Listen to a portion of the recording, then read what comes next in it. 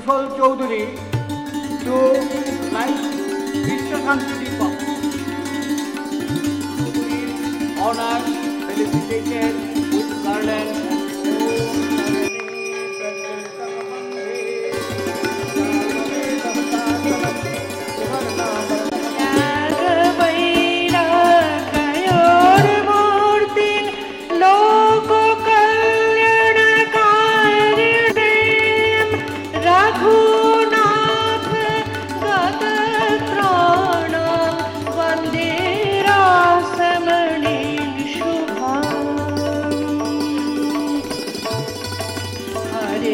Krishna Pita Jasya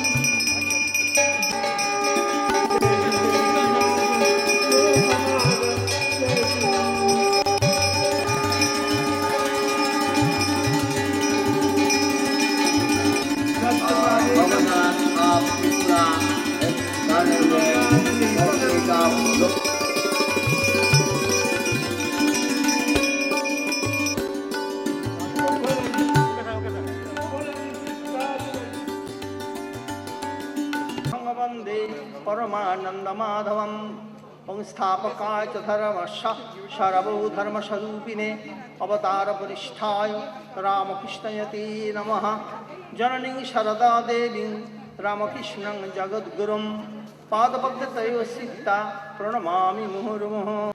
Honorable President Mahamahobadhyay Jatiya Udhapak Pandit Murari Mahan Vedanta Dititha Shastri, His Excellency Shri Dinesh Sahay, Honorable Governor of Tripura, respectable Vice Chancellor of different University of India on the dais, national and international delegates, ladies and gentlemen, present, I welcome you in the historical city of Kolkata. The 32nd Annual International Conference on Oriental Heritage organized by Indian Institute of Oriental Heritage.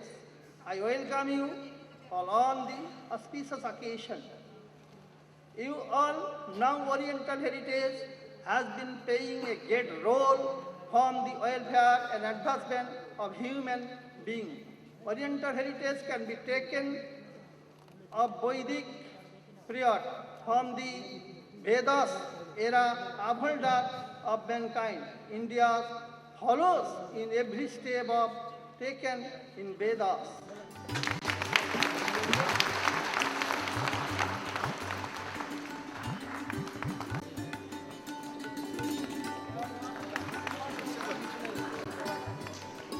Now I am mentioning the name of the awardees. Honorable Governor of Tripura, who has inaugurated today's program.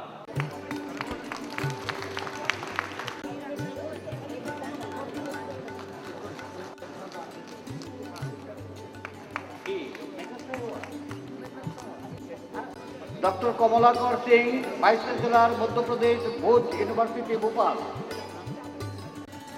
Professor Vijay Kumar Sahu, Vice Chancellor, Belgampur University, Odisha. Dr. N.K. Jain, Vice Chancellor, University of Rajasthan. Dr. Mahavir Jain,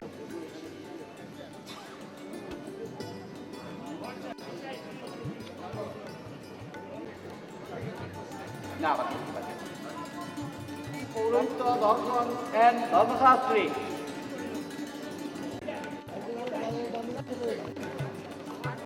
B.K. Jaiswal.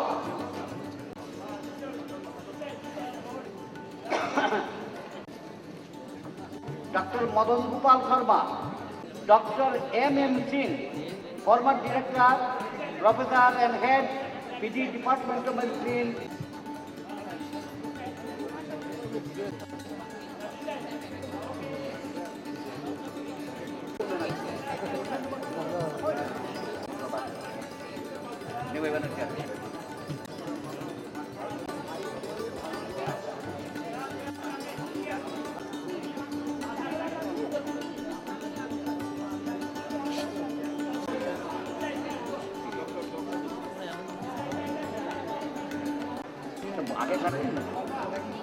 Dr. Shivshankar Shastri,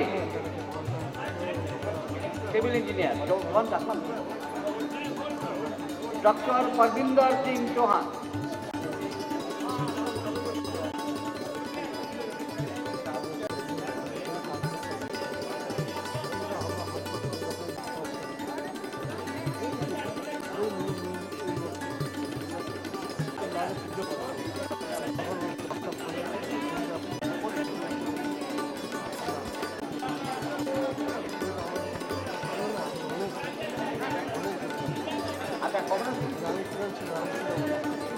now His Excellency Shri Dinesh Sahay, Honorable Governor of Tripura, will deliver his speech. I am indeed very happy to be present in this August gathering today, and I deem it a privilege to have been invited for inaugurating this great event of the 32nd Annual International Conference on Oriental Heritage, which is dedicated to Shri Ramakrishna Paramahansa, sublime personality in the realm of spirituality. The Indian Institute of Heritage, Kolkata, which was set up more than 3 decades ago, has now grown into an internationally acclaimed Institute of Oriental Studies and Research, and dedicated to the rejuvenation of what is called the Oriental Heritage, a level given by the Westerners to the culture and civilization prevalent in Asia and India. It is gratifying to note that this pioneering institute has been engaged over the years in disseminating knowledge of our Oriental heritage, which resides in Sanskrit literature, Veda, Vedanta, Upanishad, Kavya, Puran, Smriti, Jyotish, Darshan, Tantra, Ayurveda, meditation, dance, drama, classical music, and yoga. My congratulations to Dr. Ramakrishna Shastri, Chairman of the Institute, and his dedicated team, who have proved themselves the flag bearers of the Oriental heritage. May I also add in this connection that it may be a chance, but the Oriental Institute of Heritage and myself both have developed a special relationship with one another. And on the last 2 occasions also, I had the privilege of coming over here and sharing my views with this August gathering. I would also take this opportunity of extending my cordial and heartiest greetings to the delegates from the neighboring countries who have come all the way to attend this glorious event this morning. The Institute of Oriental Heritage is set on a commitment that is so inspiring, ennobling, and commendable. The Oriental heritage is indeed the original Vedic heritage, which is anchored in the knowledge of creation relating to the universe and its mysteries, and soars into the orbit of universal oneness of mankind with the Supreme Spirit. The spiritualism is the soul, blood, and philosophy of the Oriental heritage and our value inspiration. India is the motherland of the spirit, and beginning from the Vedic age, it had a continuum of developing the power of the spirit and unraveling the mystery of the universe and divine force. The kernel of the Indian culture is ingrained in interpenetrative relationship amongst all elements of existence, which phenomenon and message one in all and all in one.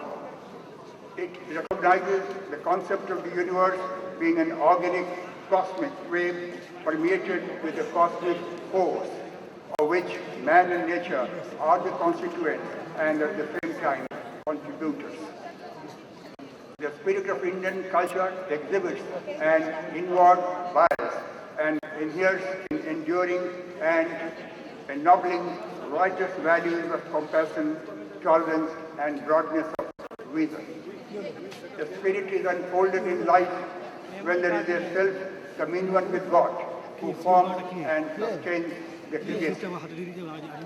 The Indian culture, as seen as Oriental heritage, traverses through the divine message of the Gita, Upanishad, Ramayana, Mahabharata, and successive incisive expositions thereon by a host of exponents of Indian culture, such as Swami Dayanand, Ramakrishna Paramahansa, Swami Vivekananda, Gandhiji, Aurobindo, and K.M. Munshi. The glorious heritage of India has been shaped and fostered from the Vedic and Upanishadic times. The Vedas, as fountainhead of Indian culture, are the earliest poetry and prose of humanity. The Upanishads have been described as the epic poems of self-knowledge, world knowledge, and God knowledge. The Vedic prayers lead us from untruth to truth, from darkness to light, and from death to immortality. Vedanta expounds Brahma and is a perennial philosophy which gives the cosmic scientific view of reality. Ved expounds Ekam Sat Vipra Bauddha Vedanta. Truth is one. The wise call it by many names. The Upanishad has the concept of oneness of God as the central theme. According to Dr. Radhakrishnan, the Upanishads recognize only one spirit, the Almighty, infinite, eternal, incomprehensible, self-existent creator and destroyer of the world. He is the light, Lord and light of the universe, one without second and the sole object of worship and adoration. Mahabharata and Ramayana are the Bible of Hinduism. Bhagavad Gita is the song divine.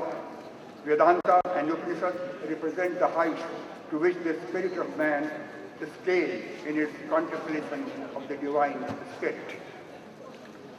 The spirituality and value-based rituals practiced by our seers and the sages have contributed greatly to the enrichment of vibrant Indian culture. Spiritualism helped the search of humanity to know one's true self and to discover the real nature of consciousness, which has been the foundation of all the great spiritual teachings and the goal of all the great mystics. While rituals directed the journey of a community or an individual through significant events, spiritualism aims at the establishment of orderliness while one is in chaos, to dive deep within the soul and enable one to see one's deepest state of being and the highest consciousness.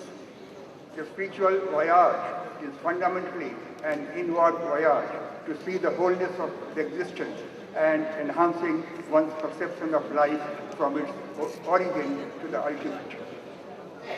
Indian culture is resilient, vibrant, robust, absorbing, inclusive, assimilative, and confluence of different cultures, and has sucked the elements of varied cultures such as the Indo-European, Greek, Roman, Babylonian, Mughal, Persian, Christian, and many of faith and religion, and through the preachers and exponents who came to India from time to time and influenced it. With each new influence, it somewhat changed, but it never changed its main course and basic spirit. It retained its vitality, perceptiveness, and its depth.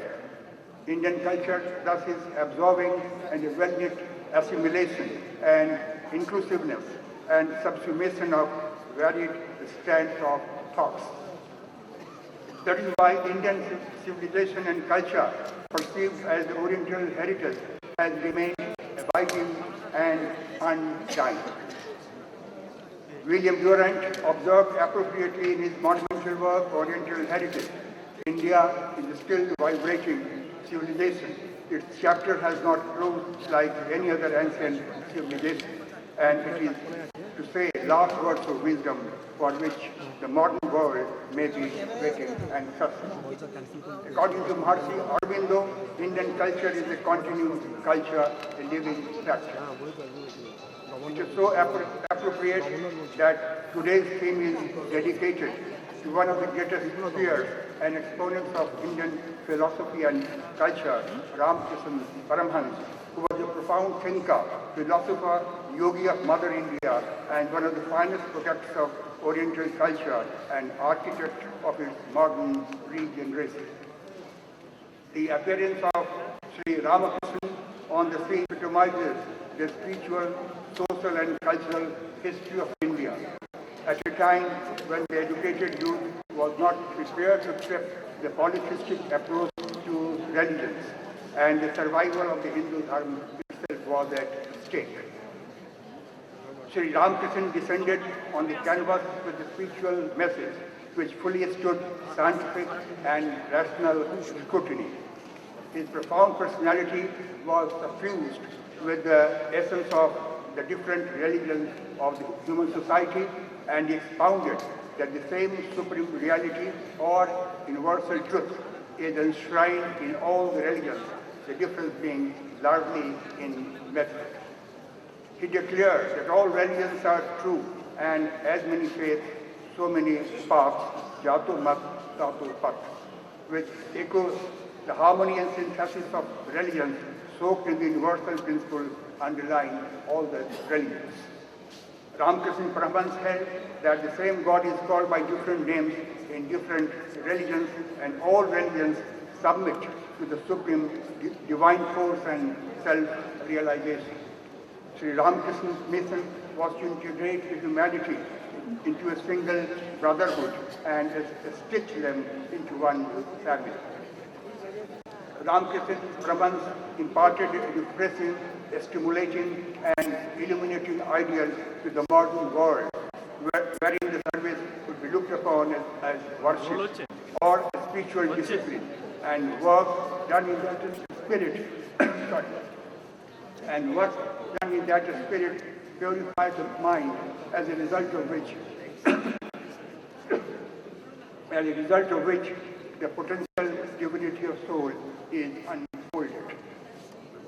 Ramakrishna Paramhans was a visionary far ahead of his time in thoughts and teachings. To sum up the lofty character and mind of Ramakrishna Paramhans, it would be worthwhile recollecting what Roman Rolla remarked about him: the consummation of 2,000 years of the spiritual life of 300 million people. The gospel of Sri Ramakrishna Paramhans was propagated and carried all over the globe by his great disciple Swami Vivekananda, who exhorted all to follow the path which his Guru had shown. Swami Vivekananda did not only preach but practice and raised this work to the level of worship.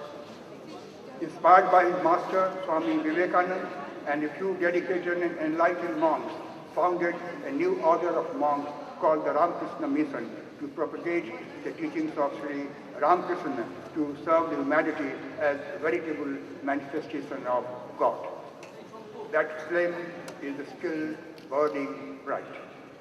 Let us recollect in our humility the following stirring message of Swami Vivekananda for the integration and rebuilding of India. Out of the past is built the future. Look back, therefore, as far as you can.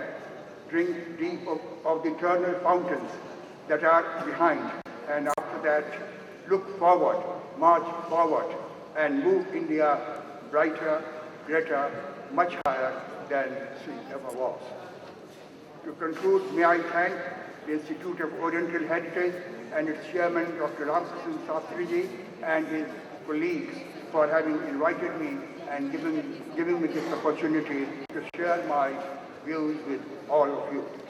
I would also like to wish you Godspeed in your noble endeavor of promotion and propagation of the precious age-old Indian culture and heritage for the welfare and upliftment of mankind.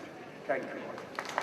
The president of today's session will deliver his speech. समानमन्त्रम् अभिमन्त्रयेव समानेन अभिखाजुः सर्वं कुशलं सम्प्रार्थते वेदज्ञानेन बहुशः सम्माननीय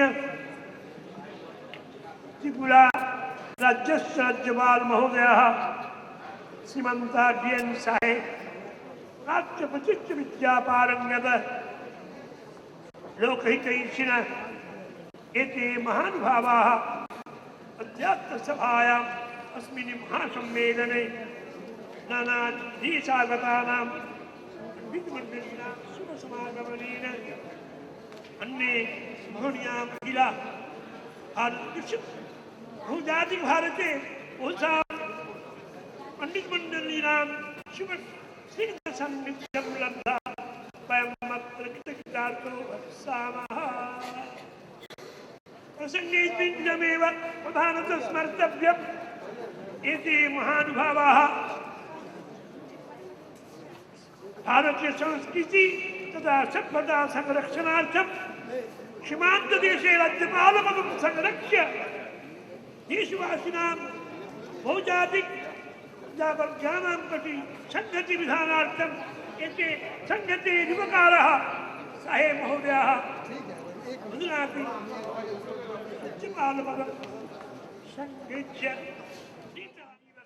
अस्माकं प्रसङ्गेऽस्मिन्नेव प्रधानतः स्मर्तव्यम् अस्यास्मिन् सम्मेलने भारतवर्षस्य विविध कल्याणविधाय कल्याणसम्पादनार्थम्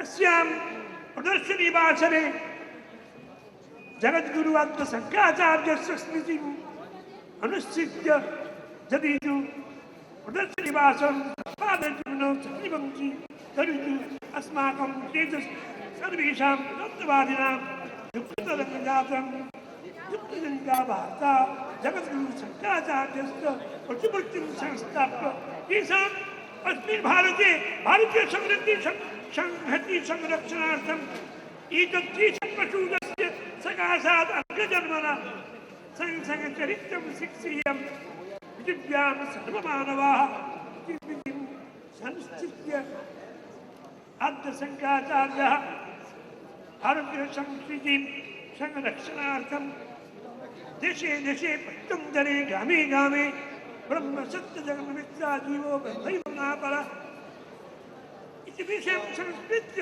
जीवं ब्रह्मेति वचनात् जीवरूपी ब्रह्मसम्पादनार्थं सम्प्रचारयन्ति। अस्यां आशरे स्मृतिम् अवश्यमेव संस्थाप्तव्यम् इति तु मन्यामहे वयम्। अपरञ्च तावद् वैशिष्ट्यम् अपराहति एते महानुभावाः श्रीधुर्यामय जीवनं निष्कन्नां कर्मशक्तिं च भूयः प्रार्थयामहे। एते राज्यपालमहोदयाः विविधदेशम् अपहाय अस्मिन् सम्मेलने प्रतिवर्षे शुभागमनेन अस्माकं गौरवास्पदी भवन्ति इति तु अस्माकं गौरवजनिका वार्ता। प्रसङ्गेऽस्मिन्नेव प्रधानतः स्मर्तव्यम् अस्यां सभायां राजमाता राक्षमणि तत्सेविका मथुरानाथ इत्यादिना येषां पुत्रपौत्रादीनां शुभसमवायेन एतेषां सर्वेषां जनानां भारतीयसंस्कृति सभ्यतां संरक्षणार्थं सम्प्रसारणदिवसं संस्मृत्य अस्यां पृथिव्यां महती लाभं सम्प्रसार्यति इति तु अस्माकम् आन्तरिकी प्रार्थना। हमें विज्ञानी एल्बर्ट आइंस्टाइन ने कहा, without science religion is blind, without religion science is lame. इसीलिए हमें विज्ञान के साथ साथ भारतीय संस्कृति, सभ्यता और वेद के ज्ञानों को साथ में लेकर चलना है और इसको प्रयोग करना है बहुजन हिताय। Dear friends and delegates, you will be happy to know the part of Oriental heritage, that is astrology, is already recognized by the World Health Organization. In a recent report published, WHO clearly stated that the study of astrology and palmistry is a very helpful medium of diagnosis acute illness and diseases. বর্তমানে আমাদের দেশের কিছু বিজ্ঞানী যখন এই শাস্ত্রকে অবজ্ঞা করছেন, তখনই রাশিয়াতে নতুন উদ্যোগে গবেষণা করে ডাক্তারি স্টুডেন্টের জন্য মেডিকেল পামিস্ট্রিকে কম্পালসারি সাবজেক্ট করা হয়েছে। রাশিয়ানরা জ্যোতিষের এই নতুন শাখাকে নাম দিয়েছেন কসমোবায়োলজি, আর জার্মানিরা একেই বলছেন হেলিওবায়োলজি, আর আমেরিকানরা বলছেন astrology is indeed a synthesis of all branches of knowledge. It includes various subjects like modern science, astronomy, biology, chemistry, physics, psychology and medicine. বর্তমানে কানাডার টরন্টোর institute of clinical evaluative sciences একটি scientific statistical report Peter Austin 10 lakh লোকের ওপর পড়ে দেখিয়ে দিয়েছেন যে ডেট অফ বার্থের সাথে আমাদের দৈনন্দিন রোগের একটা বিরাট সম্পর্ক আছে। আমরা দাঁত থাকতে দাঁতের মর্ম বুঝি না। আসুন আমরা সমস্ত বুদ্ধিজীবী বিজ্ঞানী মানুষ সংঘবদ্ধভাবে ভারতীয় সংস্কৃতি, সভ্যতা ও বেদের জ্ঞানকে পুনঃপ্রতিষ্ঠা করি। যখন আমেরিকানরা উদ্যোগী হয়েছে নিমের পেটেন্ট নিতে, তখন আমাদের ঘুম ভাঙে। জার্মানিরা অ্যাস্ট্রোলজির অলরেডি বাস্তুর পেটেন্ট নিয়েছেন, আর অ্যাস্ট্রোলজির পেটেন্ট যখন অন্য দেশরা নেবার জন্য চেষ্টা করবে, তখন আমরা আস্ফালন করব আমাদের ইন্ডিয়ান কালচার অ্যান্ড হেরিটেজ বলে। আসুন আমরা মাথা উঁচু করে সবাই বলি, জ্যোতিষ বেদের চক্ষুস্বরূপ, প্রাচীন ভারতীয় সভ্যতার অঙ্গ। জ্যোতিষী পারে দুর্দশাগ্রস্ত ব্যক্তিকে সঠিক লক্ষ্যে এগিয়ে নিয়ে যেতে পারে। অনেকেই জিজ্ঞাসা করেন জ্যোতিষ করে কি পেলাম? আমি বলি, হারাইনি কোনো কিছু, কিন্তু পাওয়ার সংখ্যাও তো কম নয়। দেশের সীমারেখা ছাড়িয়ে আমরা আন্তর্জাতিক হয়েছি আরও সমৃদ্ধ। তাই কবির ভাষায় বলি, আমি জ্যোতিষের গান গাই, আমি জ্যোতিষেই প্রাণ পাই, আমি জ্যোতিষে দেখি স্বপ্ন, আমি জ্যোতিষে ভাবি সুর, আমি এই জ্যোতিষের মায়াভারতে হেঁটেছি এতটা দূর। জ্যোতিষ আমার জীবন, জ্যোতিষ আমার সুখ, আমি একবার দেখি বারবার দেখি এই জ্যোতিষেরই উজ্জ্বল মুখ। I wish to stay with you a little longer. I'm only sorry and apologize for not being able to do so. For the last about fortnight, I've been suffering from acute spondylitis, and that gives me some trouble with the prolonged sitting. So I apologize to you once again, and I wish I would have stayed with you a little longer.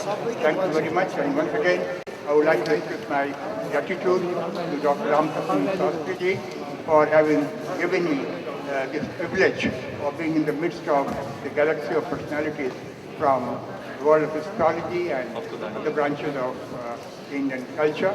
So thank you very much once again, and my gratefulness to all of you. आज इस महान कार्यक्रम में उपस्थित सज्जनों, देवियों, पत्रकार और छायाचित्रकार बंधु, मैं बहुत ही खुश हूँ क्योंकि आज के इस दिन लोकमाता राष्ट्रपति जी के नाम पर उत्सर्जित किया गया है। इसलिए मैं डॉक्टर रामकृष्ण शास्त्री जी को बहुत ही धन्यवाद दूंगा, क्योंकि लोकमाता रानी राष्ट्रपति ऐसे एक भारत के रमणी थी जिसके नाम पर हम गर्व कर सकते हैं। आप जानते हैं, लोकमाता रानी राष्ट्रपति भारतीय संस्कृति और परंपरा के धारिका और वाहिका थी। लोकमाता राष्ट्रपति जी वीरंगना थी, लोकमाता राष्ट्रमणि भारत के महिलाओं के एक दिशा थी। देशभक्ति के एक बहुत बड़ा उदाहरण लोकमाता रानी राष्ट्रमणि की, जिसका वर्णन हमारे पूर्ववर्ती वक्ता कुशल चौधरी ने बहुत अच्छी ढंग से आपके समक्ष रखा है। मैं तो ये जो ओरिएंटल हेरिटेज के ऊपर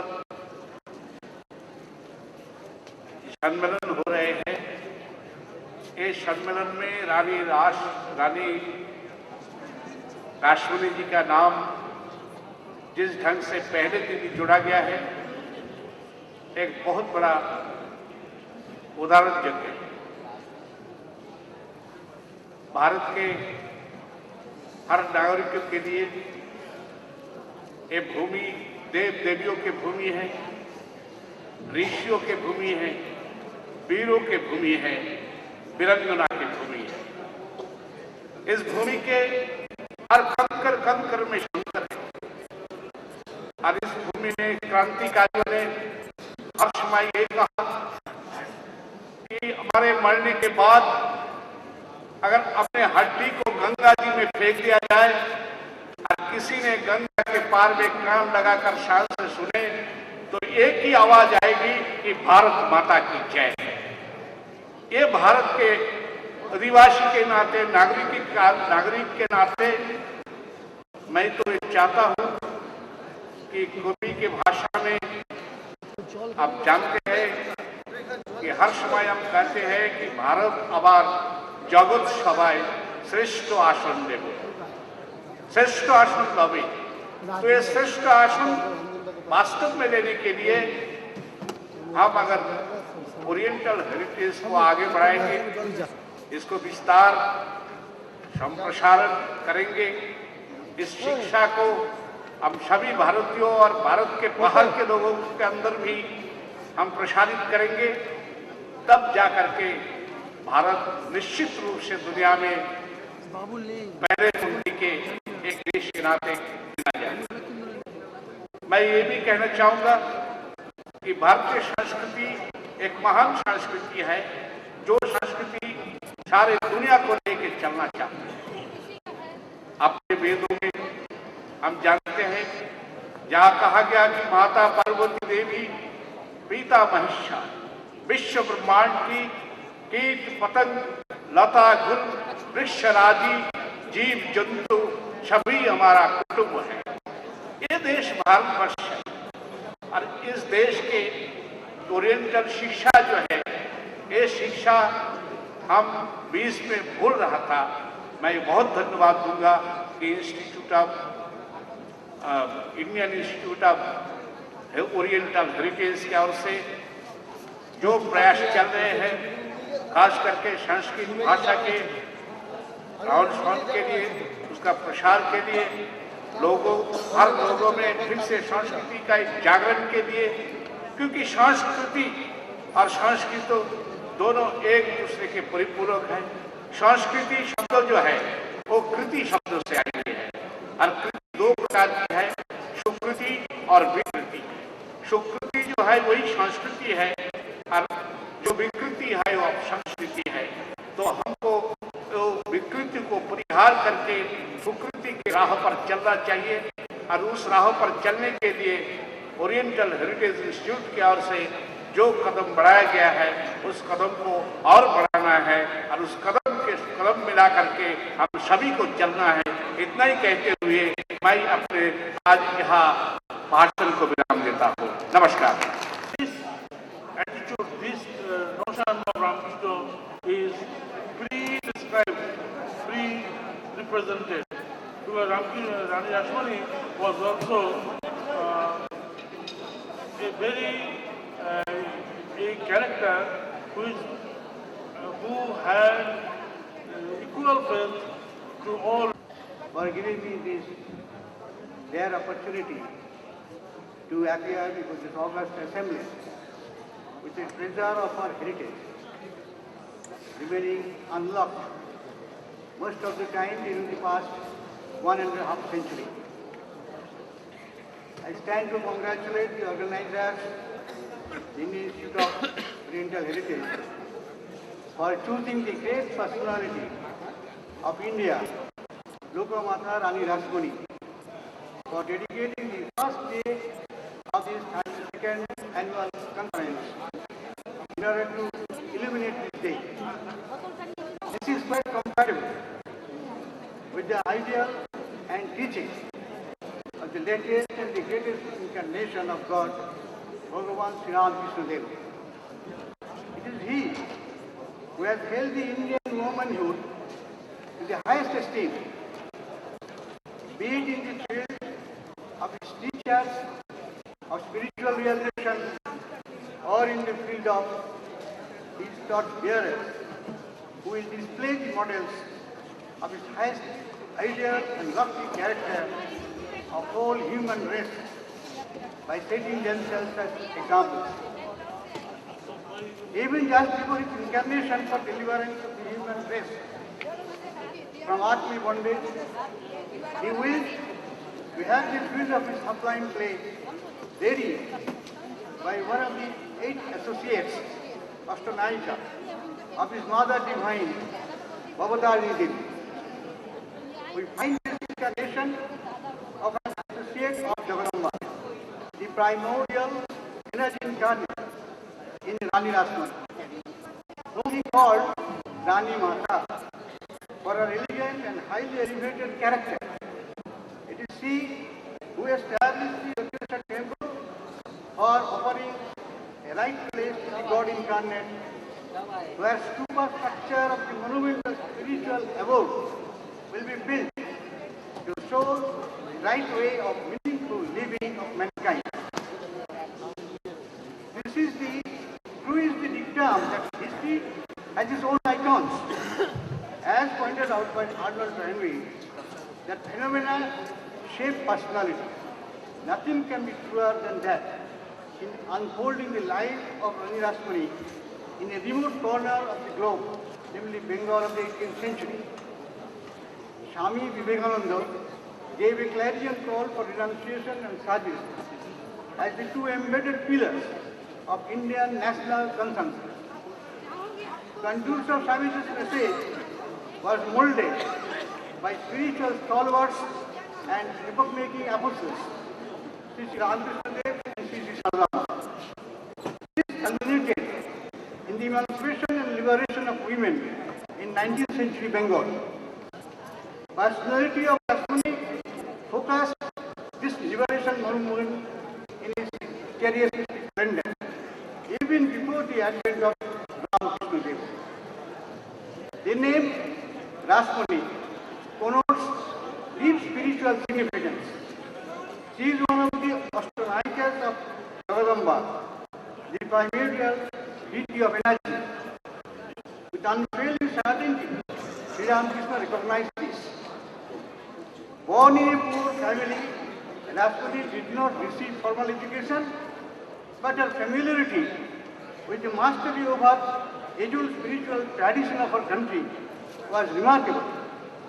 This gave her strength of character and a rare fortitude which led her successfully to collide head-on with the brutal actions of mighty British rulers. It is hardly possible to depict in detail the life and activities of Ranima in this short discourse, and so our mission, Ramakrishna Abhidhamma Mission, has published an English booklet for free distribution, which we have already received, which has been released today.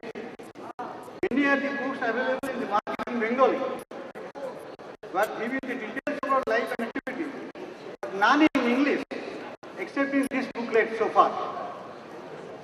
How can humanity ever forget her singular contribution in establishing the famous Kali temple at Dakshineshwar and engage a superhuman here as priest for the deity to provide shelter to the ailing and needy was an act of devotion of her. Literally, she was a Rani, and for her motherly treatment of people around, she deserved to be called Rani Rasmani. We can conclude by saying that for her qualities of head and heart, rare courage, mental integrity, strength of character, and reserve of intellect, she acquired a permanent place in the annals of mankind. Since her demise on the 19th February 1861 AD, she remains to be recorded as an unparalleled bright star in the wide skies of earthly human cause. History shows that up till now, none of the woman character on earth has been so dauntless, so intelligent, so merciful, so motherly, and at the same time, so able an administrator, so bright in lifelong activities, be it in our domestic kingdom or in the periphery of our worldly activities. Thanks to you all. Namaskar. Now I request Mr. Justice Amitabh Barua, High Court Calcutta, Ornab Barua to deliver his speech. আমি একটু বাংলা এবং ইংরেজিতে ছোট্ট করে আজকের ফাংশনের তাৎপর্য আপনারা যারা আছেন সম্ভবত অর্ধেকই চলে গেছেন আমাদের ডিস্টিংগুইশড গেস্ট যারা এখানে আছেন এবং আপনারা যারা আমার সামনে আছেন সবাইকে আমি প্রথমে অসংখ্য ধন্যবাদ জানাই because this is a function oriental heritage হয়তো শব্দটার সঙ্গে সবাই খুব পরিচিত নন আসলে পূর্ববর্তী বক্তাদের কাছে শুনেছেন যে this is basically a conglomeration or unison of different cultures, both East and West. Today, in this very conflicting world of ours, আজকের পৃথিবীতেও ভীষণ সংকটময় এবং ধর্মের নামে জাতপাতের নামে there are a lot of conflicts শুধু all over the world নয় বিশেষত এটা আমাদের কৃষ্টির সঙ্গ it is a crisis of our culture. Indian civilization, as you know, you have heard from the previous lecturers, previous speakers, that this body or institution, mainly due to the guidance, enterprise of Dr. Ramakrishna Shatri, you know how eminent he is in the field of astrology, has brought this function in principally because of the reason that these conflict, this lack of compassion, love, humanity, এই যে আমাদের বিভিন্ন ভেদাভেদ আমাদের মধ্যে স্বামী স্ত্রী যারা ওনারা অ্যাস্ট্রোলজিক্যাল দিক থেকে করেন দেখেন বিরোধ প্রপার্টি নিয়ে আমরা একজন লিগাল ম্যান হিসেবে যেগুলো দেখি একমাত্র এই সমস্ত সংস্থা দাঁড় করিয়ে এ সমস্ত আলোচনা সভা তৈরি করে শুধুমাত্র ভবিষ্যতে প্রেডিকশন করে শুধুমাত্র হাত দেখে অথবা যে কোনো কালচারই হোক তার সংস্কৃতি হোক কিছুতেই সেটা গুণট মানতে পারে না যতক্ষণ না আমরা নিজেদের মনে নিজেরা ঠিক করি কোনটা ঠিক কোনটা বেঠিক কোনটা সৎ কোনটা অসৎ আমাদের যে বেদান্তের কথা বলা হলো we have heard a lot about that. Today's function is basically an exercise of the basic culture of Indian civilization. Ramayana, Mahabharata, Ved, Vedanta, those values are eroding. এই সমস্ত মূল্যবোধ আমাদের কাছ থেকে চলে যাচ্ছে বলে আজকে এই সভ্যতার সংকট আজকের এই কৃষ্টির সংকট এটাকে একটা মেলবন্ধন করানোর জন্যই আজকে এই ওরিয়েন্টাল হেরিটেজের ফাংশন প্রতিষ্ঠা এবং প্রচার এবং প্রসার সো এগুলো আপনারা আগের কাছে শুনেছেন সবাই বলেছেন আজকে কিন্তু একটা বিশেষ দিন রানী রাসমণির দিন অনেকে হয়তো খুব বেশি জানেন না not that you have heard much about Rani Rashmani. She came from a very modest family of agriculturist, but eventually she was married to a zamindar. জমিদারের গৃহিণী ছিলেন, কিন্তু নারী হিসেবে as a woman, what was remarkable about her was she was a fighter. She has a character which you can call it sublime because it's very spiritual. আজকে যে দক্ষিণেশ্বরের এত বড় মন্দির দেখছেন মা কালীর, তার প্রতিষ্ঠার পেছনে তার বিরাট বিরাট ভূমিকা ছিল। She was known as a very courageous woman, fought against the British and did lot of social services.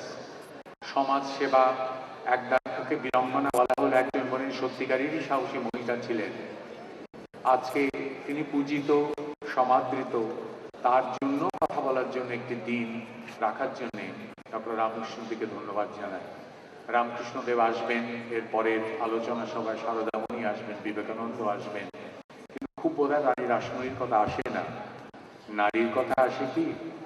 তো আজকের দিনে উনি নারী শক্তিরই তো প্রতীক। He is an emblem of, he represents the power of women.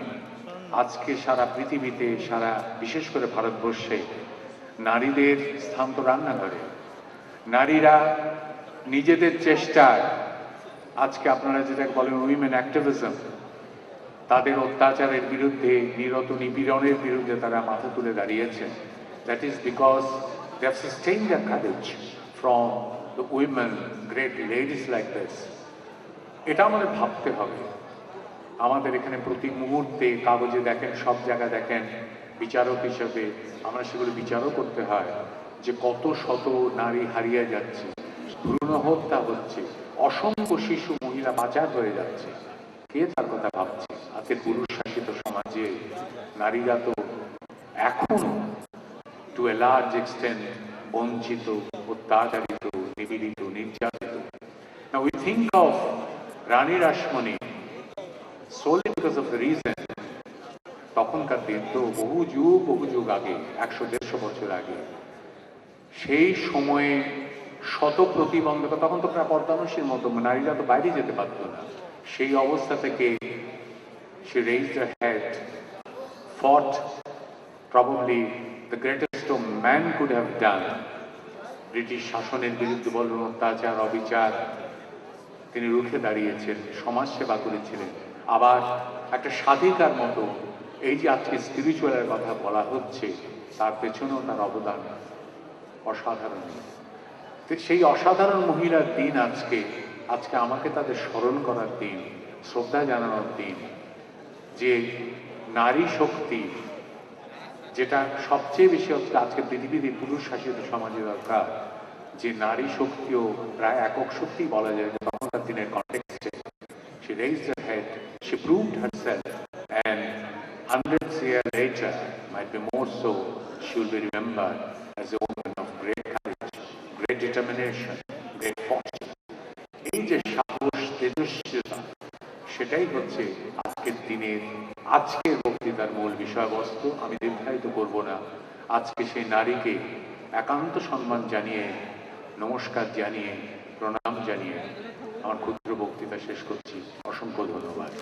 Thank you, Mr. Justice Urnabo Borua, for your nice speech. Now I request Professor Sukhendu Banerjee to deliver a speech. He has come from USA, the delegate from USA.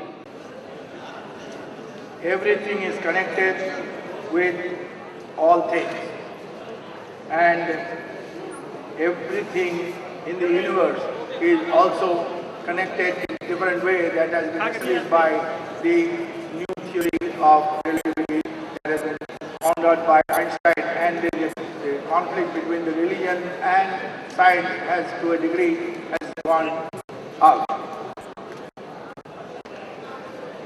Because in science and our religion, we both believe that there is now one God, and that God is our life, and the spark of our gods is inside us through Atma.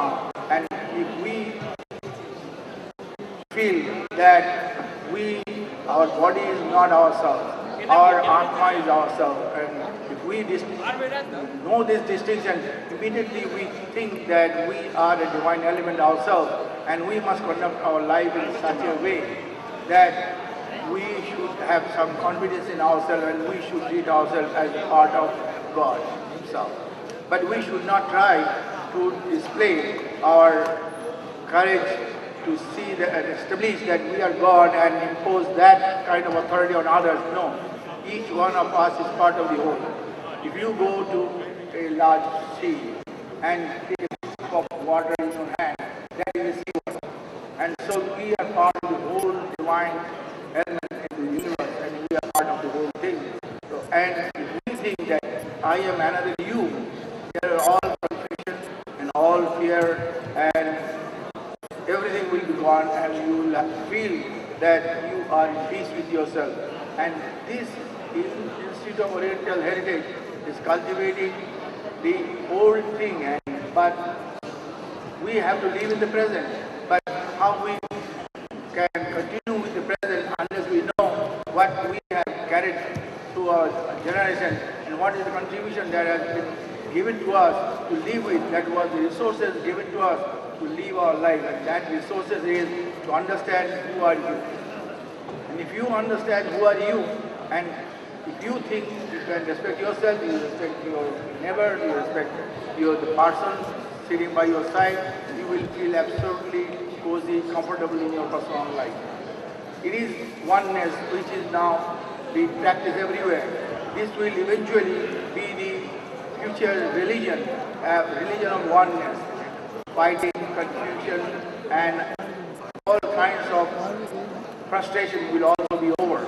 Once we can realize that we do not have to fight with anyone, because in fighting with others, we understand from Gita, chapter 6, that there is a way how we can improve our understanding of life. We have been given to life to live not by the number of birthdays that we pass. We will only be gone out of this world to either for a recycling or going and staying with the universe. The reason is that the rise and fall of the breath inside you through inhalation and exhalation, you are exhausting the number of breathings that has been put in the time capsule for your living. The way to do this thing is to practice yoga. That has been suggested by Krishna to Arjuna. That you go and practice. That means if you can breathe yourself in long breathing, then you can save some breathing and you can extend your life. And in the process, what you understand is that you can be your own boss, how to conduct your life, and you are yourself in fulfillment of your expectation out of your life.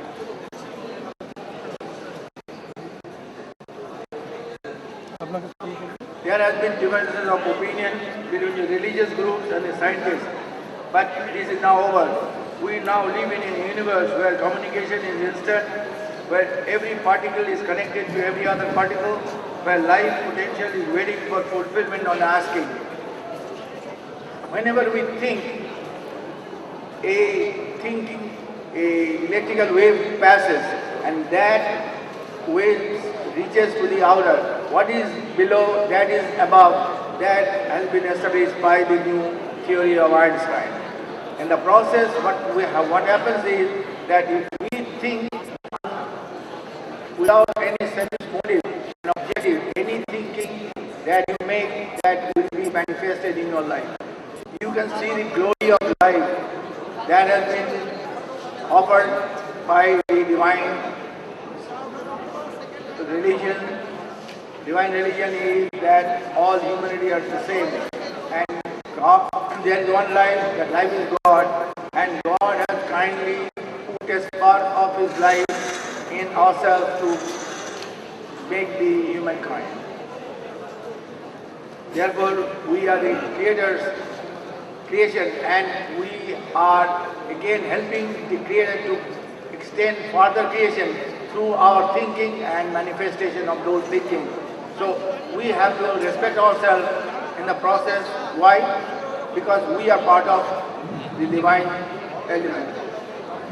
And if we can respect ourselves and we conduct our life in a way that respecting each other, we know that the society is a place where you can comfortably and peacefully live with each other. And this is the religion that we have inherited through these past sages and... Namaskar.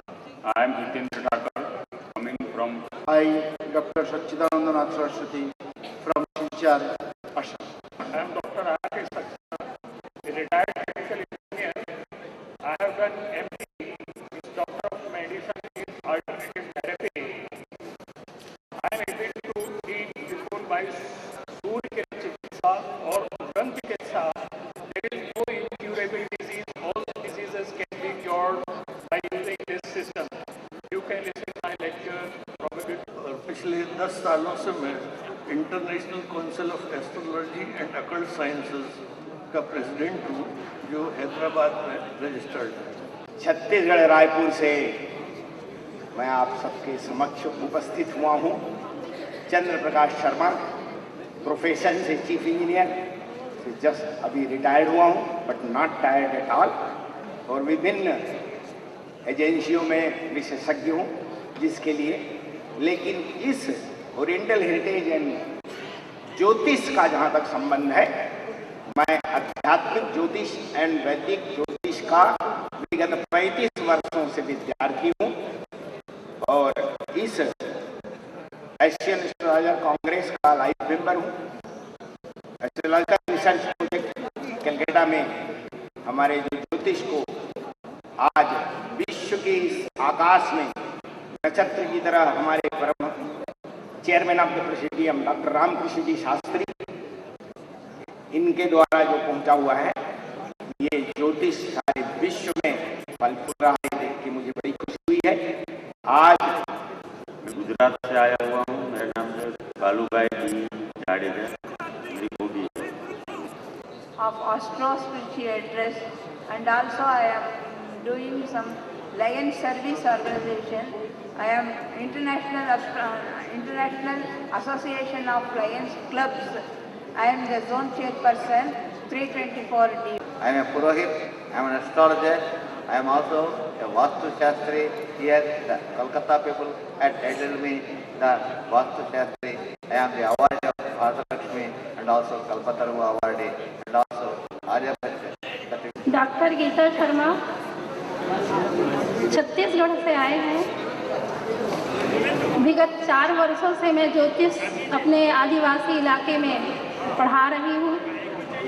बहुत से विद्यार्थी हैं। भारत के 7 राज्यों से हमारी ज्योतिष की पत्रिकाओं में और साहित्यिक पत्रिकाओं में मेरे ज्योतिष के लेख प्रकाशित हो रहे हैं।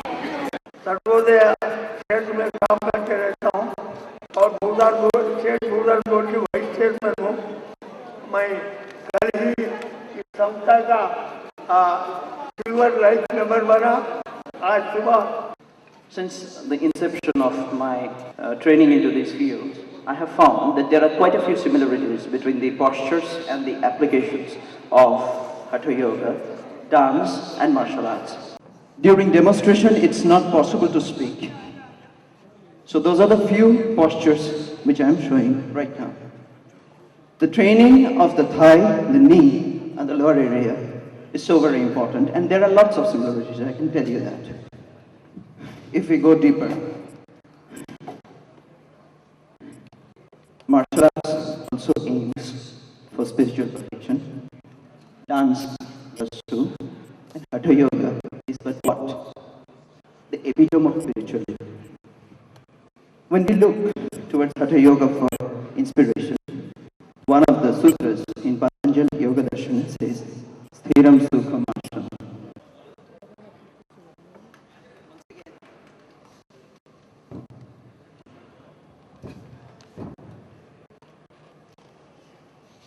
The sculpturesqueness poses can be achieved only if one practices the lines properly. And it's medically beneficial too. Now similarly in martial arts, if we take a look, I'm going to name the two most ancient martial arts in our field. Kalaripayattu from Kerala and Thangta from Manipur.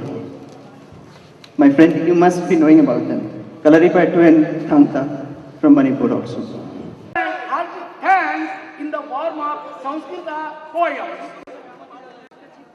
Shantabai jamata me ghanachama pita mama tayo samsparanam punyam tabhyam bhuyo namo namaha Purvatya heritage peetaha Kalkattayam virajati tasya samsthapadakam Dr. Padavibhushitam Pracharyam Ramakrishnam tu Vande Vinata Gandhara Swayam Likhita Panchangam Vishrutam Pitra Sannidam Pitraiva Prapta Vidyoham Veda Samskrita Jyotishe Raghuvamsham Mahakavyam Balye Chaivapi Shikritam Vidyapite tu Mumbaiyam BA Honors Samskrite B.Ed. M.Ed. Aham Bhutva Yashasvi Shikshako Bhavam Samskritadhyapak Dhrapanenaham Papa Saukyam Cha Jeevane Mama Rashtra Prashastyartham Samskritam Jhavitaranam Sammelane tu Shadvyunche Mahyam Jeevana Gauravam Puraskara Pradhanena Vidyapitena Satkritaha Vishwavikyata Samsthane Sadasyatvam Pratishchitam Mahanubhavena Mam Dattva Mahan Upakritosmyam Antarrashtriya Dvatrinjat Varshikasyadhivechane Ahutoyam Upasthatum Dhanyoham Bhavatam Sada Sammalaya Kridajnyoham Karani Bhutajalakam Bhavatva Pranipatena Sahasad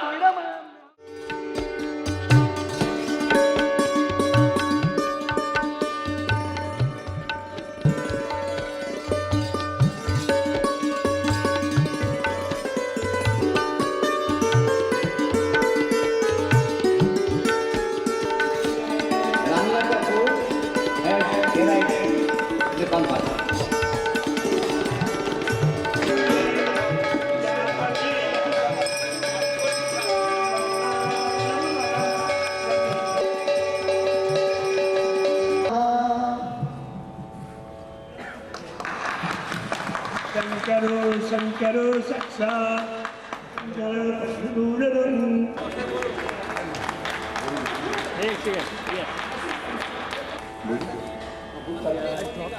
सूर्य पंचांग गीता शर्मा द्वारा छत्तीसगढ़ राजपूत से आए हैं। गीता शर्मा द्वारा लिखा गया है।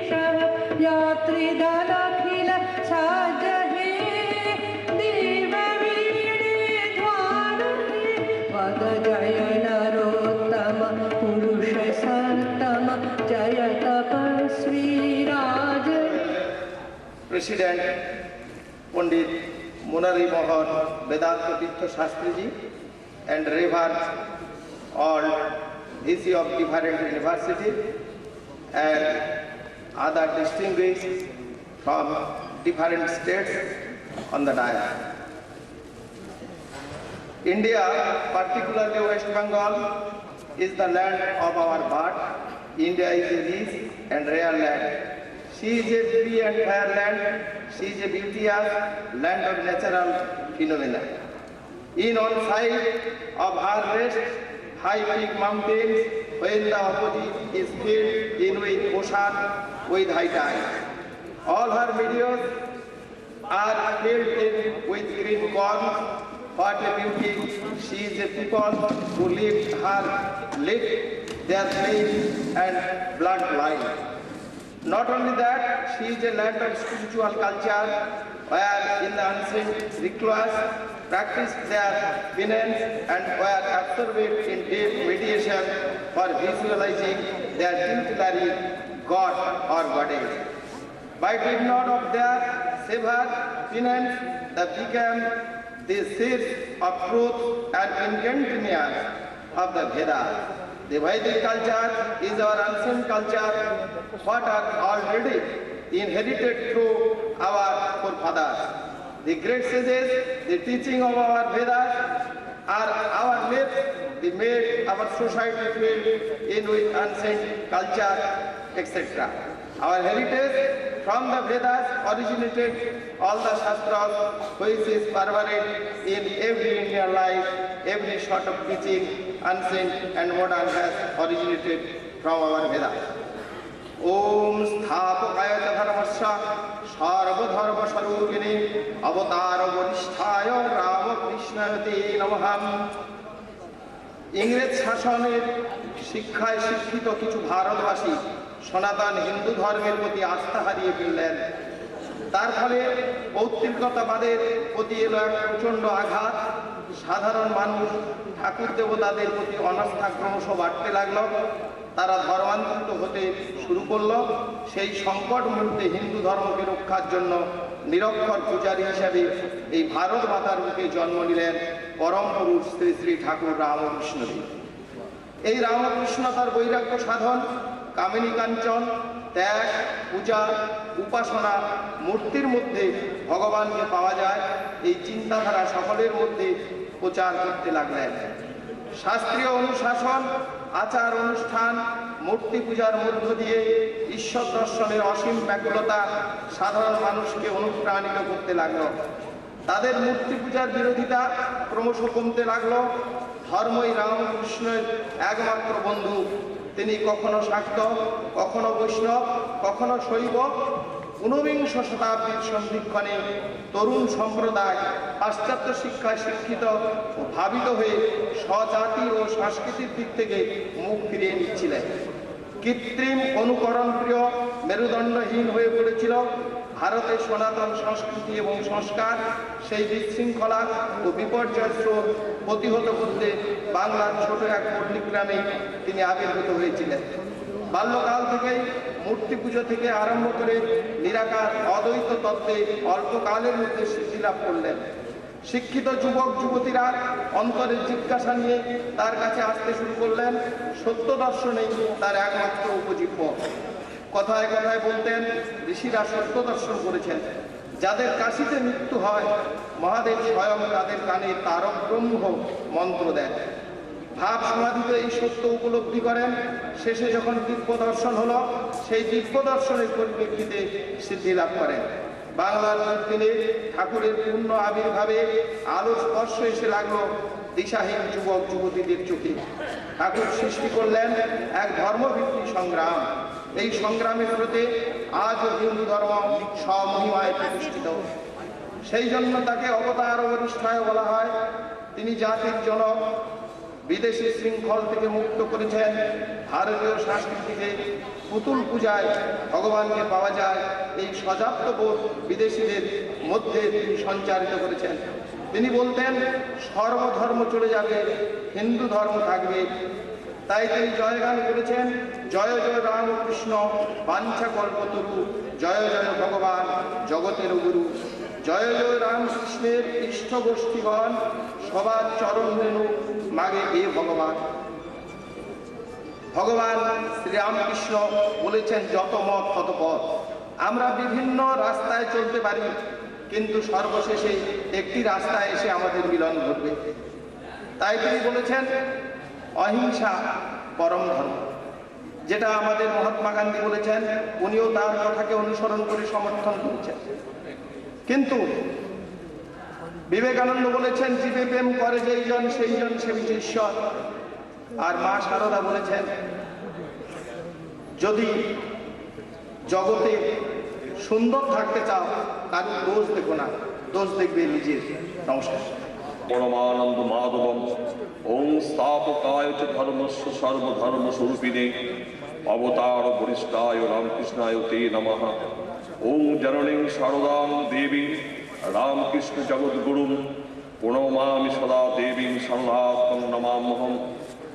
Honorable President, respected guest in chief, special guests, delegates and the distributants gathering, the majesty and traditional city of Eastern India is proud to receive you the gems of national and international order dedicated to attain highest achievement of the field of astrology and allied subjects. This one-time capital of India achievement or in the field of the astrology and allied astrology hosted and witnessed many meets of the education of Oriental and Occidental through center. I deem it an honor to receive you to 32 annual International Astrological Conference of Vastu Symposium with being held here today and will continue for 2 days. It is really significant of the astrological conference to hold 32 celebration of International Astrological Conference, which year is hosted of to speak astrology and other Oriental subjects, and particularly of Kolkata, which of the decades of turn astrology of genuine of astrological and astrologers. আজ রামকৃষ্ণ ঠাকুর রামকৃষ্ণ আমরা দিবস হিসেবে পালন করছি। এই দিনটাকে ঠাকুর সম্বন্ধে বক্তব্য রাখার জন্য এখানে আমাদের বিভিন্ন মঠ মিশনের মহারাজরা উপস্থিত হয়েছেন, তারা বিস্তারিত আপনাদের বলবেন। কিন্তু আজকে ঠাকুর সম্বন্ধে দুটো কথা বলা দরকার, বলা আমার অন্য কিছু নয়। সেটা হচ্ছে ঠাকুরের জন্ম শতবর্ষ উপলক্ষে কলকাতা একটা অনুষ্ঠান হয়, সেখানে রবীন্দ্রনাথ ঠাকুর উপস্থিত ছিলেন। রবীন্দ্রনাথ ঠাকুরকে আমাদের শিবনাথ শাস্ত্রী মশাই অনুরোধ করেছিলেন যে আপনি ঠাকুর সম্বন্ধে কিছু বলুন। তো উনি তখন বলছেন আমি ঠাকুর সাথে কী বলবো, বলার মতো আমার তো জানা নেই। তা আমি তখন উনি ওখানে বসেই ওই মঞ্চে বসে ঠাকুর সম্বন্ধে একটা কবিতা লিখলেন, লিখে সেই মঞ্চে উনি কবিতাটা পাঠ করেছিলেন। সেই কবিতাটা আপনাদের শোনাই। বহু সাধকের বহু সাধনার ধারা, ধ্যানে তোমার মিলিত হয়েছে তারা, তোমার জীবনে অসীমের লীলাপথে নতুন তীর্থ রূপ নিল এই জগতে। দেশ বিদেশের প্রণাম আনিল টানি, সেথায় আমার প্রণতি দিলাম আনি। তার 1 বছর পরে 1837 সালে ঠাকুরের জন্ম শতবর্ষ উপলক্ষে কলকাতায় এক বিশ্ব ধর্ম সম্মেলন হয় এবং সেখানে ভারতবর্ষ পৃথিবীর বিভিন্ন প্রান্ত থেকে অনেক ঋষি মুনি ঋষি বুদ্ধিজীবী তারা উপস্থিত হয়েছিলেন। সেখানে রবীন্দ্রনাথ ছিলেন ওই কমিটির প্রেসিডেন্ট। রবীন্দ্রনাথকে বলা হয়েছিল, তিনি ভালো বক্তব্য রেখেছিলেন।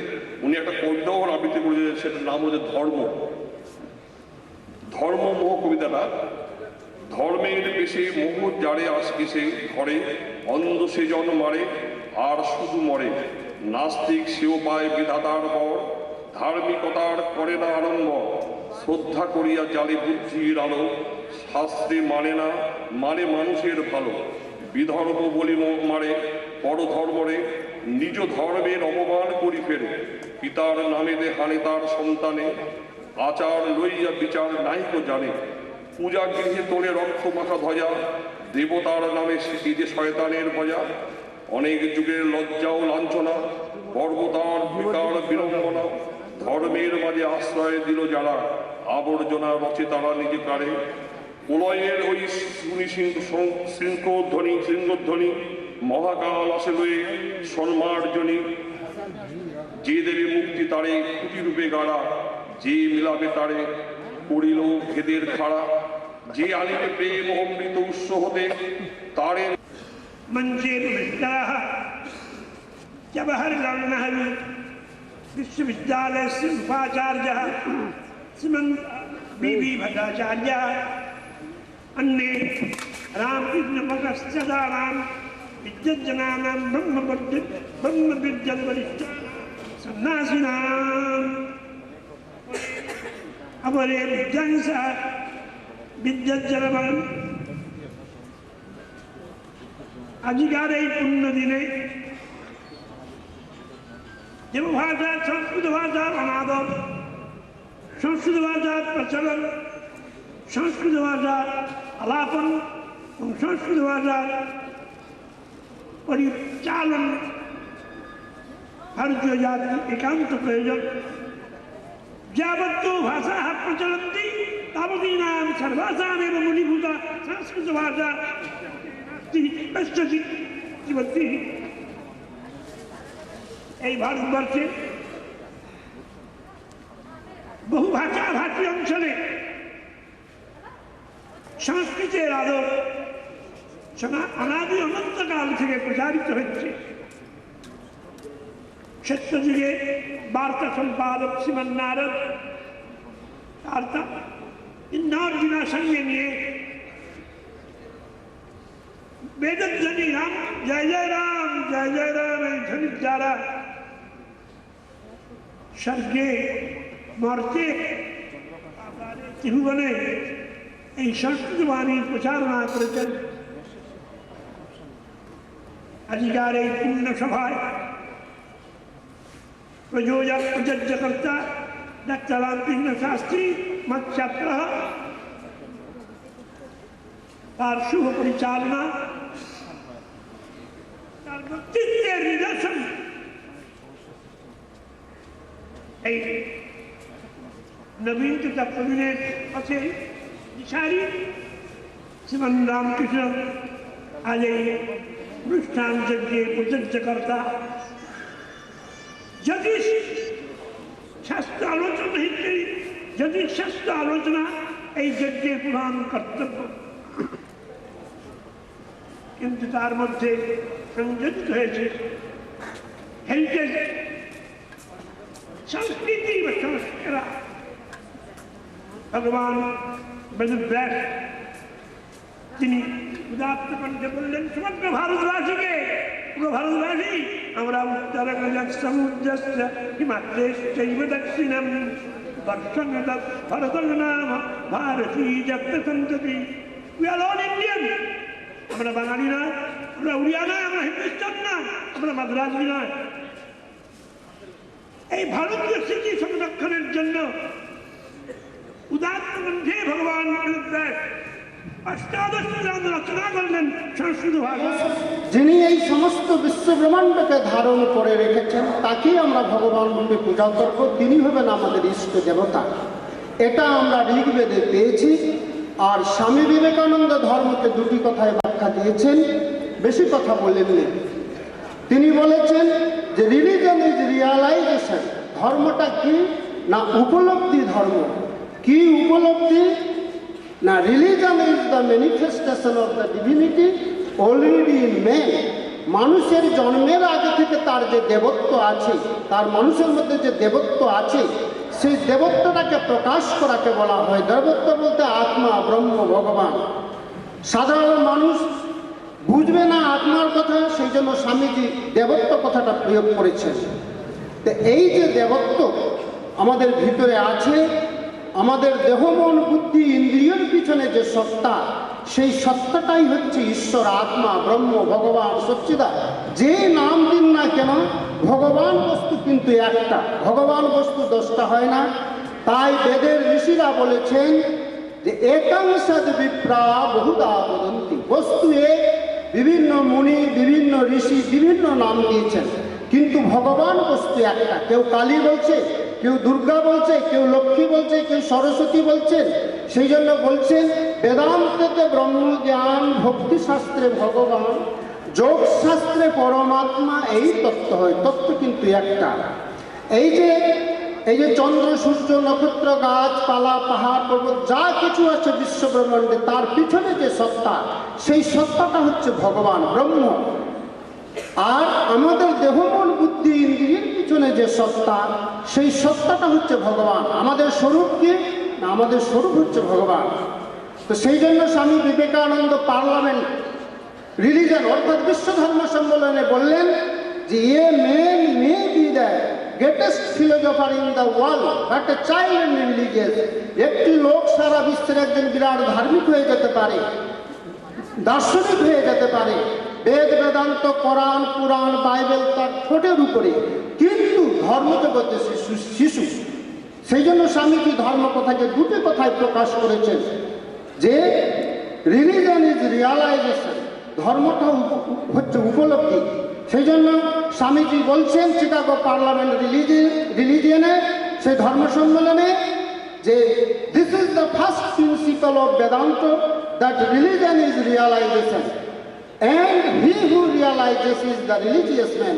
বেদান্তের সর্বপ্রথম বক্তব্য হচ্ছে যে উপলব্ধি ধর্ম, যার উপলব্ধি হয়েছে তিনি ধার্মিক, যার উপলব্ধি হয়নি তিনি ধার্মিক নয়।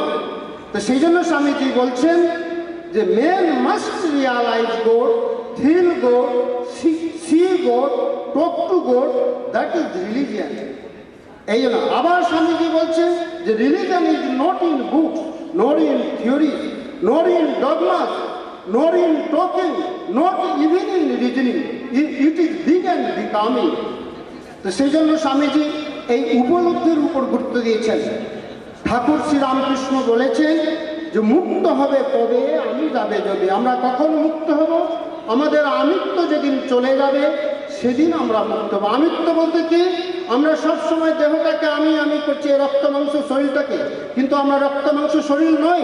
আমাদের এই রক্ত মাংস শরীরের পিছনে যে সত্তা, যে ব্রহ্ম, যে সচ্চিদানন্দ, সেই হচ্ছে মানুষের স্বরূপ, ভগবান হচ্ছে মানুষের স্বরূপ।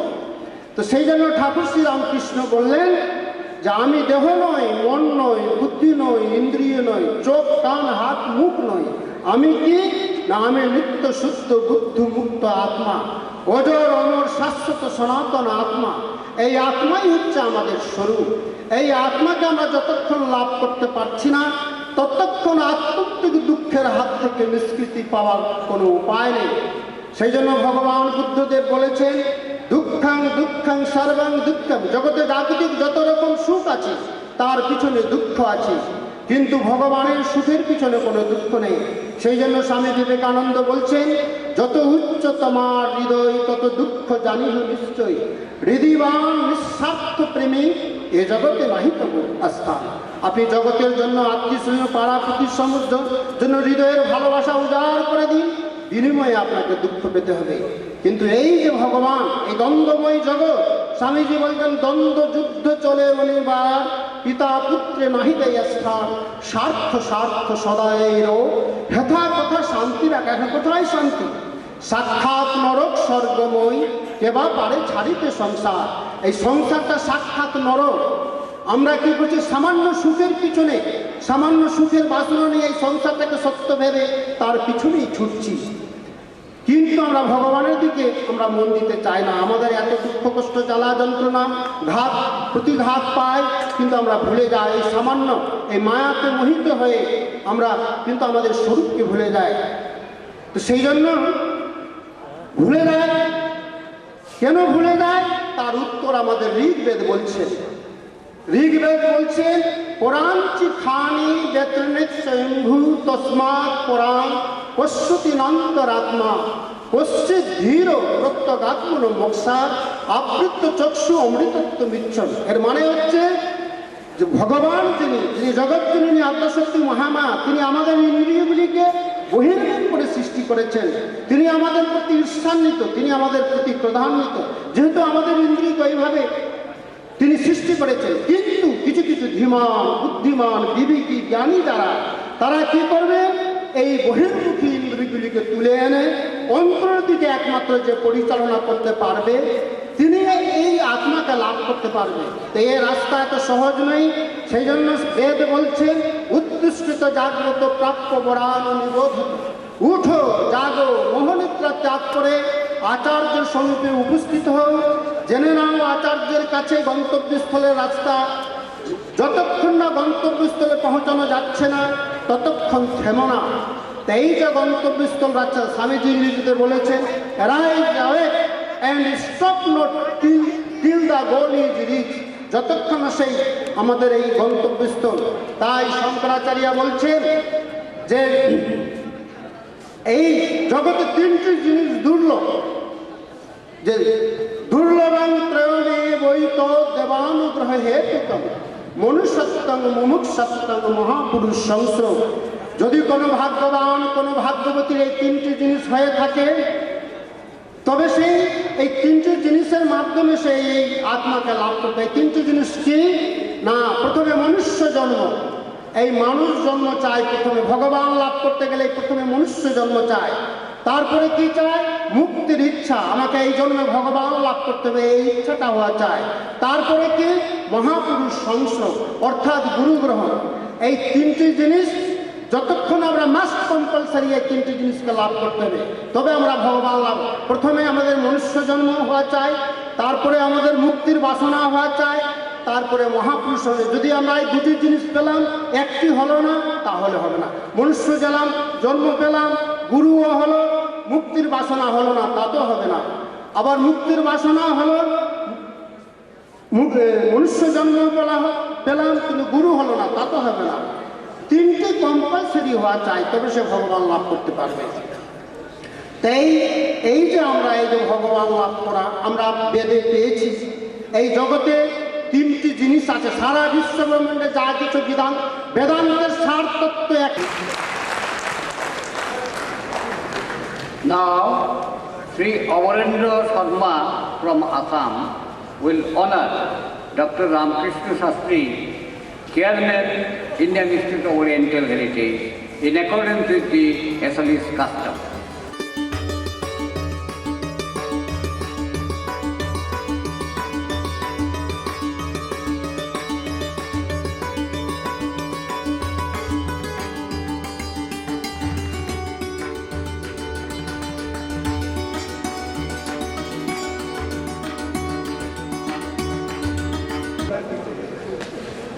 But there are many other aspects also left,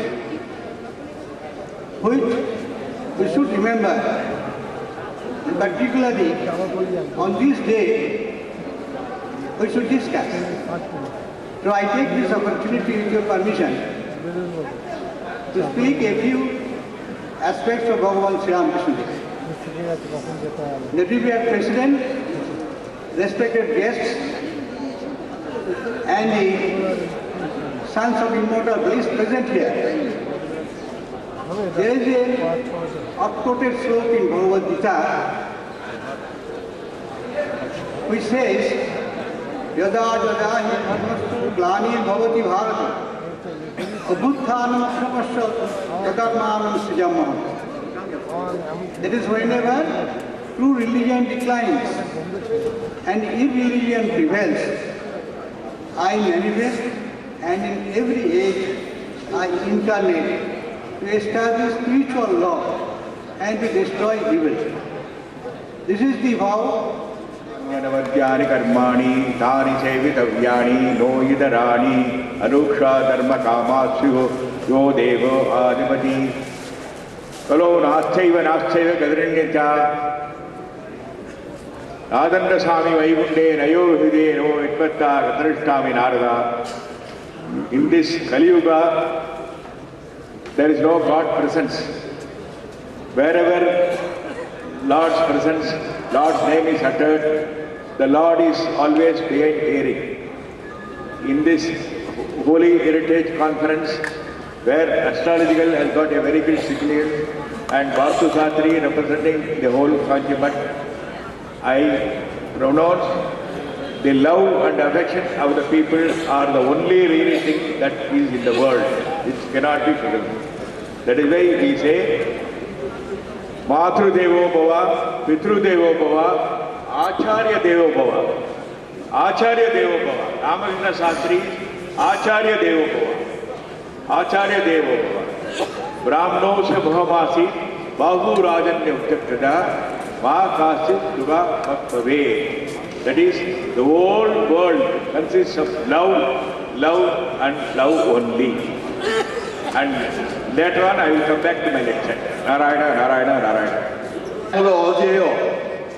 ওই অজেয় থেকে অ্যাজিয়ান্স হয়েছে, এগুলো কিন্তু আমরা বলছি না, আমরা বলছি আপনি সাহেবদের লেখা হিস্ট্রি অফ গ্রিস করুন, বোককের লেখা একটা বই আছে ইন্ডিয়ান গ্রিস, এগুলো পড়ুন।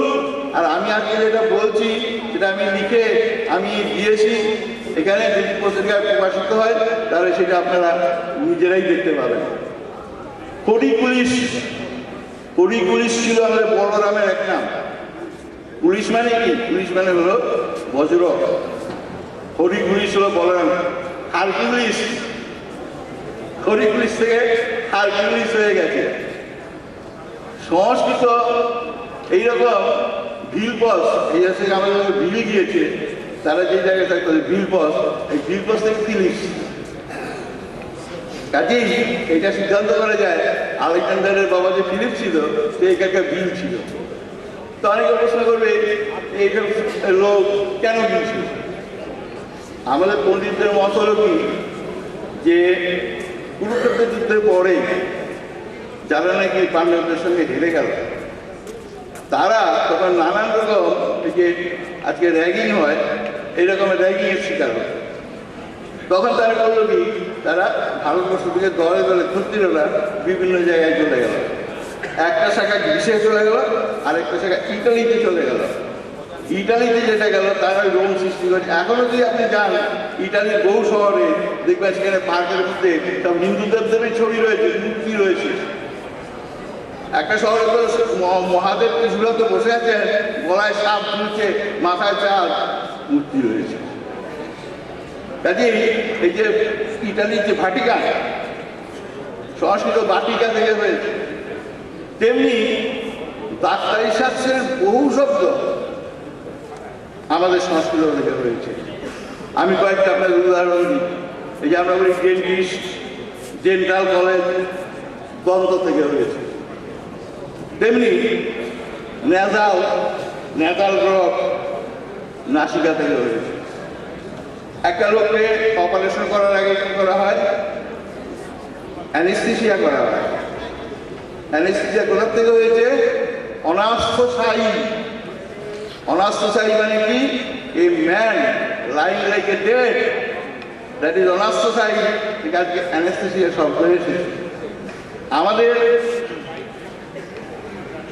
আমাদের যে সংস্কৃতে জলের বহু প্রতিশব্দ আছে। একটা প্রতিশব্দ আছে অপ,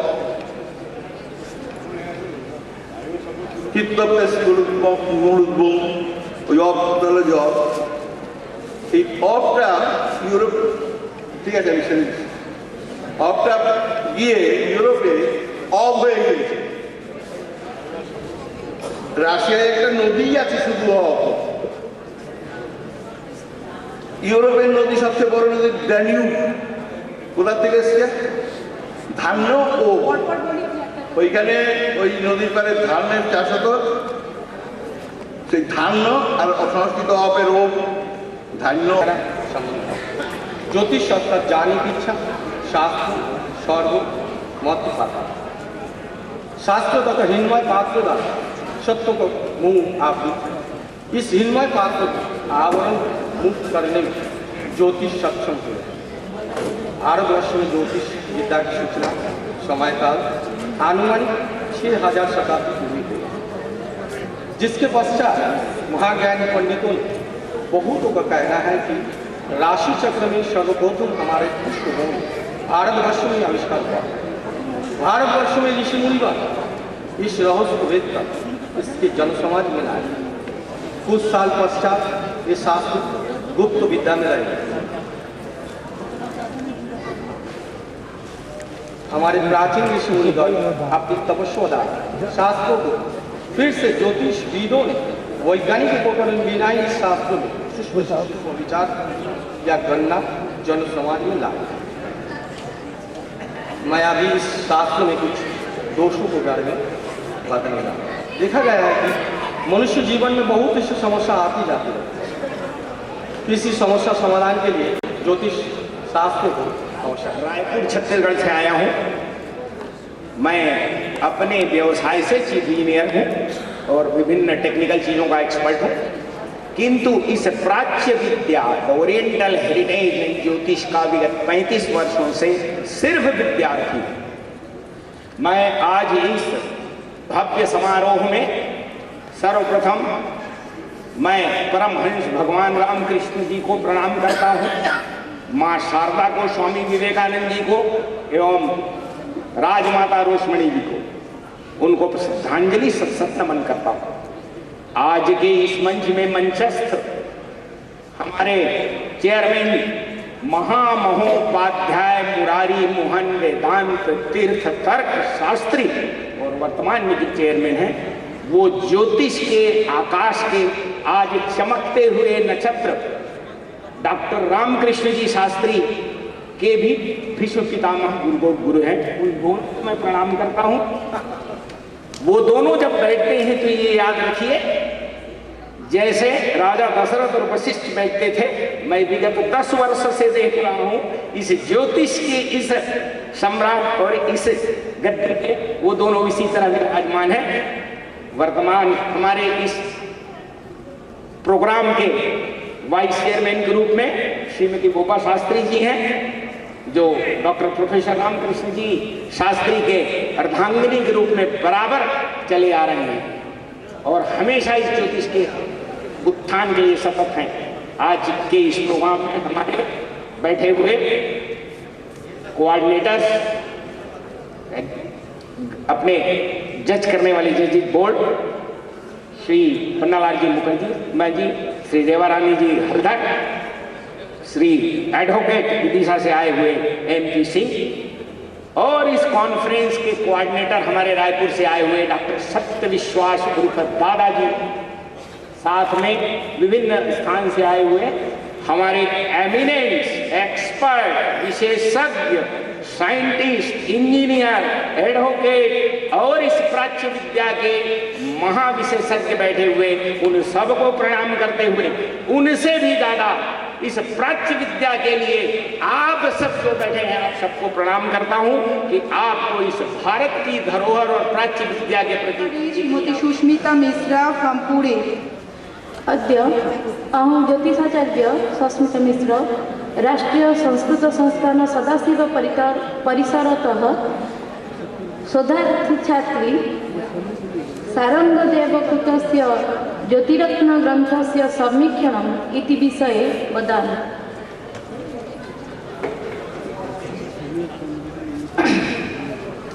आदौ ज्योतिषशास्त्रस्य चर्चा यदि अस्माभिः क्रियते तदा प्रथमं किं नाम ज्योतिषम् इति जिज्ञासया द्वैतिरिति शून्यादेश्च जः इत्यादि सूत्रेण कर्मण আমরা এই যে মিস্টিক সায়েন্সের মধ্যে আমরা যাওয়ার চেষ্টা করছি, তাদের হাতে মিস্টিক রেখাটা থাকা খুব জরুরি। আর যদি লাইন অফ ইনটিউশনটা ভালো থাকে, তার সঙ্গে যদি সোলোমন রিংটা ভালো থাকে এবং সেই সঙ্গে যদি বৃহস্পতি বা অন্যান্য গ্রহগুলো যদি ভালো থাকে, তাহলে নিশ্চয়ই একটা সাকসেসের দিকে যেতে পারে। তা আমি আমার অভিজ্ঞতা থেকে বহু ইমপ্লিকেশনের কথা বলতে পারি, যদি আমার সময় দেওয়া হয়, কিন্তু আমার সময় বেঁধে দেওয়া হয়েছে। আপনাদের সকলকে শ্রদ্ধা, প্রণাম, ভালোবাসা জানাচ্ছি। আবার জ্যাঠামশাইয়ের কাছে আমি শিখতে চাই, আমরা সকলেই শিখতে চাই, আমরা সবাই ছাত্র, আমিও ছাত্র। নমস্কার। ধন্যবাদ। Ahmedabad bomb blast on 26th July 2008. The first bomb exploded at 6:20 p.m. This is the first example. The second local plane bomb blast in Mumbai on 11 January 2006. Bomb blast at Taj and Oberoi Hotel and other places in Mumbai on 26 November 2008. The militants fired first round at 9:20 p.m.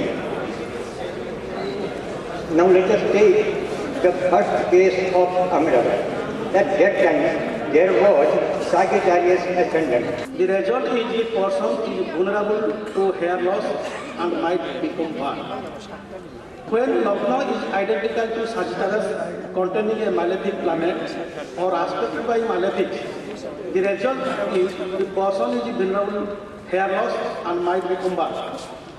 Lagna is identical to Leo, Sagittarius, Scorpio, Virgo or Cancer. While Moon is in Lagna, aspected by Mars, the result, the man might become bald. And Jatak Chinojo, some scar mark on his left arm. Thank you. Now the speech by Bhimrao Dikshit from Ahmedabad. You people, we have been discussing with the old, past or present values of astrology. I am forecasting. Bhimrao Dikshit. I have made mathematical analysis of the entire Vedic astrology and have found certain types of calculations which will give you in computerized form in a few seconds. First is, I have taken the 12 signs and I have evaluated the value, elemental value for all these 12 signs, and that will be Sthanabala, and all the grahas, 9 grahas, they have certain intrinsic values. They are known as Grahabalas. And these Sthanabalas and Grahabalas put together, their combination will be analyzed and it will be treated in the form of Panchabhuta analysis. Panchabhuta analysis means, actually Gita says, Bhumi Rapo Nalo Vayu Kammano Buddhirevacha. That is, everything in this world is made up of Bhumi, Apa, Anala, Vayu, Kam. Kam is Akash.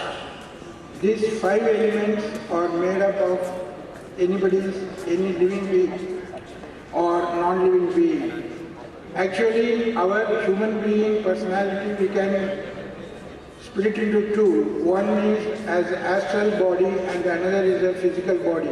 This astral body contains all the effects of our Akash and neighborhoods, which is not physically intact with us. And physical body is what we eat and what we develop, that becomes physical body. Now, how we convert this into Panchabhuta, it is, I have quantified the signs in terms of Panchabhuta basis, and I have quantified the planets in terms of Panchabhuta basis. And this will give me a result of Panchabhuta in total application values, elemental values. But perhaps it will be more clear if I work it out and show it to you in full. Now I will just give you how it works out. Mukham karoti vachalam pangum langhayate girim yat kripada maham vande paramananda madhavam Vakratunda Mahakaya Suryakoti Samaprabha Nirvignam Kurme Deva Sarve Karyeshu Sarvada. My name is Dr. D.D. Panse. I am basically palmist. Yesterday I given my details about what I am doing and all these things. Now,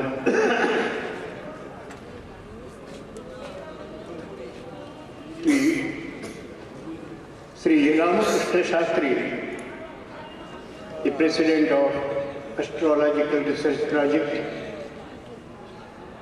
the eminent persons and astrologers sitting on the dais, the delegates who have gathered here to attend this conference from India and abroad, and ladies and gentlemen.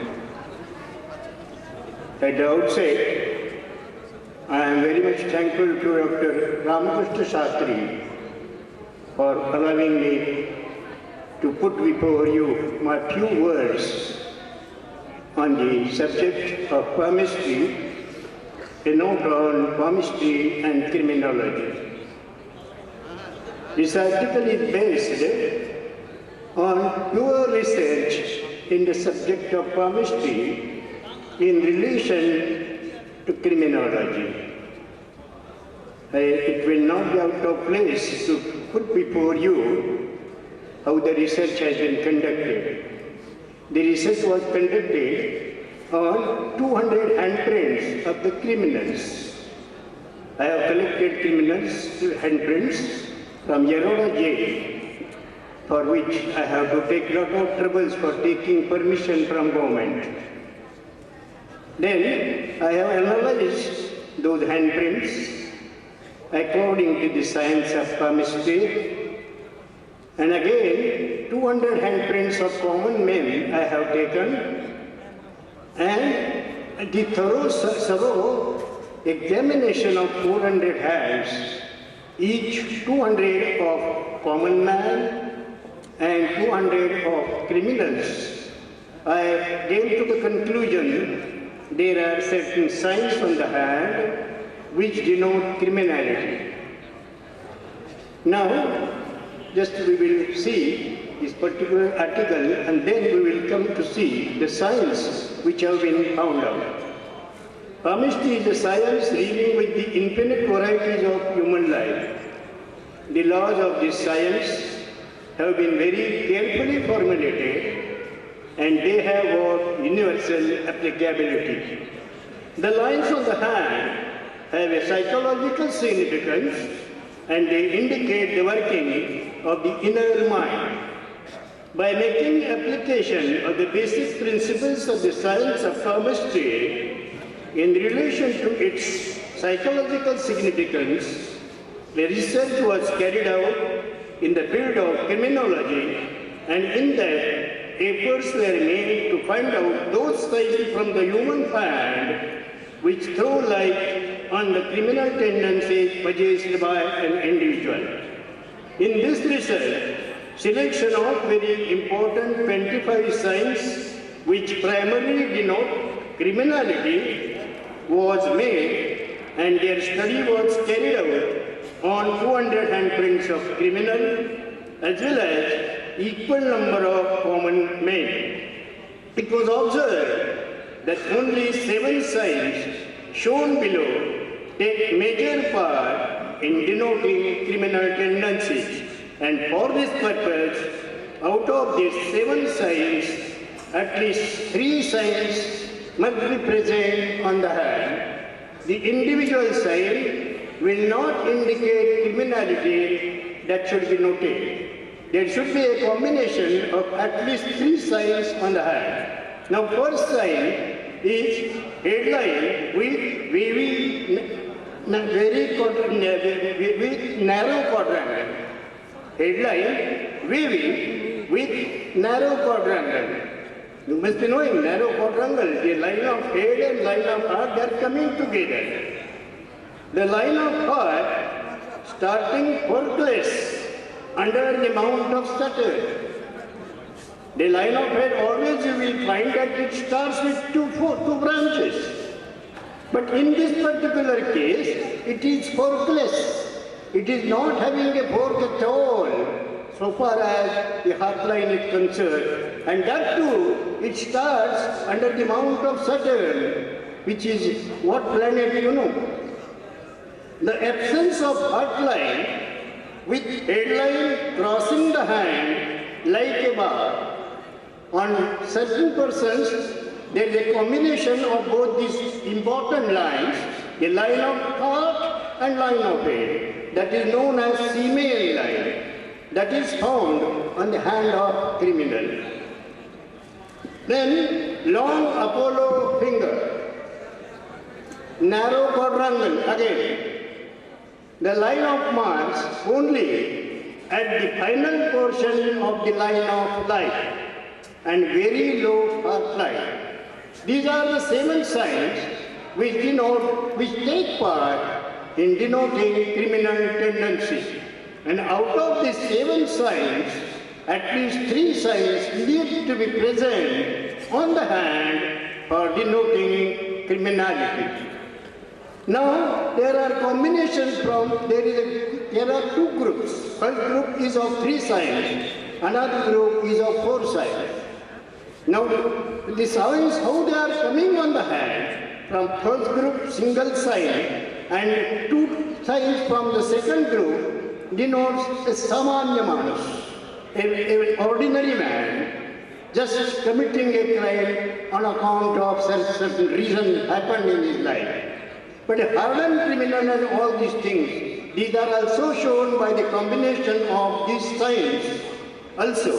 Now there is very little time, I cannot explain it. My book is already published on this in the 99 by UBS Publishers, and it is available in your Chowringi Lane by the branch of UBS in the district. The research has conclusively proved that the human hand possesses certain positive signs which denote the criminal tendencies. The whole and sole purpose of this book was to bring to the notice of the government authorities of the various states, especially related to the Home Department and to Crime Branch in particular, the capability of the science of palmistry as a valuable aid to the science of criminology, that is, criminal law. At present, our police department is making use of the fingerprints in the identification of criminals. If they take handprints of the whole hand of every criminal and make a thorough study of both the left and right hands according to the basic principles of the science of palmistry, I am quite sure that such a study would provide them a good deal of information which will throw light on the psychological makeup of the criminal, and by knowing the personal traits, they will be able to arrive at certain conclusions. The science of palmistry is purely based on logic, and therefore the success in the application of its basic principles in the field of everyday life, and specifically in the field of criminology, depend much upon the capability of the palmist to interpret the data properly provided by the science of palmistry through the process of an analysis. Who are taking interest, and they will help for pushing the subject upward. I will give every cooperation to them. Thank you very much. This function, distinguished guests from different parts of the world, my colleague present on the dais, astrologists, astrologers, and all other ladies and gentlemen present in the hall and in the campus. I want to highlight some points on the carelessness, which is a condition of the mind. If we examine the characteristics of planets, we find Sun is for authority, Karak for Atma, Shri and peace. Should this planet be in the state of Venus, Saturn, Rahu, Mars, or in combination or in their house, the combination and tribulation will create a state or condition where Atma will stand surrounding by darkness or say ignorance. So to clear this darkness, we need sadhana and other prescribed methods. When Jupiter, the divine Guru, in Dhanu and fired the arrow on the sun, in Aries or Leo, not in the star of Venus and not aspected by Saturn, Mars, Rahu are combined with them. The realization of the fact that I am not the body, mind or intellectual, and I am the ever pure Atma, may rise in the mind of the native. Moon's karaka is chitta, buddhi, to express the fearlessness state and to understand the consciousness. The consciousness which the mind gets from Atma should be unblessed. If moon is with Mars, Venus, Mercury, Saturn combination or in their state or in their house, not influenced by Jupiter, either by side or combination of by placement in Jupiter star. The mind cannot easily conceive the fact that I am ever pure Atma. Moon can be in Jupiter's star in Cancer, which is the exalted sign of Jupiter. In Libra, though Venus is enemy in Pisces, Jupiter's own house. Pisces, Jupiter's own house. The Best house for moon therefore appears to be Cancer or mean, Cancer being its own house and mean ninth from Cancer and Jupiter house. If moon is combined with a respected by or in the state of any other planet, perhaps they struggle in the form of sadhana like meditation will have to be intense. I have examined the horoscope of many big people where moon exalted in own star and sun in own house with Jupiter. Sun exalted with Jupiter and moon in Libra. Jupiter aspected by Jupiter. Sun exalted, moon in the Mithuna. Aspected by Jupiter, moon in Meena with Jupiter. No less is Rahu, who is a duplicate of Saturn. Sun, Moon, Jupiter, if they occupy 8th or 9th and less or no influence of Saturn, Venus, Mercury and Rahu, the better will be the march of the native towards the path of righteousness, peace, fearlessness, equanimity of mind and finally may attain liberation by the grace of a realized saint. It is especially... Now our next speaker is Shorbani Sengupta. I want to give my hearty thanks to Shastri because he gave me a great chance to say something in this type of singing. The main causes of the heart disease due to irregular blood circulation, increased muscle, disordered vibration in heart of the internal human body. Heart is the main part of human body. It subsists in the middle chest and backside of the frontal bone, between two lungs which is articulated within these. The heart is covered by two thin skin named by pericardium, which is always humid due to secretion of liquid things. The heart is looked like a beast wheel. Its upper portion is on above, right side, and the lower portion is on exit slide downwards beneath the left side with cavity under lunge. As such, for this reason, the zodiac is divided in 12 signs. Karkota Rashi is the seat of the heart of human body. Karkota Rashi is in 4th house of the natural zodiac. Moon is lord of the Karkota and sun governs all heart disease. Because if moon is affected of the natural zodiac and connected with lord of the 6th house to the horoscope represent heart disease.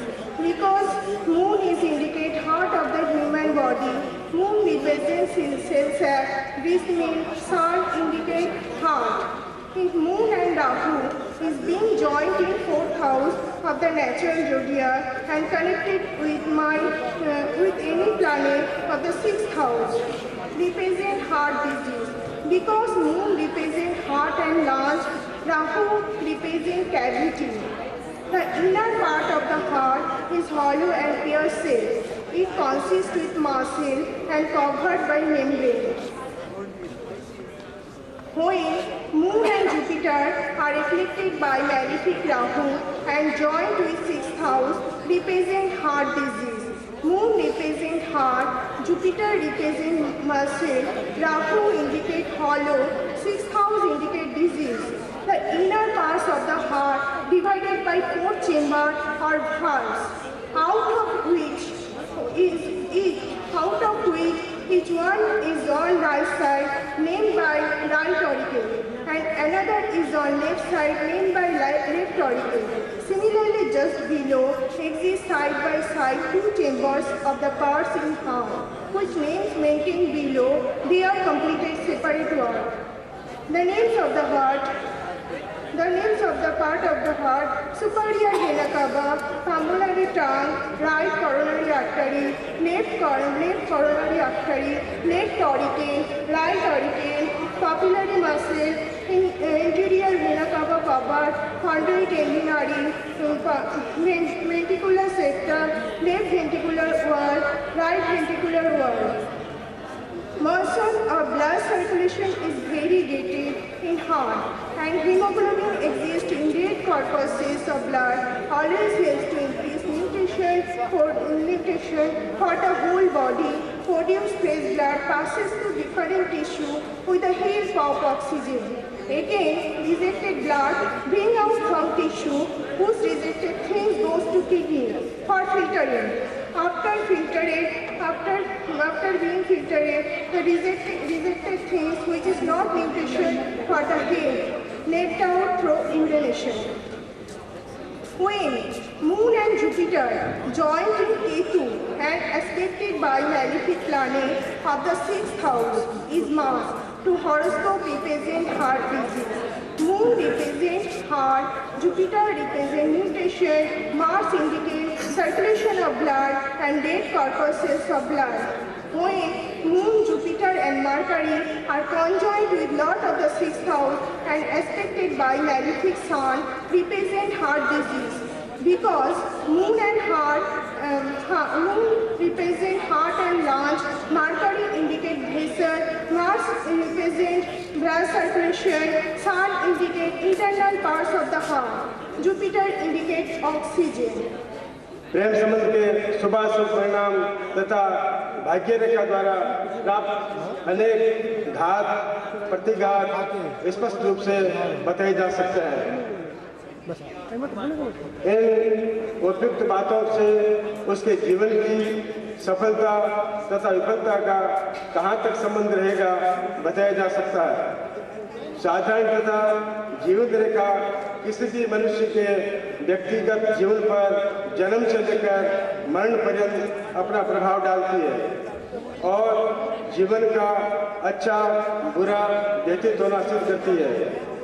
शीर्ष रेखा उसके मस्तिष्क संबंधी शुभाशुभ रोगादि का दिग्दर्शन करती है। इसी प्रकार हृदय रेखा देखकर उसके मनोवेगों का चित्र खींच सकते हैं, जिसके द्वारा प्रेम की सफलता तथा विफलता हृदय रोगादि का वर्णन सहज किया जा सकता है। रवि या सफलता रेखा जिसको सूर्य का कहता है, उसके द्वारा उसके व्यवसाय तथा पढ़ाई लिखाई की। सम्मानीय सभापति महोदय, प्रमुख अतिथि जी, मंच में बैठे हुए वरिष्ठ महानुभाव, देश विदेश से आए हुए विद्वान मित्र, माता बहन, मित्र, भाई बंधु तथा पत्रकार बंधु में नेपाल से मैं ज्योतिष पुरुषोत्तम दुबे आप सबको नमस्कार करता हूँ। धन्यवाद है इस आयोजक मूल कमेटी को जो हम लोगों को इतनी दूर से बुलाकर इस मंच में बोलने का अवसर प्रदान किया। मेरा विषय है मंगल दोष और उसका निवारण। किसी भी कुंडली में लगन, चौथा, सातवां, आठवां, 12वां स्थान पर यदि मंगल है तो वो कुंडली मांगलिक होती है। मंगल अच्छा होने पर धन, वाहन, भूमि और पराक्रम में वृद्धि करता है तथा मंगल खराब होने पर धन, वाहन, भूमि और पराक्रम में हानि प्रदान करता है। यदि मंगल सम हो तो कुछ नहीं करता है। 12 लगन में मंगल का अपना अपना प्रभाव है। मेष लगन में यदि मंगल खराब स्थिति में है तो शरीर में पीड़ा होती है। वृक्ष लगन में यदि मंगल खराब हो तो धन का हानि होता है। मिथुन लगन में यदि मंगल खराब स्थिति हो तो तेज की हानि, मान सम्मान में ठेस लगता है। कर्क लगन में यदि मंगल खराब हो तो चिंता, क्लेश और मां का स्वास्थ्य खराब होता है। सिंह लगन में यदि मंगल खराब स्थिति में हो तो विद्या में अवरोध, संतान को कष्ट होता है। कन्या लगन में यदि मंगल खराब हो तो शत्रु से भय और मुकदमा में विवाद होता है। तुला लगन में यदि मंगल खराब हो तो दाम्पत्य सुख में कमी होता है और प्रेम सुख में कमी होता है। वृश्चिक लगन में यदि मंगल खराब हो तो शारीरिक कष्ट और हर एक प्रकार के तनाव रहता है। धनु लगन में यदि मंगल खराब स्थिति में हो तो भाग्य में अवरोध तथा पिताजी को कष्ट होता है।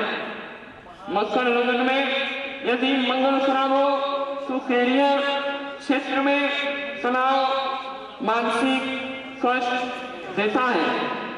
कुंभ लगन में यदि मंगल खराब हो तो उसे कभी भी लाभ नहीं मिलता है और आर्थिक कमी रहती है।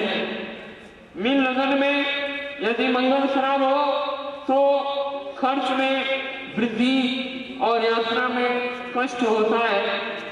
इन सभी लग्नों, राशि पर चंद्रमा और शुक्र का बल का भी विचार करनी चाहिए और सप्तमेश से भी देखना चाहिए।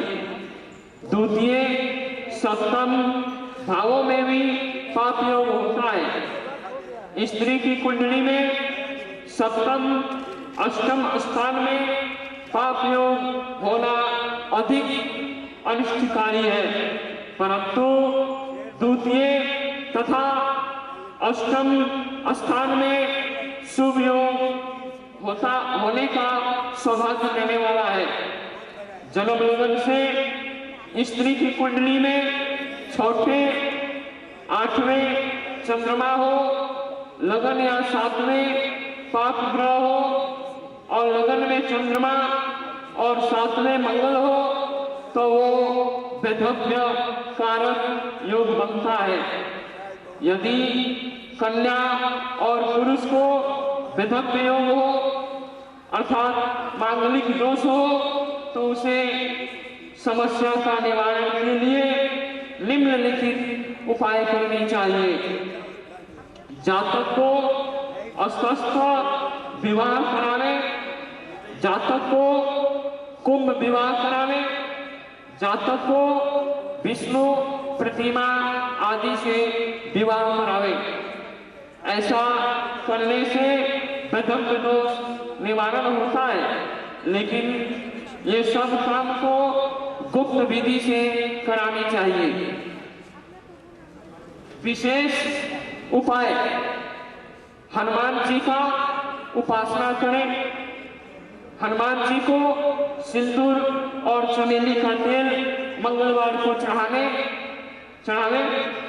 मंगल का तांत्रिक विधि से जप अनुष्ठान करें और करावे। साथ में खैरा का लकड़ी से आहुति करें। मंत्र है ओम अंगारकाय नमः। खैरा का जड़ को मंत्र से अभिमंत्रित करके चांदी के ताबीज में लाल धागा में लगाकर धूप का धुआं दिखाकर धारण करावे। और विशेष जानकारी के लिए किसी वरिष्ठ विद्वान ज्योतिष को जन्म पत्री दिखाकर सलाह लेकर ही ऐसा कार्य करें तो उसे लाभ मिलेगा। पशुपतिनाथ हम सबकी कल्याण करें। धन्यवाद। The influence of mind on farm life, and it's a very unsolved mystery in this world to detect the mind, where it comes from, and what is it's a matter, energy or anything. What is mind? What is the origin of mind? It is most persistent and great adventure in the human history. The search to understand our divine mind, intelligence and consciousness, how they work and where they came from. We two Indian scientists and astrologers, Dr. Amitabh Das and my son Arkodev Das, have ventured to establish a very new concept regarding mind, intelligence and consciousness of human. In the year 1900, on 8 January, world famous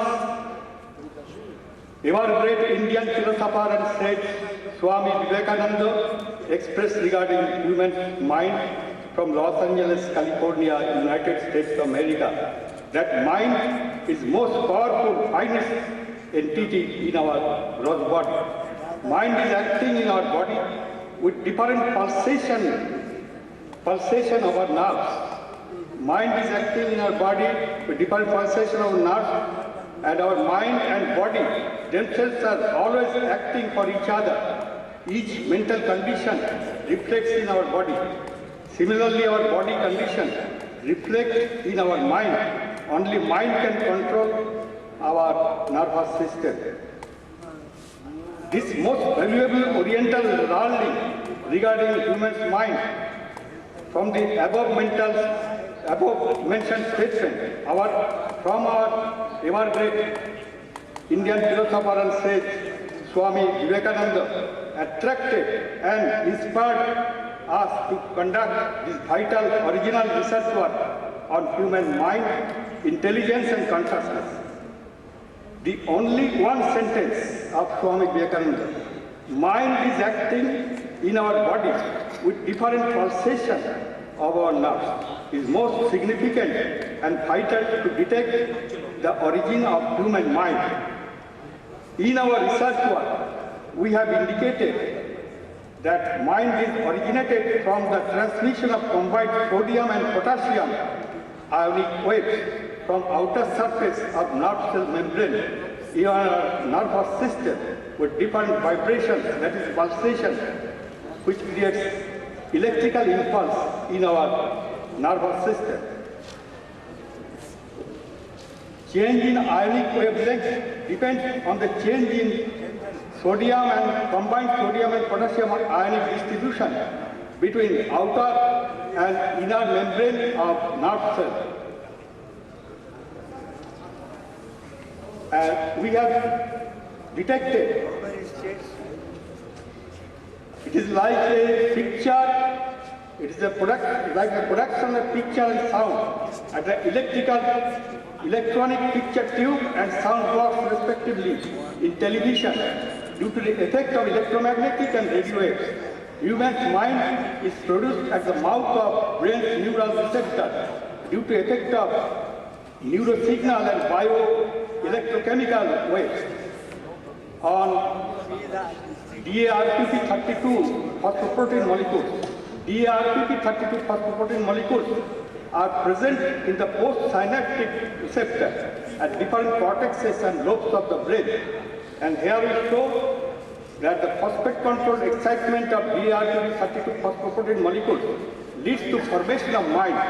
This excitement is due to the effect of resultant effect of the electrical impulse originated from outer surface of nerve cell membrane by emission of combined sodium and potassium ionic waves falling inside neurosynaptic nerve. Number two, the effect of biological mitochondrial cellular respiration energy inside the neurosynaptic nerve. And number three is the effect of bursting open of the vesicles with release of neurotransmitter chemicals such as dopamine, serotonin, norepinephrine, acetylcholine, glutamate, and GABA.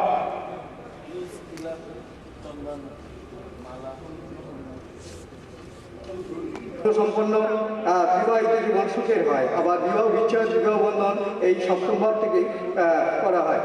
সপ্তমভাবে সাবলট 2, 7, 11 নির্দেশক হইলে এবং শুক্র শুভভাবে যুক্ত হইলে নিশ্চিতভাবে বলা হয় বিবাহ হইবে।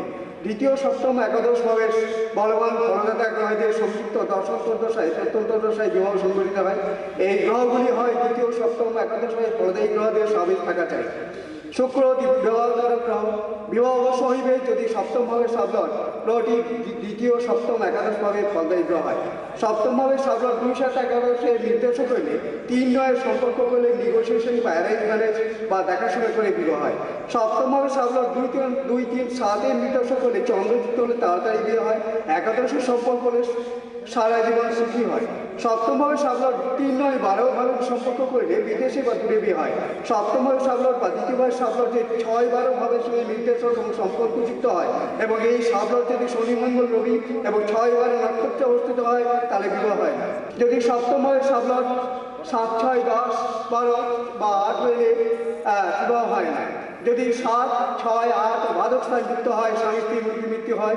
যদি সপ্তমভাবে সাবলট 3, 5, 7, 11 নির্দেশক হলে বিবাহের পর বাড়ি হইতে দূরে থাকিবে। সপ্তমভাবে সাবলট 3, 5, 9, 11 ভাবে নির্দেশক হইলে এবং ইহার সাথে কেতুযুক্ত হইলে পালিয়ে বিবাহ হয়। যদি সপ্তমভাবে সাবলট 3, 6, 12 নির্দেশক হলে বাড়ি অমুতে বিবাহ হয়। যদি পঞ্চমভাবে সাবলট 2, 5, 11 এবং 1, 5 বা 11 নির্দেশক হইলে জাতক নিজে প্রপোজ করিবে, প্রেমে ইন্টারেস্ট থাকবে।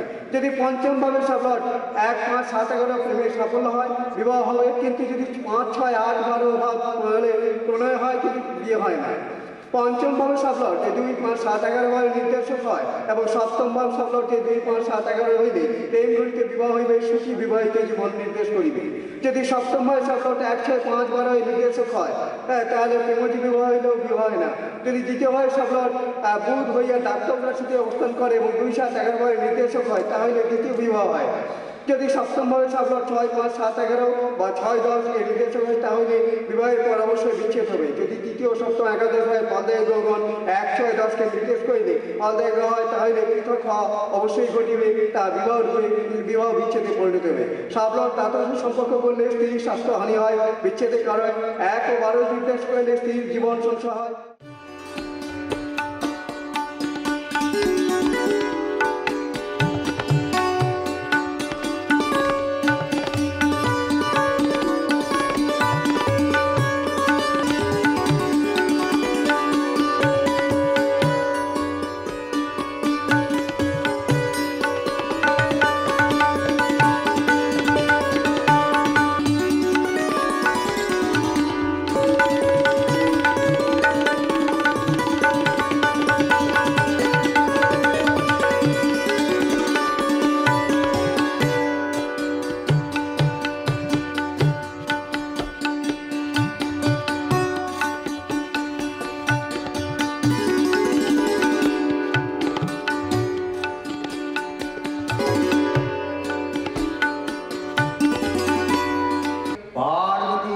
पुत्राय गणेशाय नमो नमः।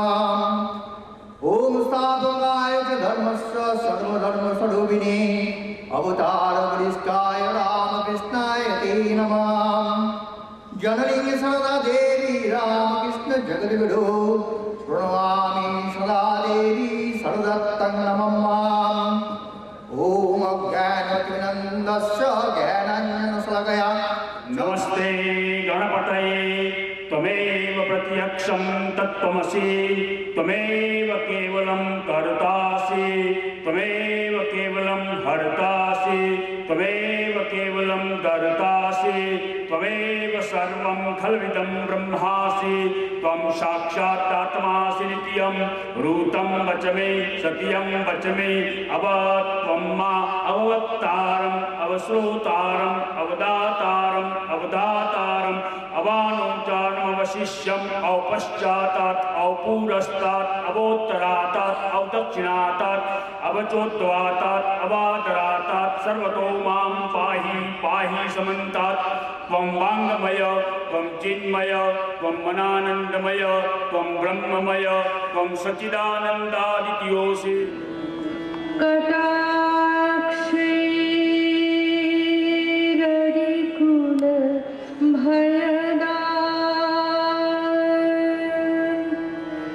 माले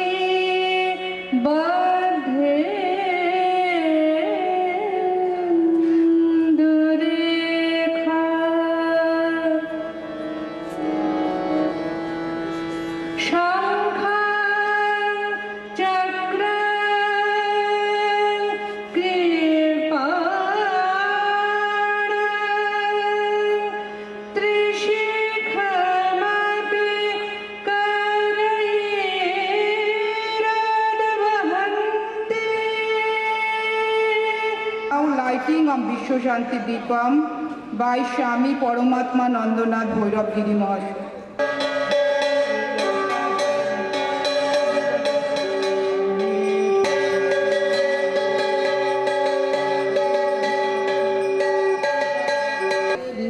Ramakrishna Jagad Padapakatayo Sita Pranamami Muhuro Janani Saradana Devi Ramakrishna Jagad Padapakatayo Sita Pranamami Muhuro. Now our speech by General Secretary of Indian Institute of Oriental Heritage by Sri Kamolendu Bhattacharya. Respectable President, Mahapadhyay, Pandit Murari Mohan Vedanta Tirtha Shastri, respected Professor Dr. Ramakrishna Shastri, President, Indian Institute of Oriental Heritage, Professor Gopa Shastri, President, Indian Institute of Oriental Heritage, Honorable Vice Chancellor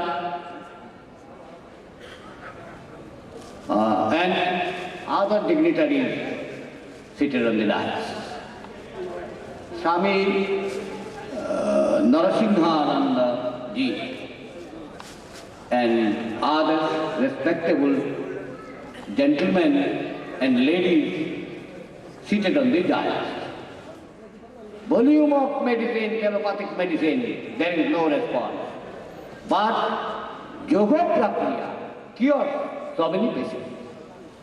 So these are the subjects of Oriental heritage. We must honor it.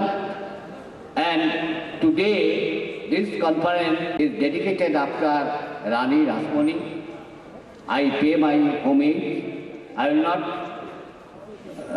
speak much, because you are all interested to hear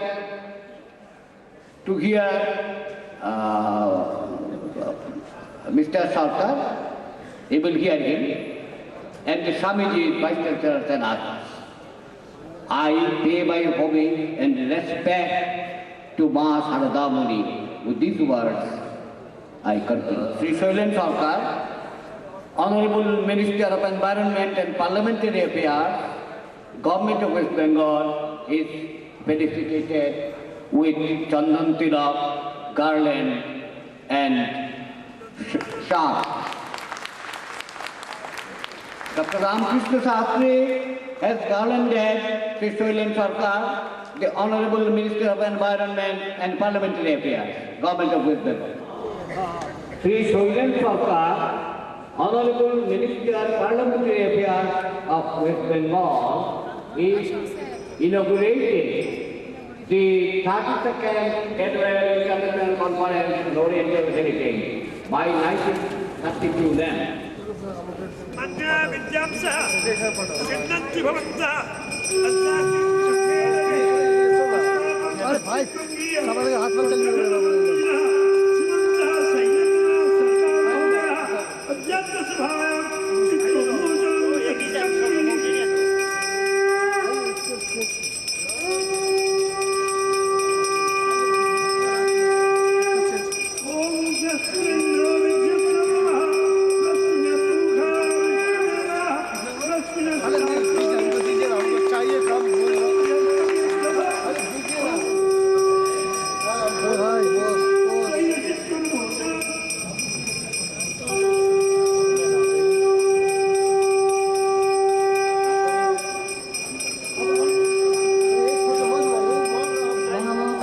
पंडित मुरारी मोहन वेदांतादि तीर्थ शास्त्री, प्रधान अतिथि doctor K Mir Mustafa Hossain, vice chancellor Tamil Nadu, doctor GR medical university, विशिष्ट अतिथि माननीय Shri Shailen Sarkar, honourable minister of parliamentary affairs, government of West Bengal, mister Suresh Prasad Singh, vice chancellor of Ranchi university, Narasimhananda Advaita Ashram Kolkata, Parmatmanand नाथ भैरवगिरी महाराज, পণ্ডিত নলিনীকান্ত তর্কতীর্থ মহাশয়, পণ্ডিত অশোক কুমার পঞ্চতীর্থ মহাশয় এবং মঞ্চে উপবিষ্ট অন্যান্য বিশিষ্ট অতিথিবৃন্দ, দেশ বিদেশ হতে আগত প্রতিনিধিবৃন্দ, সকলকে বিংশতিতম প্রাচ্য বিদ্যা সম্মেলনের এই মহতী সভায় উপস্থিত হওয়ার জন্য স্বাগত জানাই। Indian institute of oriental heritage প্রতি বছরই একজন মহাপুরুষকে নামাঙ্কিত করে এই সম্মেলনের দিনগুলি উদযাপন করে। এবছর আজ এই সম্মেলনের তৃতীয় দিবসকে মা শারদা মুনির নামে নামাঙ্কিত করা হয়েছে। মা শারদা দেবী সম্পর্কে কিছু বলা খুবই কঠিন, কারণ মা তত্ত্বটাই খুব গভীর। মা শারদার জন্ম বা দক্ষিণেশ্বরে তিনি কিভাবে কাটালেন তা অনেকেরই জানা, কিন্তু মাকে জানা, মাকে বোঝা, মায়ের তত্ত্বটা জানা খুবই কঠিন। প্রথমেই জানা দরকার মা তত্ত্বটা কী। বাংলাতে বা সংস্কৃতে ময়ে হসন্তযুক্ত আকার দিলে মা হয়, অর্থাৎ ম প্লাস আকার ইজিক্যাল টু মা। সৃষ্টি স্থিতি প্রলয় রূপিণী হয়ে বাইরে প্রকাশিত হলেন, তখনই তিনি হলেন মা। ব্রাহ্ম সমাজে শ্রী রামকৃষ্ণ বলতেন, তোরা যাকে ব্রহ্ম বলিস আমি তাকে মা বলি। যুগে যুগে অবতার যখনই আসেন, মা অর্থাৎ শক্তি তার সাথে সাথে আসেন। অবতার কখনো শক্তি ছাড়া আসতে পারেন না, কেননা শক্তি তো কাজ করবেন। শক্তির দুটো স্টেজ আছে, একটি স্ট্যাটিক, অন্যটি ডাইনামিক। একটি হচ্ছে শক্তি স্থির অবস্থা, আর একটি হচ্ছে তার ক্রিয়াশীল অবস্থা। ভগবান স্থির হয়ে ধ্যানে বসে থাকলে তো জগৎ চলবে না। কাজ করতে হলে শক্তি চাই, যেমন আমাদের কথা বলতে হলে শক্তি চাই, বলার শক্তি, দেখতে হলে চোখের শক্তি চাই। এই শক্তি সঞ্চারণ যিনি করান তিনি হলেন মা। আর এই মা যুগে যুগে অবতারের সাথে শক্তিরূপিণী হয়ে আসেন। আমরা যদি মনে করি মা শারদা জয়রামবাটির রামচন্দ্র মুখোপাধ্যায় ও শ্যামাসুন্দরী দেবীর মেয়ে হয়ে 1853 সালে জন্মগ্রহণ করলেন, ঠাকুর রামকৃষ্ণের সাথে বিয়ে হলো, 12 বছর দক্ষিণেশ্বরে, তারপর শ্যামপুকুর ও কাশীপুরে ঠাকুরের সেবা করলেন, ঠাকুরের পরে ভক্তদের দীক্ষা দিলেন এবং 1920 সালে উদ্বোধনে দেহ রাখলেন, তাহলে মা শারদা সম্বন্ধে আমাদের জ্ঞান সম্পূর্ণ হলো না। তিনি এলেন, লীলা করলেন, তারপর চলে গেলেন। মা শারদা কিন্তু তা নন। সারং দদাতি ইতি শারদা, অর্থাৎ যিনি জগৎকে সার দান করেন তিনিই শারদা। মায়ের সম্বন্ধে আমি এইটুকুই বলতে পারি, কেননা সময় একটু কম আছে। Indian institute of oriental heritage এই সংস্থার প্রধানতম উদ্দেশ্য ভারতের লুপ্ত প্রাচীন কৃষ্টিসমূহকে লোক সমাজে তুলে ধরে ভারতের হারিয়ে যাওয়া প্রাচীন শাস্ত্রসমূহের পুনরুদ্ধার ও পঠন পাঠনের মাধ্যমে এই সনাতন শাস্ত্রকে অব্যাহতভাবে রক্ষা করা। শাস্ত্রগুলির মধ্যে রয়েছে বেদ, বেদান্ত, উপনিষদ, বিজ্ঞান, দর্শন, গণিত, কাব্য, ব্যাকরণ, স্মৃতি, পুরাণ, জ্যোতিষ, আয়ুর্বেদ, যোগ, তন্ত্র ও বাস্তুশাস্ত্র। এই প্রাচীন শাস্ত্রগুলি সবই সংস্কৃত ভাষায়। ভারতবর্ষে তথা সমগ্র বিশ্বে সকল গৌরবের মূল সংস্কৃত ভাষা। ভারত মাতার প্রাণ সর্বস্ব এই ভাষা। পৃথিবীর সকল আর্য ভাষা ও ভারতের সকল প্রাদেশিক ভাষার জননী। সংস্কৃত ভাষা না জানলে যেমন দেশকে জানা যায় না, তেমন নিজেকেও জানা যায় না। আজ আমাদের চরম দুর্ভাগ্য যে ভারতবর্ষ হতে এই ভাষা বিদায় নিতে চলেছে। কাজেই যে কোনো মূল্যে আমাদের এই ভাষাকে রক্ষা করতে হবে, নচেত ভারতের প্রাচীন সভ্যতা বিলীন হয়ে যাবে। কাজেই আমরা সকলে একজোট হয়ে এই সভ্যতা বাঁচিয়ে রাখার জন্য উপযুক্ত পদক্ষেপ নেবেন এবং আমরা নেব। মঞ্চে উপবিষ্ট সকলের কাছে এই আশা রাখি।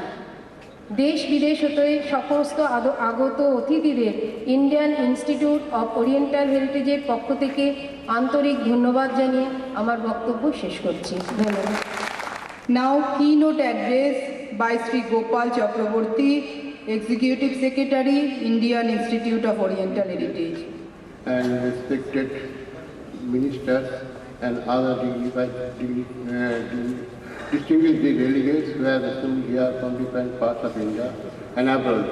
And my sincere heartiest congratulations to all of you, since you have come from all the way to join the 32nd Annual International Conference on Oriental Heritage, organized under the banner of Indian Institute of Oriental Heritage. Our aims and objects of holding such auspicious conference is to develop the thought and beliefs of our saints who are not yet developed in their thoughts and ideas. The knowledge that was prevailing at ancient time was aimed at for peaceful coexistence and development of the society. Oriental heritage was the Vedic heritage, namely it is what the God directly conveyed to great saints stationed at India and other parts of the world.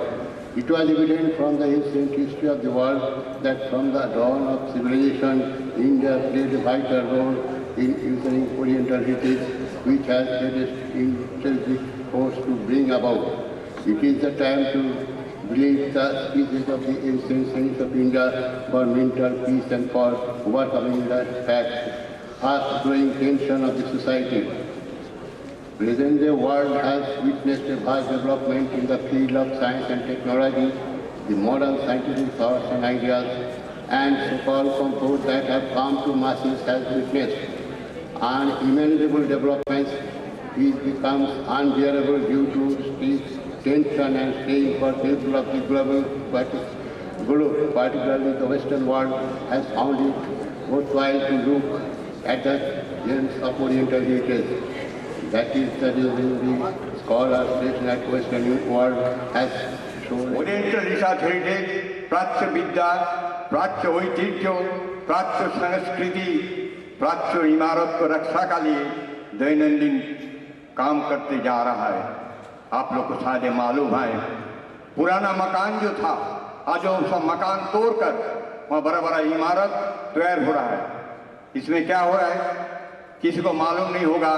यहाँ पर कोई नेताजी सुभाष या रविंद्रनाथ टैगोर या शिवाजी महाराज यहाँ उनका मकान था, सब मकान तोड़ है। मैं छोटा सा एक प्रदेश से आया हूँ जिसका नाम है छत्तीसगढ़। आप लोग को शायद मालूम है, छत्तीसगढ़ का आधा से ज़्यादा आदिवासी एरिया, वहाँ कोई मेडिकल ट्रीटमेंट अभी भी नहीं है। आदिवासी लोग बुखार पड़ने से, हड्डी तोड़ने से, वो लोग पत्ता से, जड़ी बूटी से अभी भी इलाज करते थे।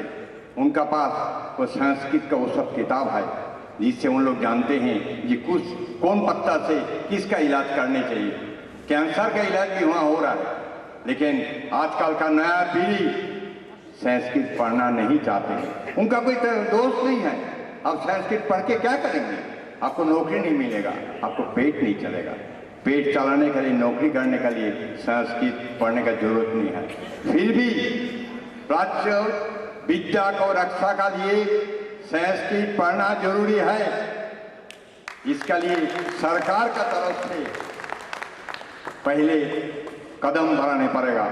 मैं आप लोग सबको निवेदन कर रहा हूँ, आप लोग अपना अपना प्रांत में जाकर सरकार को कहिए कि प्राच्य विद्या का रक्षा के लिए आप लोग कुछ करिए, हम लोग भी कुछ करेंगे।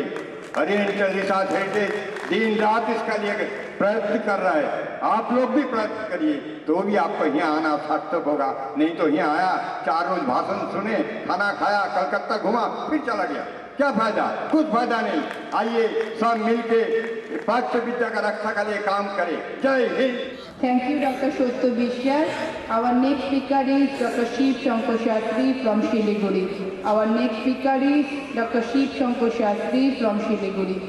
और ईश्वर के पास हम सब मिलकर उनका लंबा उम्र की कामना करें।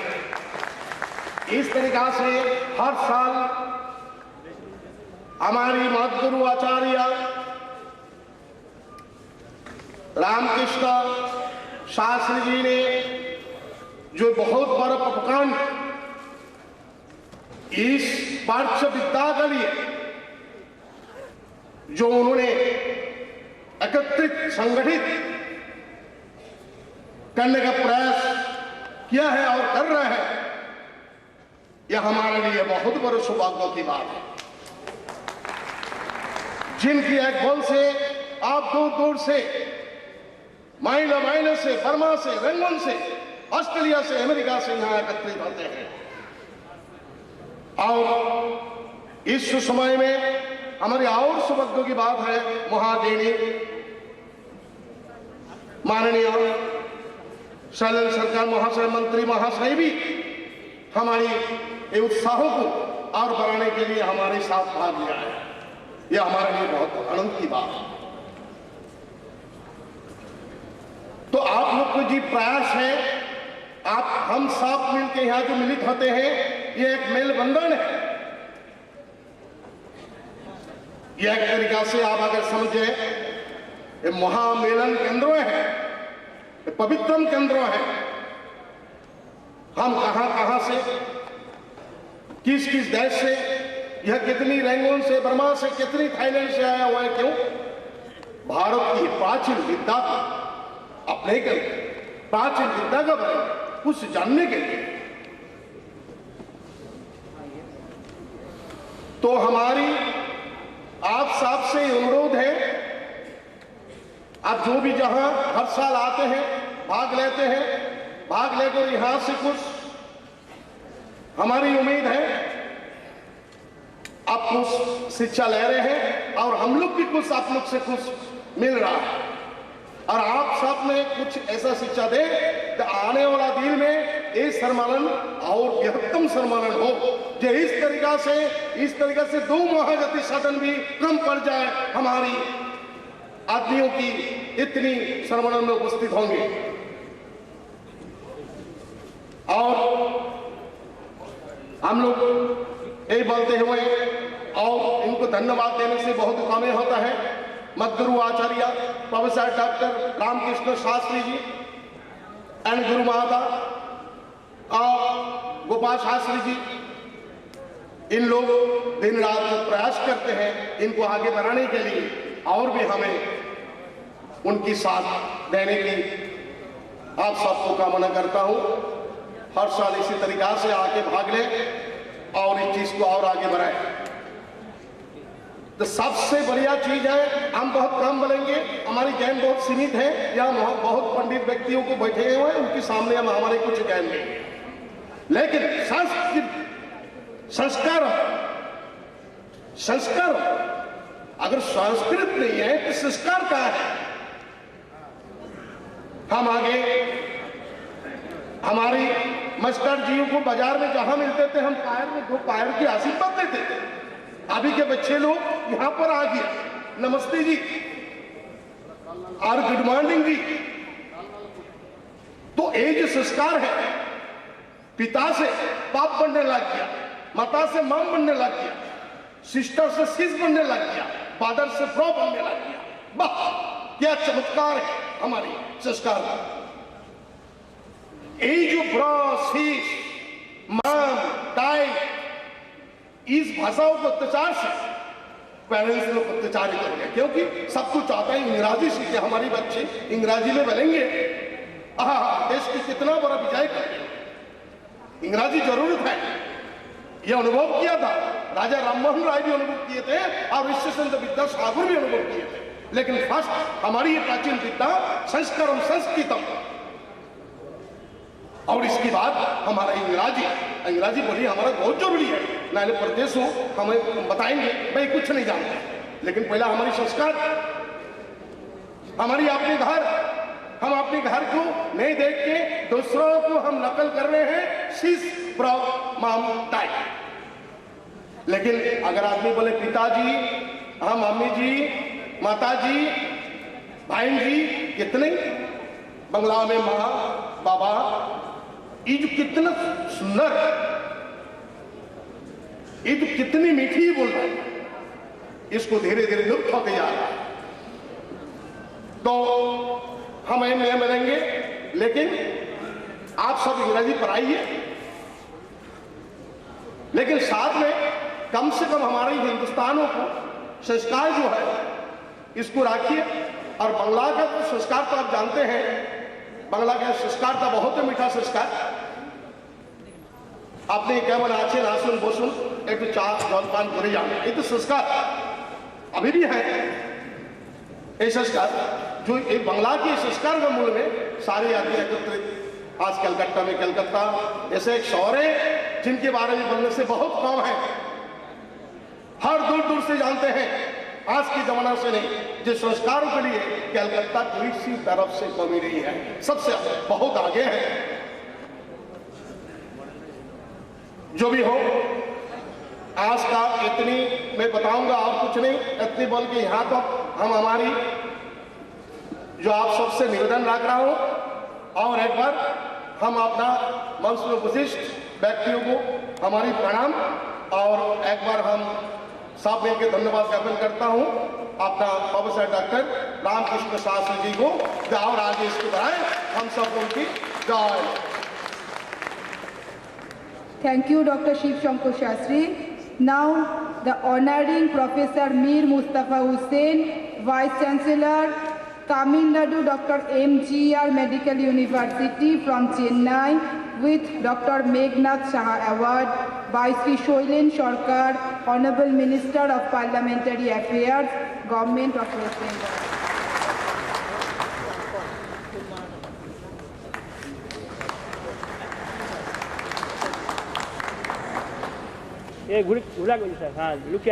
এখন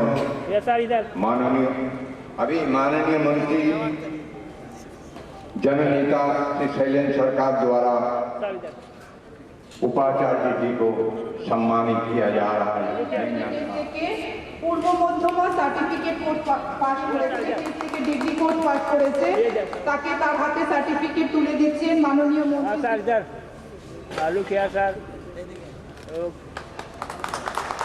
Thank you.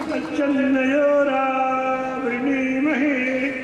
गातुम् अग्नाय गातुम् अग्नपतये दैवी षष्ठिरस्तुना स्वस्ति मानुषेभ्यः ऊर्ध्वं जिगातु भेषजम् शग्नो यस्तु द्विपदे चतुष्पदे सयनो वीता संवरुणा सन्नो भवत्तर्जमा सन्नन्दो बृहस्पति सन्नो भेषुरुक्रमः। नमो नमो ब्रह्मणे नमस्ते वायो त्वामेव प्रत्यक्षं ब्रह्मासि त्वामेव प्रत्यक्षं ब्रह्म वदिष्यामि सत्यं रीतं वदिष्यामि सत्यं वदिष्यामि तन्मामवतु तद्भक्तारमवतु अवतु माम् अवतु तद्भक्तारम् मंत्रार्था सिद्ध्यासंतु मनोरथा शत्रूणां बुद्धिनाशाय मित्राणां दयाय च अयमारम्भ शिवाय भवतु। बहुशः सम्माननीय पश्चिमबंगीय पर्यटन परिवेशन मंत्री महोदयः श्रीमन्तः शैलेन्द्र कुमार सरकार महोदयः अद्यात्र सभायां विविध क्लेशम् अपहाय अस्मिन् पुण्ये अस्य उपस्थितिः अस्माकं नितरां गौरवास्पदी भवन्ति। प्रसङ्गेऽस्मिन् निजमेव प्रधानतो वक्तव्यम्। एते महानुभावाः सुदीर्घकालं देशस्य जनकल्याणकामि राष्ट्रस्य शुभसूचनां शुभस्मृतिं संरक्षणां च एते महानुभावाः मन्त्रिपदं सफलङ्कृत्य अस्मानपि कृतकृतार्थो भविष्यामः। प्रसङ्गेऽस्मिन् इदमेव प्रधानतो वक्तव्यम्। अस्मिन् घोरतरदुर्दिने सङ्कटमये काले एते वामवादिनः देशस्य कल्याणार्थं देशस्य संहति संरक्षणार्थं आदिवासिनां दरिद्राणां धनातुलानां सर्वेषां प्रति स्नेहपूर्णा दृष्टि अद्यापि संवर्तते अत्र इति तु गौरवजनका वार्ता। अपरं तावत् वैशिष्ट्यं तावत् अस्यां पृथिव्यां तथा अस्मिन् भारते ममवादिनां नेतृवृन्दानां शुभसहायकत्वेन सर्वेषां जनगणानां विशेषतः अस्मिन् प्रदेशे षड्गतिध्यानार्थं दरिद्राणाम् आतुराणां सेवाकरणार्थम् एते प्रतिमूर्तयः वामपक्षम् अधिष्ठाय एते प्रतिमूर्तयः आमरणान्तकालं यावत् सेवां निर्वहना नश्चरे जगत्तस्मिन् अमरतामवन्तः। प्रसङ्गेऽस्मिन् इदमेव अवश्यमेव स्मर्तव्यम्।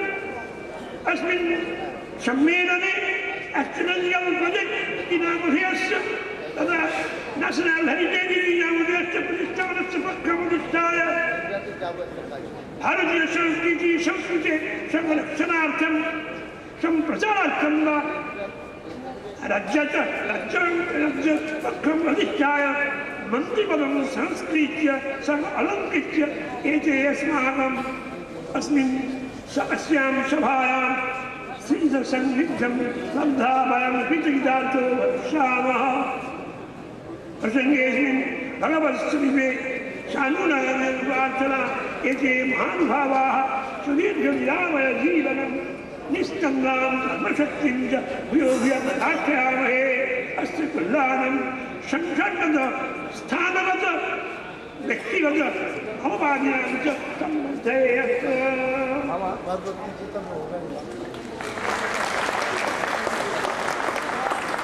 Thank you, Pandit Murari Mohan Vedantadi Tirtho Shastri.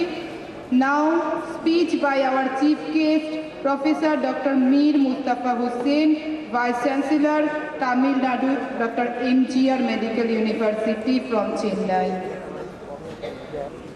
Namaste. Sarve Santu Sukhina, Sarve Bhavantu, Niramaya, Sarve Bhadrani, Pashyantu Ma Kaschit Dukha Bhavet. Good morning to everybody. I am really delighted to be amongst the elite audience and also in the presence of the Honorable Minister for Parliamentary Affairs. And this great occasion of the 32nd Annual Conference of the Institute of Oriental Heritage. Of course, I am in the backend of the country named Tamil Nadu, Chennai. But really, the one thing which unites us is our culture, ancient culture, which we have not, so many people have forgotten, and this institution is still roping up each and everybody from Kashmir to Kanyakumari. Respected President, Indian Institute of Oriental Heritage, Professor Gopasastri, Vice President, Professor Jayanta Chakraborty, General Secretary, Shri Kamalendu Bhattacharya, Vice Chancellor of Veer Kunwar Singh University, Bihar, Dr.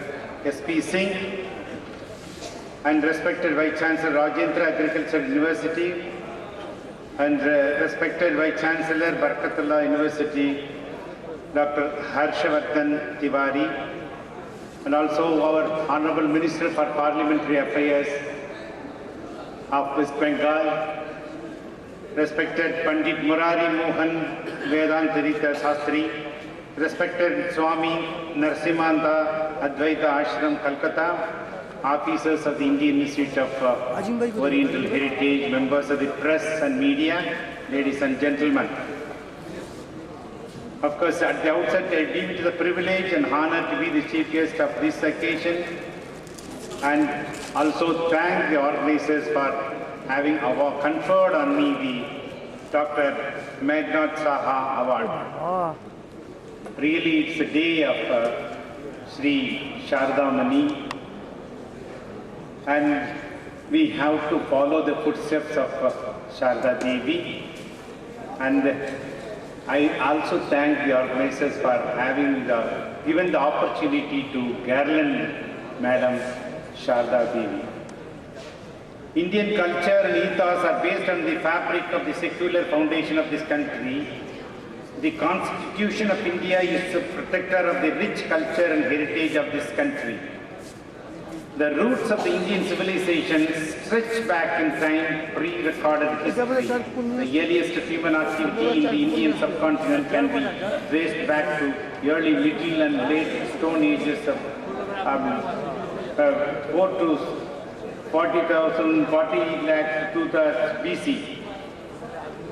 40,000 and 200,000 BC. That is, throughout this history, armies, traders, immigrants from all over the world have invaded India. But India's heritage, so many people may invade, but the heritage as well as the culture, and then this, the separate identity is being maintained. And because of even though the Indian heritage is like a rainbow, multiple facets like performing arts, crafts, religion, customs, traditions, beliefs, philosophy, history, health, medicine, travel, etc., etc. And each one of these heritages of India reflects the influence of the prevailing cultures. Oriental learning, as named by Western scholars who visited India in 16th and 17th century, means the providence bestowed profound knowledge and the wisdom that Indian saints have had. Oriental way of life was predominantly originated from a sphere close to the spirituality. The spirituality and the culture and the religion and the way of life is, we have to owe our ancestors who are the rishis and Vedantris in the foothills of Himalaya. They can starve even months together, but with the willpower. How it is possible? They are not able to starve for a single day meal, but they have observed the fasting in those days, and the richness of this culture should be followed by us. And the role of consciousness is vitally important for understanding the Oriental heritage. Consciousness that develops from the soul and that lies in a living being and a part of the Supreme that monitors the human activities. It is an established fact that these are the elements derived from the same sources of cosmic manifestations, and the prime manifestation known as Prajapati. The human body and consciousness are captioned as Jada and Chaitanya. The Supreme Being can only be conceived by a mortal if he can surpass the walls of the cage of the body, merge with the energies of the Supreme Being. Such a stage can only be achieved through sadhanas by way of flattening the jnana, karma, yoga, bhakti that lie dormant in a person. If a person really wants to have a truthful and faithful life, he has to follow certain ethics that is bestowed by our ancestors and that by the Vedantaris and Rishis. This institute runs classes on Veda, Vedanta, Upanishad and Indian philosophy, Smrita, Shastra, Kavya, architecture and Ayurveda, meditation, Tantra Shastra, Vastu Shastra in Calcutta. Really it's a great, because if we take the Vastu Shastra, I don't know about the other states of India, but Tamil Nadu state is following each nook and corner. Vastu Shastra is being, followed by the persons who were having a fullest faith on that. Actually, I happen to be the Vice Chancellor of the Medical University. I can concentrate on Ayurvedic discipline, which comes under my control. 290 institutions of various disciplines of medicine, both allopathy and Indian medicine, out of which Ayurveda is one among them. I used to even wonder, why don't we make this Vastu Shastra as a science in a university of our Indian nation? And they are not, they can have it as a, you can award a degree in that also. Properly designed, structured Shastra should be brought into the curriculum of our universities. It renders social services. This institution renders social services like removal of literacy, drug addiction, dowry evils, etc. And also helps the flood victims and self-employment to the handicapped and mentally challenged youths. And also it establishes the dance schools and library. It encourages Ayurvedic system of treatment and yogic activities. Really, I am thankful to this institution because I am closely associated with the Ayurvedic discipline of the medicine. Westerners are looking us on the management of the certain diseases not cured with allopathic system, which has been formulated with the Vedantaris and Vedic science long years and years together ago. And this type of Ayurvedic discipline should be brought, and it comes under the Ayush of the government of India. Ayurveda, Unani, Yoga, Siddha and homeopathy. And out of which Ayurveda alone has got the unique way of having the surgical fact. Surgery is one of the subjects. And the cultural heritage of India has its roots in the different components of the culture, and it's a musical culture, dance, sculptural and fine arts, festivities, languages spoken, and traditional beliefs and customs, food and many more like these. We'll come to the Ayurveda, the way of life. The most complete and detailed evidence on Ayurveda is brought out in a book, Karaka Samhita, which was written at least 1,000 years later than the Atharva Veda. Ayurveda is closely linked to the Atharva Veda. It is said that the basic concepts of Karaka Samhita was originally formulated by the sage Atreya. It is believed that the knowledge of Ayurveda came to Atreya from the gods.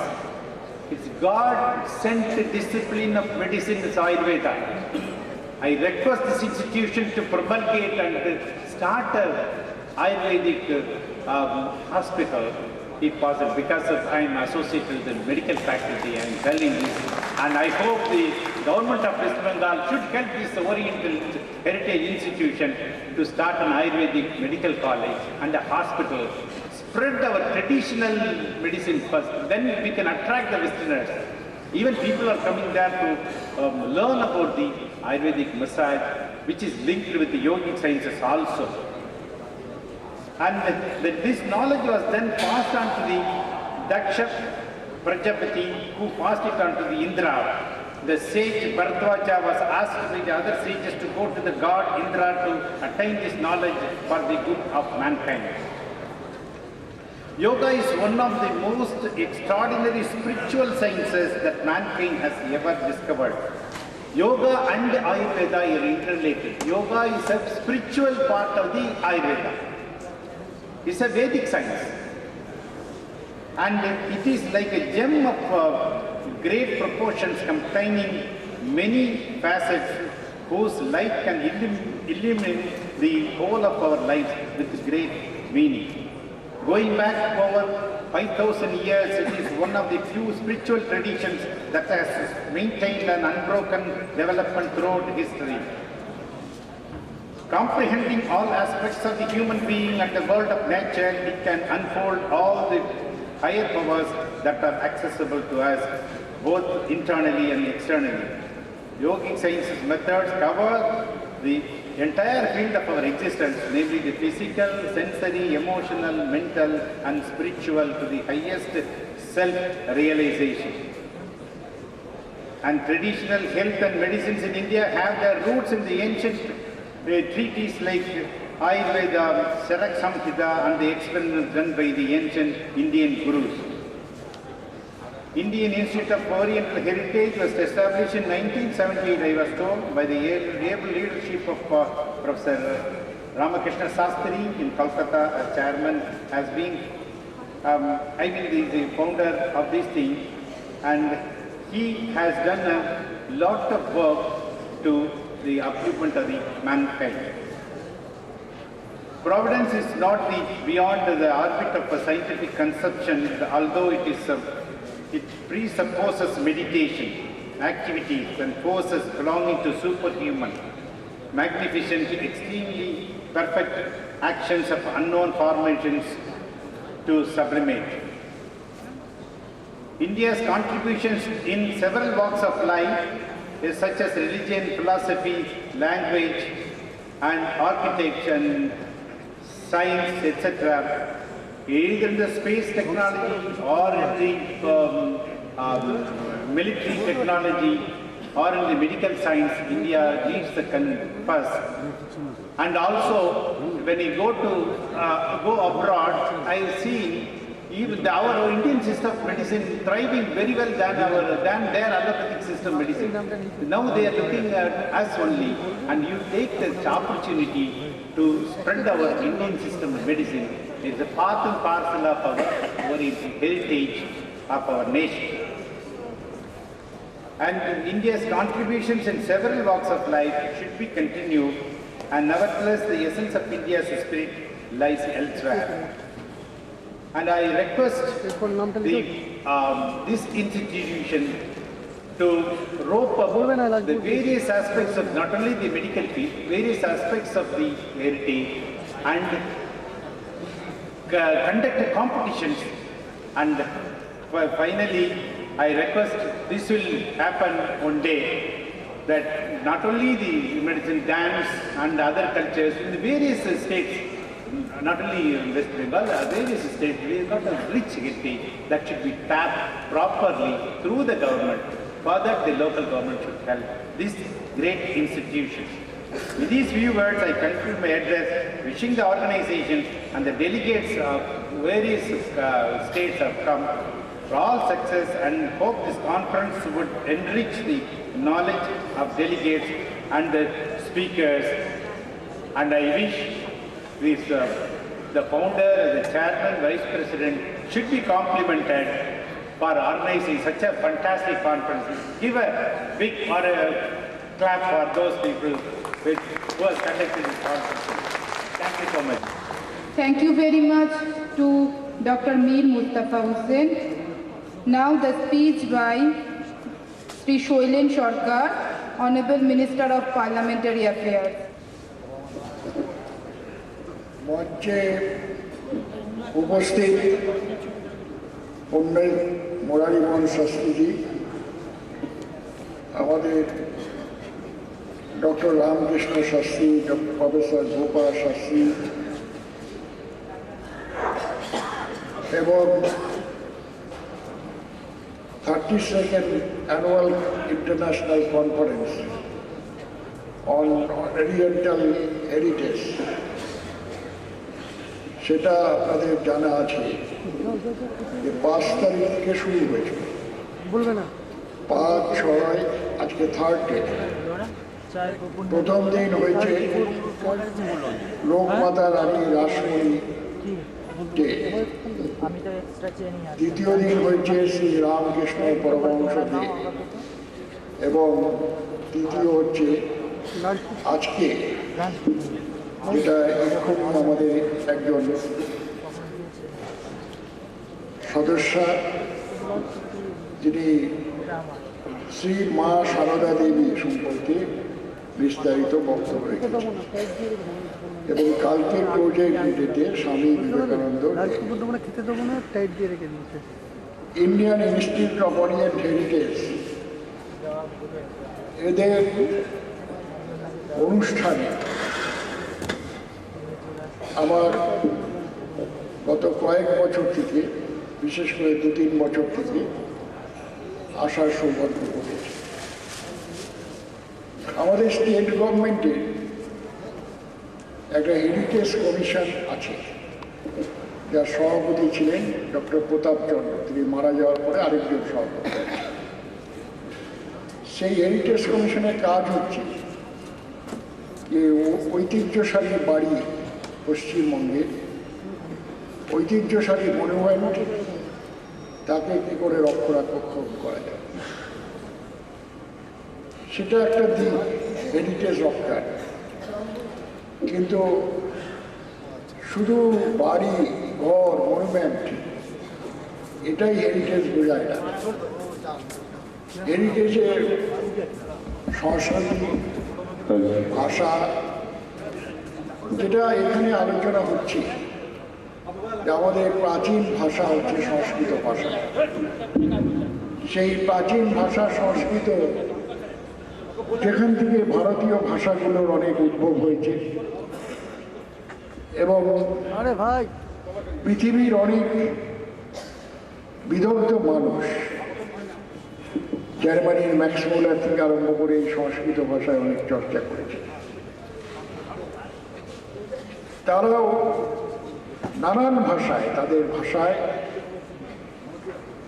এই ঐতিহ্যকে স্মরণ করছে। ভারতীয় ঐতিহ্য বা Asian মহাদেশের ঐতিহ্য অনেক প্রাচীন, চিকিৎসা বিদ্যার ক্ষেত্রে, অন্যান্য বিশেষ ক্ষেত্রে সভ্যতাও অনেক প্রাচীন, কিন্তু নানান কারণে সেটা অনেক পিছিয়ে গেছে। সেই হেরিটেজকে রক্ষা করার জন্য এখানে Indian institute of oriental heritage তারা ইন্টারন্যাশনাল কনফারেন্স করছেন। পৃথিবীর বিভিন্ন দেশ থেকে পণ্ডিতরা, বিদগ্ধ জনেরা, ভাইস চ্যান্সেলররা, শিক্ষাবিদরা আসছেন। সেখানে আমার জ্ঞান দেওয়ার কিছু নেই। এখানে একটু আগে ভাইস চ্যান্সেলর একজন বললেন, মেডিকেল সায়েন্সের উপরে বললেন। তো আমি এখানে শিক্ষা গ্রহণ করার জন্য বরং আসি। এই বিষয়ে আপনারা যথেষ্ট পারদর্শী এবং আমাকে ডাকার জন্য আমি কৃতজ্ঞ। যদিও আপনাদের ক্ষমা চেয়ে নিচ্ছি, আমি পুরো সময়টা থাকতে পারবো না, প্রথম দিনে থাকতে পারিনি। আমি বলেছিলাম আজকে শনিবারে সাধারণত আমি কলকাতায় থাকি না, কিন্তু আপনাদের এই সম্মেলন এবং আরও কয়েকটা কর্মসূচির জন্য এখানে আমি এসেছি। এখানে ভারতবর্ষে পৃথিবীর দ্বিতীয় জনসংখ্যার দিক থেকে বৃহত্তম দেশ। তো সেখানে দ্বিতীয় বৃহত্তম জনসংখ্যার দেশ, এখানে নানান ধর্মের মানুষ বাস করে। হিন্দু, মুসলমান, শিখ, খ্রিস্টান, বুদ্ধ, এবং ভারতবর্ষের ইতিহাস দেখা যাবে এর মধ্যে হিন্দু ধর্ম অনেক প্রাচীন। মুসলিমরা, খ্রিস্টান ধর্ম পৃথিবীতে পরে আবির্ভাব ঘটেছে, কিন্তু হিন্দু ধর্মের মূল কথাটা এখানে বিবিধের মাঝে ভারতবর্ষের সুর সেখানে আছে, ধ্বনিত হচ্ছে। এই যে রামকৃষ্ণদেবকে, সারদা দেবীকে, বিবেকানন্দকে এখানে স্মরণ করা হচ্ছে, তাদের বাণীও ছিল যত মত তত পথ। এই যে বিভিন্নতার মধ্যে ঐক্য, এটাই হচ্ছে ভারতবর্ষের হেরিটেজ। সহনশীলতা। পৃথিবীতে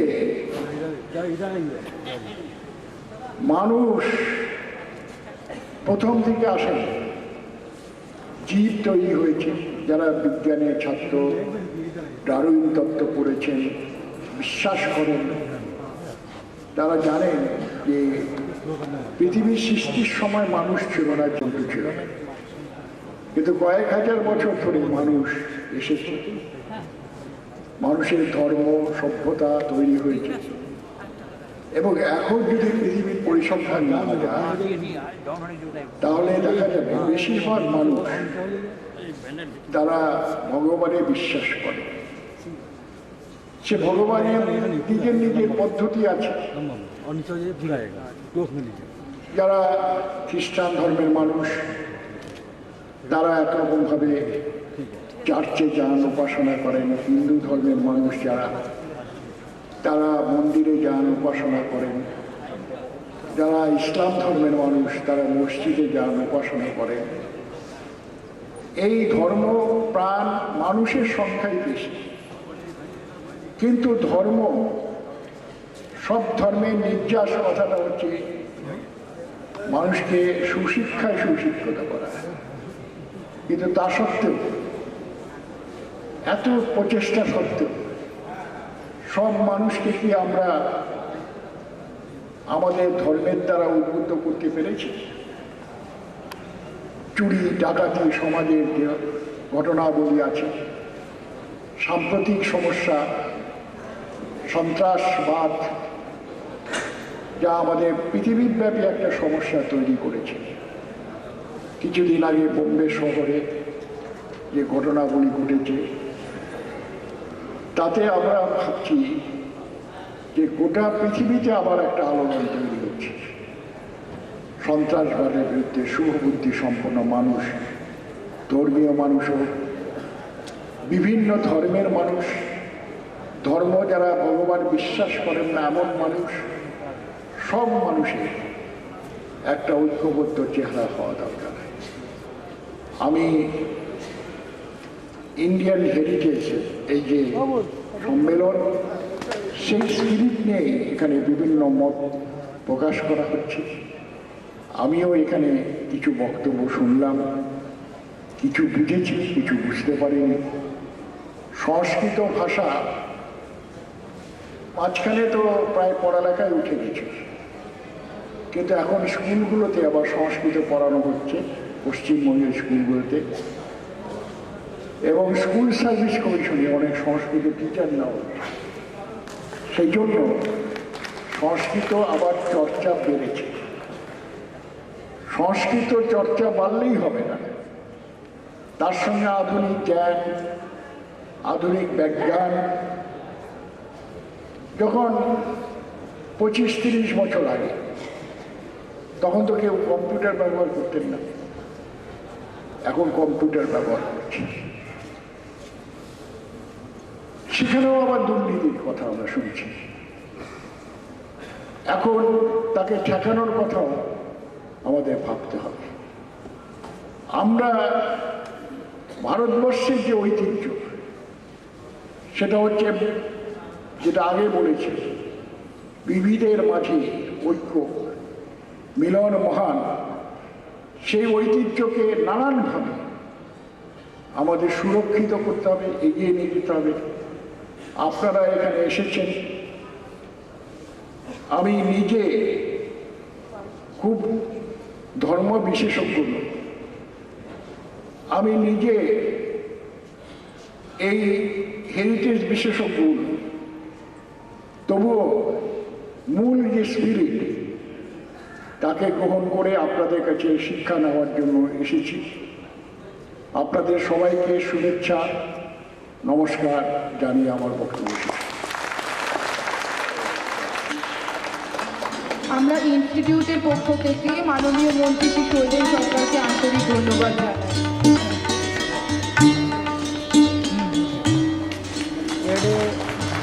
ইন্ডিয়ান ইনস্টিটিউট অফ ওরিয়েন্টাল হেরিটেজের পক্ষ থেকে মাননীয় মন্ত্রী শ্রী শৈলেন সরকারকে সম্মান জ্ঞাপন করা হচ্ছে।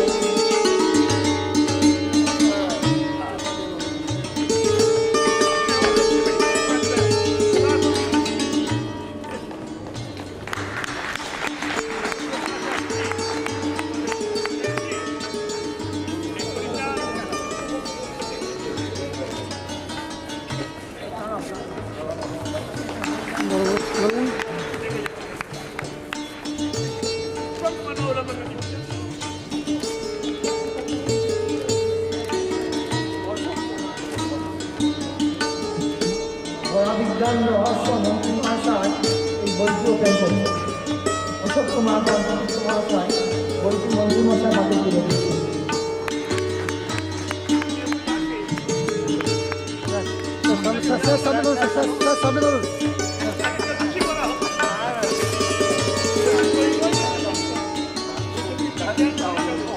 অবৈধ বরাহচার্য প্রণীত বৃহৎ জাতক রশিদ মহোপাধ্যায় সংগৃহীত অশোক কুমার বন্দ্যোপাধ্যায় সংক্রান্ত আরেকটি বই মন্ত্রী মহাশয় ওপেন করবে। অশোক কুমার অন্তর্ভুক্ত বইটি মন্ত্রী মহাশয় হাতে তুলে দিচ্ছে।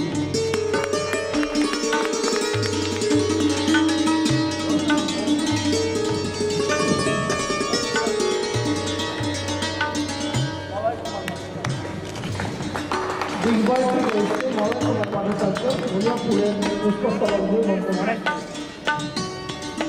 अस्मिन् सम्मेलने अस्माकं पश्चिमबङ्गसर्कारस्य विदेशमन्त्रिणा श्रीमन्तः सैलेन्द्रकुमार सरकार महोदयानां विदेशविरामजीवनं निष्कम्पाम् अपशक्तिश्च योग्यम् अर्थयामहे।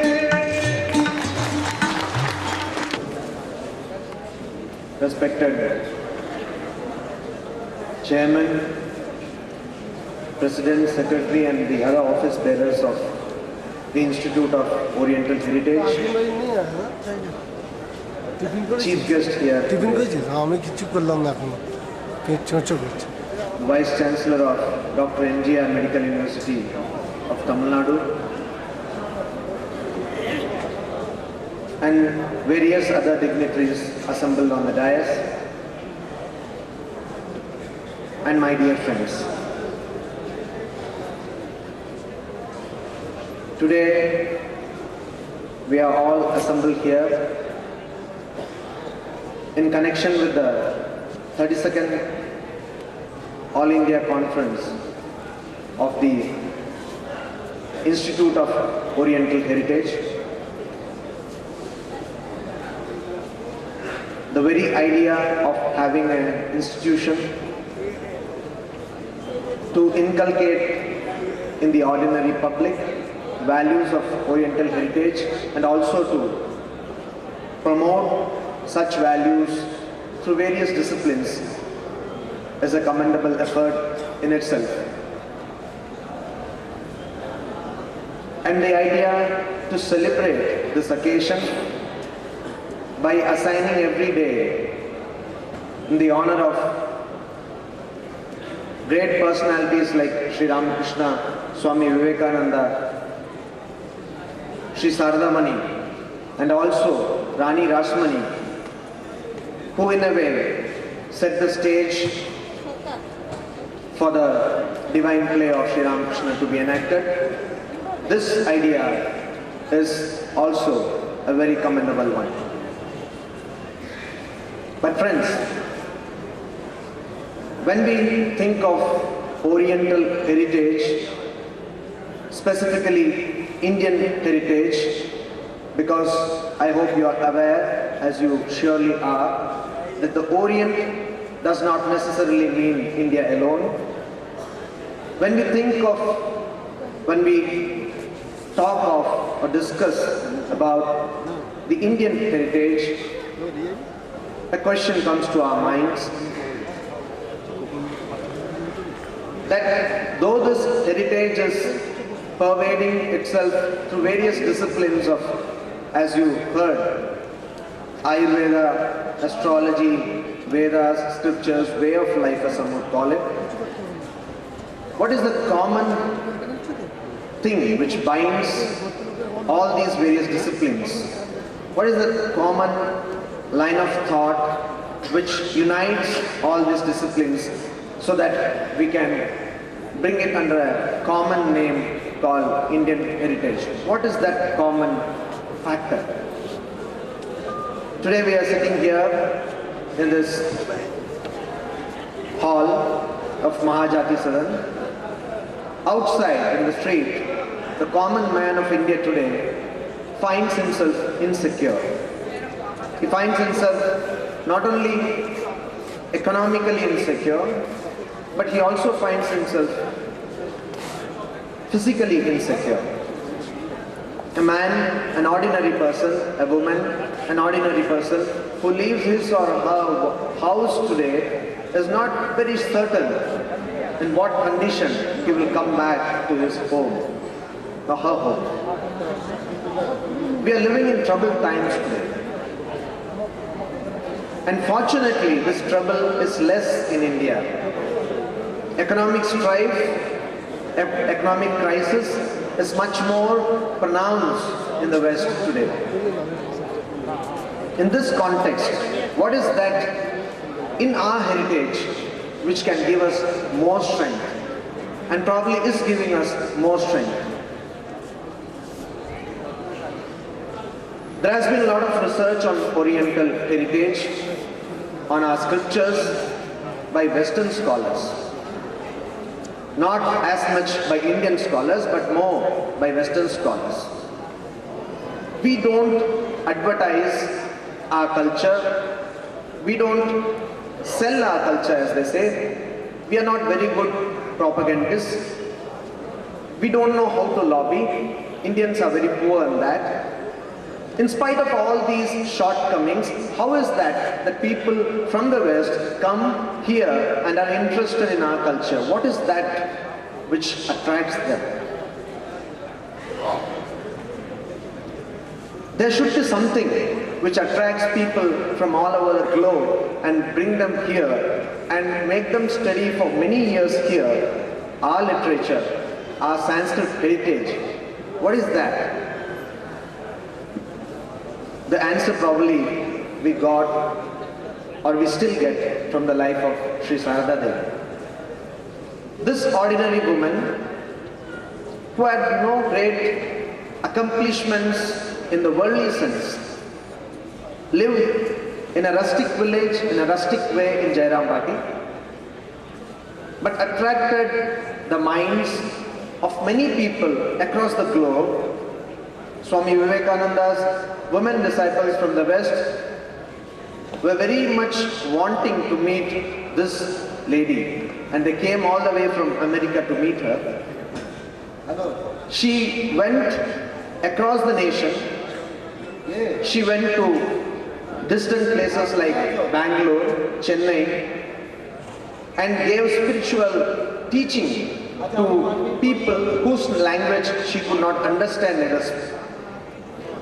Neither could they understand her language. What was that through which she communicated? And the answer is love. Friends, India is the only nation probably which believes and practices this love. We have different ideas of love, but our culture has always accepted and imbibed and assimilated whatever we have seen. We are today living in a multicultural, multilinguistic, multi-ethnic, multi-religious society. It's not considered very polite to have a special inclination to any particular language or culture or religion in our society. We are probably the most pluralistic society in the world, and that is Indian heritage. Our heritage, as most of you are aware, most of you have studied the Vedas, does not see difference. In fact, the culmination of Indian philosophy in Advaita Vedanta is going beyond all differences. We do not see differences. And today, we are living in a society where any incident, political or otherwise, is immediately connected to a particular community, a particular religion, or a particular language. We need to think about this. Indian heritage is a heritage which absorbs everything, whichever it sees, whichever it perceives. And that is why in Rig Veda we see the mantra that whatever noble thoughts may be there, let it come from all sides. Ano Bhadra Kartavo Yantu Vishwatah. This idea you may not see in any other literature. This is Indian heritage. Today, study of Sanskrit has become very rare, and the reason assigned to this rare study of Sanskrit is that study of this language is not going to be of much help to us in the world. But interestingly, the same people send their children, send their wards to study French. In Calcutta, you will find more people interested in studying French rather Sanskrit. And I am totally at a loss to understand how reading French will help them. A boy came to me a few weeks ago and I asked him what he was doing. He said that he was studying French. I asked him, how can it help you? How will that help you? Then he said, I don't know, now probably it may not help me, but later on in the future, probably this study of French will help me. Unfortunately, we don't have this kind of an attitude towards our own language, Sanskrit. And why would one read Sanskrit? Why should one study Sanskrit? What is there in this language? We should study it. Vivekananda very nicely put it. He said, study Sanskrit, you will know your culture, you will get culture. You will become more cultured. Anybody who wants to excel in this field, how can he excel if he doesn't know his heritage? How can anybody write poem if he does not read the poetry of Kalidasa? How can a person become a movie artist if he does not know what was the concept of screenplay by the playwrights of Sanskrit world? How can a physician, though he may be bred up in the allopathy tradition, be a proper physician if he does not know the principles of medicine as taught by Charaka or Sushruta? There are a whole lot of chapters in Charaka Samhita devoted to the psychology of the patient, how one should approach the patient. This is not there in such detail in the modern medicine. And our ancestors, they were very fond of aphorisms, sutras. They gave all their knowledge in small codes called the sutras. They thought that their successors, we, will comment, will enlarge and will enrich the literature by working on the sutras. But unfortunately today we are not bothered about these sutras. That is why you will see that a whole lot of information, a whole lot of knowledge has been shortened in one small sutra. And that is why sutra, in the definition of sutra, it is said, Saravat Vishwato Mukham. The whole knowledge of the universe is brought down into one small aphorism. And what are we doing? We are neglecting that. And be it the slavery of thousands of years India has undergone, we are still enamored by the West. We are still enamored by something non-Indian.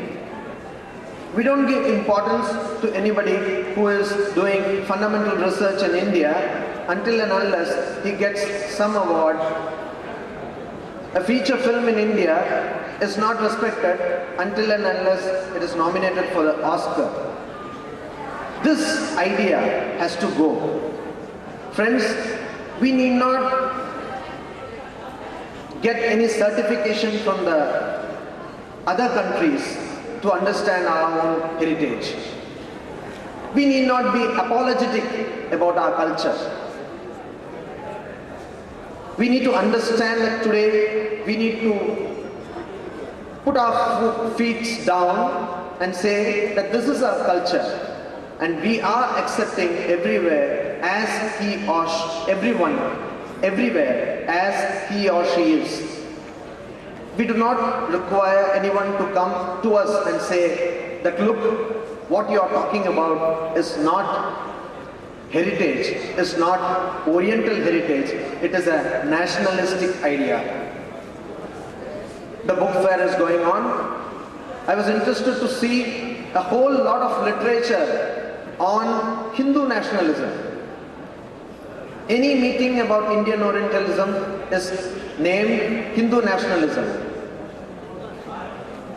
A religious label is assigned to that. Why should that be? And unfortunately, there are hardly any books on Indian astrology. There are hardly any books on Indian Ayurveda. The same publishers who have for years and years published those books are publishing. And those too are by Western Indologists, not by Indian scholars. Have we become so weak? Have we become so important that we don't have the courage and interest to work to further the cause of our Indian culture? This is a question I'm asking you, friends. Are we in such a bad shape? Do we not have money that we can publish a few good books in all the local languages for the cause of Indian Oriental heritage? Can I get any answer from the public?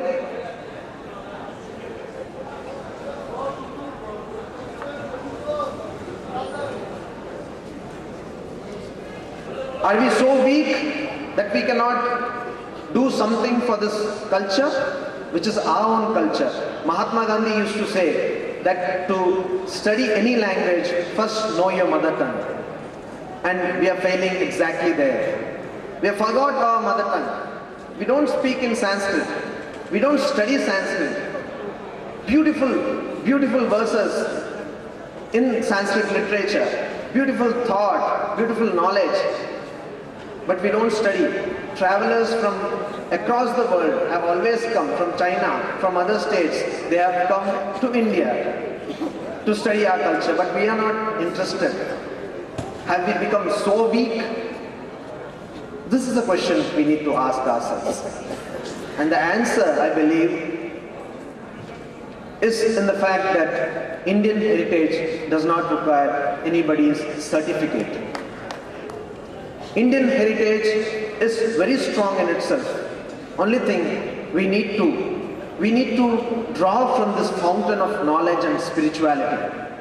We need to stop and look into ourselves, into our minds, and understand the secret of this Indian heritage, and that secret is love and acceptance.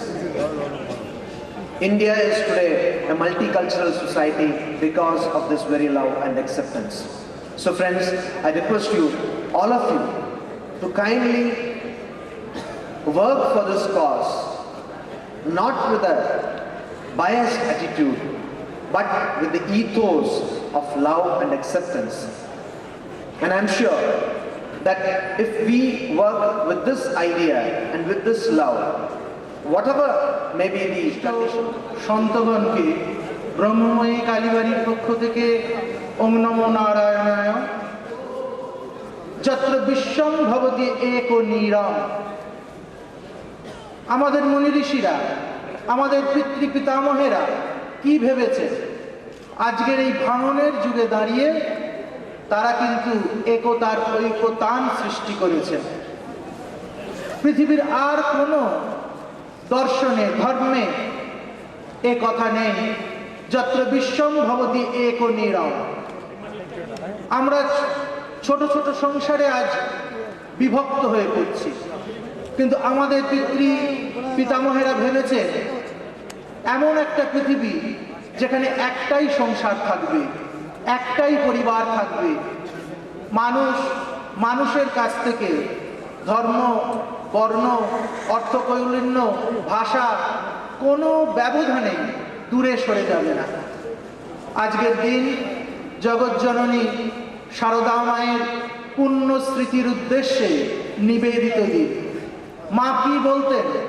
মা বলতেন, আমি সতেরো মা, অসতেরো মা, আমি শরতেরও মা, আমজাদেরও মা। এই যে ব্যাপ্ত মাতৃত্ব, ভালোবাসা, এটি আজকের সবচেয়ে বড় ঐতিহ্য। যদি সমস্ত বেদ বেদান্ত ধ্বংস হয়ে যায়, কেবলমাত্র মায়ের পুত জীবন চরিত্রই যদি বেঁচে থাকে, তাহলে ভারতবর্ষের কৃষ্টি সংস্কৃতি বেঁচে যাবে। শারদা মা এমনই এক মহতী উদ্ভাবনের, মহতী চেতনার উদ্ভাসন। মা তথাকথিত শিক্ষিত নন, ইউনিভার্সিটি, বিশ্ববিদ্যালয়ের ডিগ্রি তার নেই, কিন্তু সারা পৃথিবীর বড় বড় তাত্ত্বিকেরা মায়ের চরণতলে এসে আজকে শান্তি খুঁজছেন। তাহলে বুঝতে হবে আজকের পৃথিবীর ক্রাইসিসটা কি। আজকে পৃথিবীর ক্রাইসিস একটু ভালোবাসার ক্রাইসিস।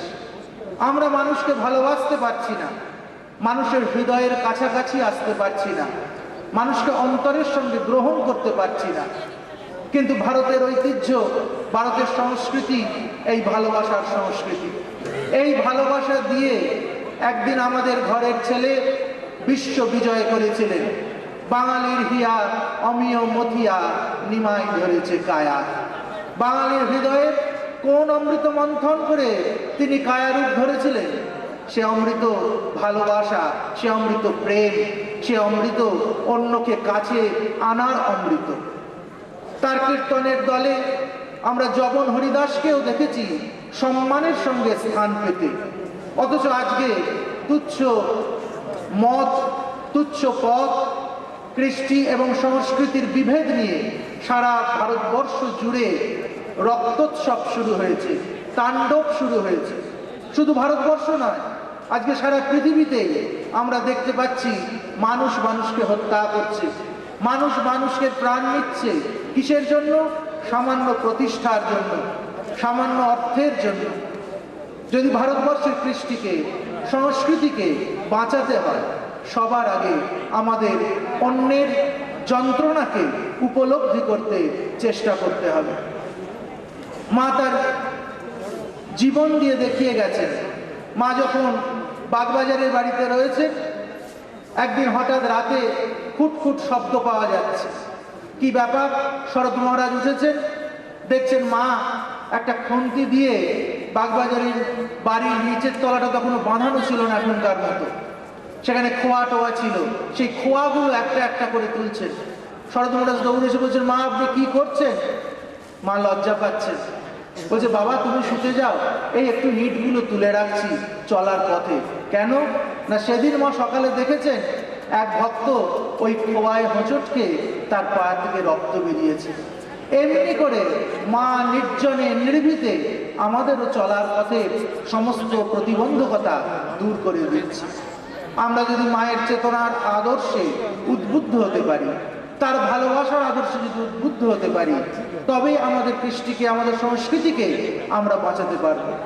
মা বলতেন যে আমি গুরুপত্নী নই, পাতানো মা নই, আমি সত্যিকারের মা, সত্যি সত্যি মা।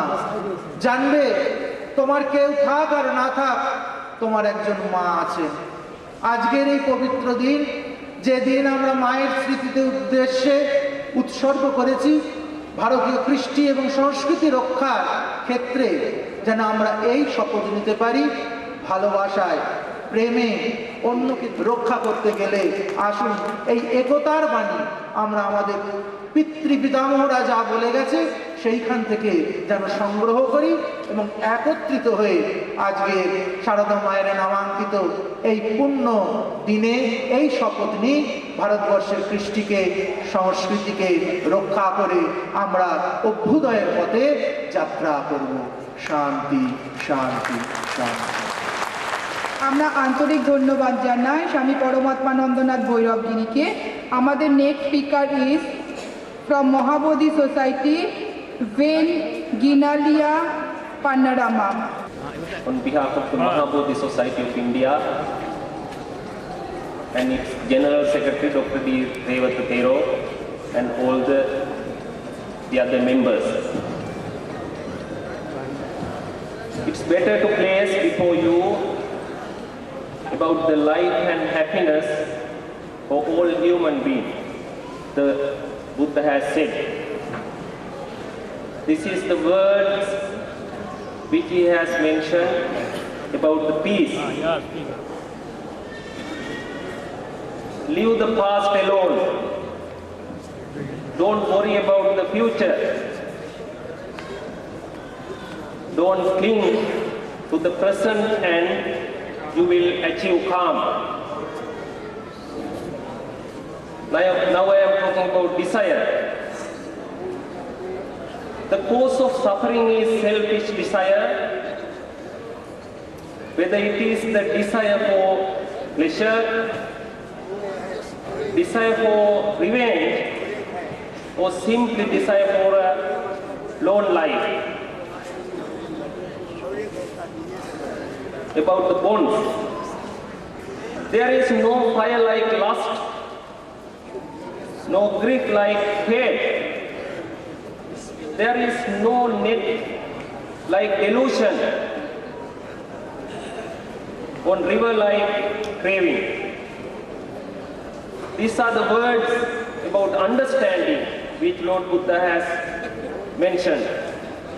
The sensible man is not influenced by what other people think. Again, don't believe what is the past. What is the past from mouth. Don't believe rumors. Don't believe the infallibility of texts.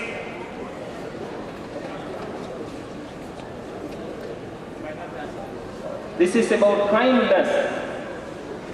Just as a mother would protect her only child, even at the risk of her own life. Even so, let one cultivate a boundless heart towards all beings. Again, the Lord Buddha is talking about worry. The wise man builds no hopes for the future, entertains no regrets for the past. These words are also about same topic, worry. As usual happens, the man who has tried a bad doctor is afraid to trust even a good one. The next about barrier.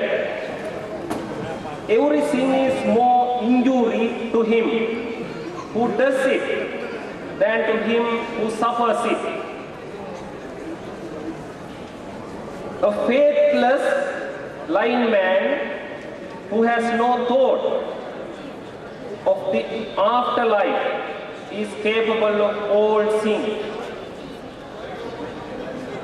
Telling lies is the origin of all evils. It leads a person to evil planes of existence. His mouth is emit an offensive smell,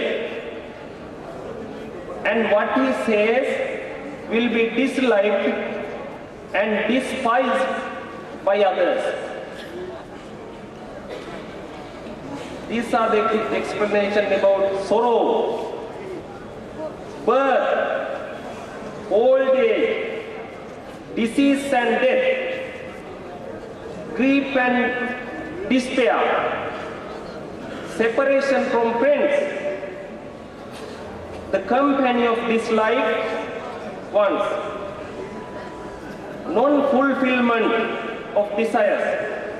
All these attributes of existence are suffering. Now the Lord Buddha's word about service. He is talking about duties which has to be done by the husband and wife. मैं अपनी तरफ से आयोजकों की तरफ से रामकृष्ण शास्त्री जी की तरफ से दूर दूर से आए, यहाँ पर नेपाल से आए, बर्मा से आए, बांग्लादेश से आए और विभिन्न प्रांतों से आए, आप सभी महानुभावों का, सभी विद्वानों का मैं हार्दिक अभिनंदन करता हूँ। Friends, I have the pride and privilege to participate in this important meeting organized under the auspices of the Institute of Oriental Heritage.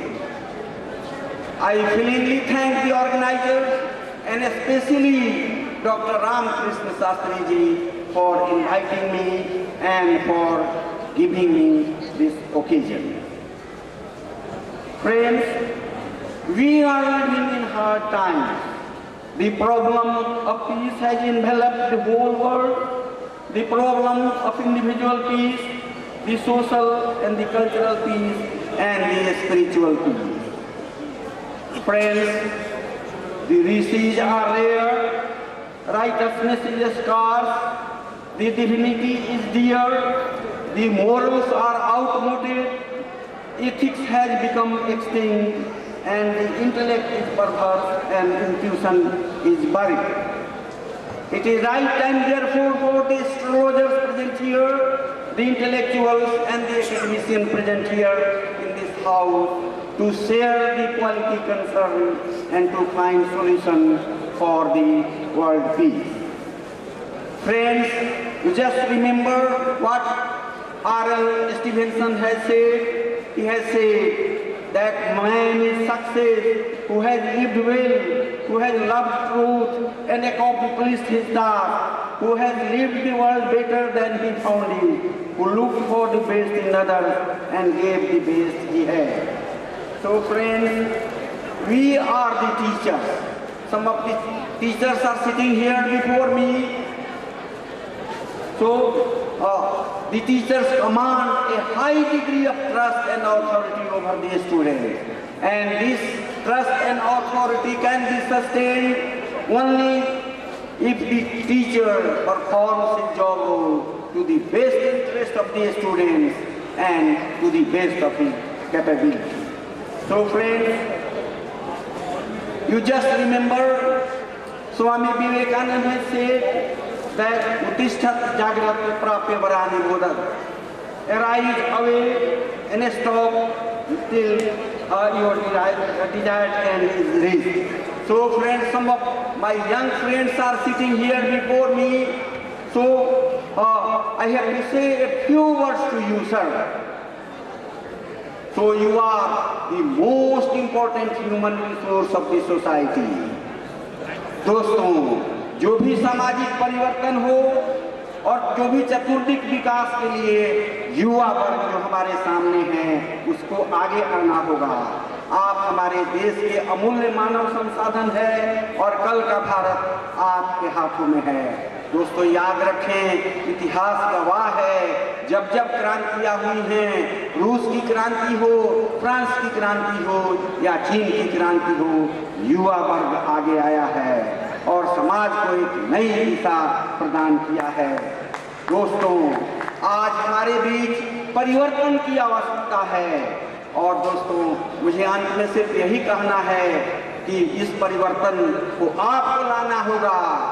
अब तो इस तालाब का पानी बदल दो, अब तो इस तालाब का पानी बदल दो, क्योंकि ये कमल के फूल मुरझाने लगे। दोस्तों, त्याग की आवश्यकता है, देश को आगे लाना है, चतुर्दिक विकास करना है तो त्याग की आवश्यकता है, क्योंकि स्वदेश हित अंगार मांगता है, स्वदेश हित अंगार मांगता है और चढ़ती जवानियों का बलिदान मांगता है। आज देखें समय हमारा कैसा है, आजादी के 7 वर्षों की बाद में हम कहां पर खड़े हैं। पिछड़ेपन से ग्रसित हैं, अशिक्षा और गरीबी है, राष्ट्र निर्माण और विकास का जो हमारा लक्ष्य था, लगता है मुझे कि किसी अंधेरी गली में गुम सा हो गया है। देश आज हमारा आतंकवाद और उग्रवाद के विस्फोटों से आक्रांत है, लोकतंत्र की व्यवस्था उपहास बनती जा रही है, जातिवाद और वर्गवाद की समस्या गहरी होती जा रही है। और दोस्तों याद रखें, अंत में मुझे आपसे यही कहना है कि किसी भी राज्य का विकास, कभी भी किसी राष्ट्र का विकास बहुसंख्यक भीड़ की बदौलत नहीं होती, बल्कि मूर्धन्य प्रतिभाओं के सहारे होती है।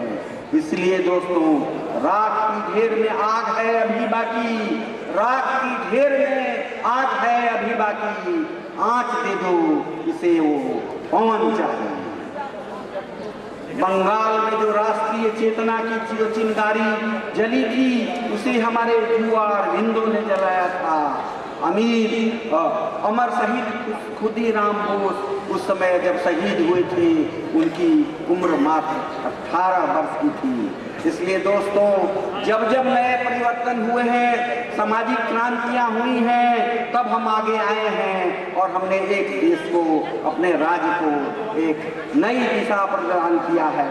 और जब जो भी क्रांति की चिंगारी जो सुलगी है, उनकी प्रेरणा स्रोत हमारे युवा वर्ग ही रहे हैं। इसलिए अंत में दोस्तों मुझे कहना है सिर्फ यही कि छोड़ो मत अपनी आन, छोड़ो मत अपनी आन, शीश कट जाए, मत झुको अनय पर भले व्योम कट जाए, मत झुको अनय पर भले व्योम कट जाए। 2 बार नहीं यमराज कंठ धरता है, 2 बार नहीं यमराज कंठ धरता है, मरता है जो एक ही बार मरता है। धन्यवाद।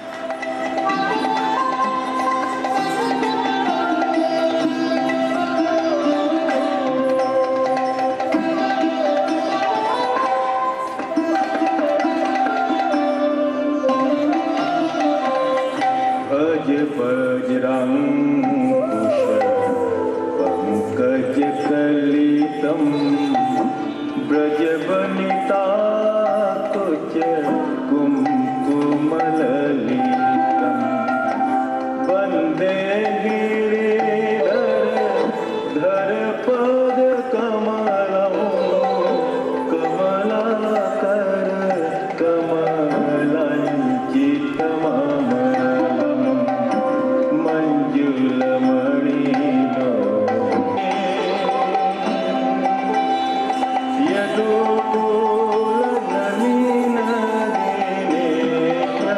to bless them with untold powers and supernatural enjoyments.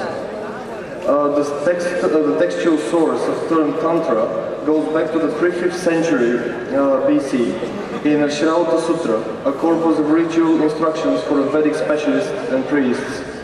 For example, in the opening verse of Ashvalayana Shri Sutra, the word Tantra is used as a ritual framework or interweaving rites, and such is precisely the subject matter of Tantras. Tantra is a ritual practice, and the Tantras a clear compendium of a ritual practice. Although there are many scriptures and sources for Tantra Vidya, it can never be reduced to an elite corpus of texts, nor to a body of mystical practices amputated from the real world concerns. In the Tantric context, the human body plays an important role of a temple where the divine manifests grants its sacred reality. It sees our psychophysical organism as a microcosm in which the individual soul can understand the workings of the entire universe or macrocosm. In the Tantric system, the body is the best vehicle nature can provide to aid us on our journey towards spiritual growth and divine realization. Our mere emotions are regarded as concealed energy that needs to be released like a subsiding wave in the sea of awareness. Tantra is closely allied with various traditional sciences of India, which two most notable are Ayurveda and astrology. In the Tantric sadhana, we recognize 7 stages or steps of spiritual progress called acharas. I'm just going to go very quickly through them. First Vedachara, second Vaishnavachara, third Shaivachara, fourth Dakshinachara, fifth Dhamachara, sixth Siddhantachara, and seventh Kulachara. And there are also 3 bhavs or attitudes or approaches, Pashu, Vira, and Divya bhav. They can be attributed to karma, work, action, bhakti, devotion, and gyan, knowledge. Pashu bhav are those who are bound by conventional mind, social rules, and animal nature is predominant. Vira bhav or heroes in the sense of the sadhana. Divya bhav are those who achieve divine qualities. They are accomplished.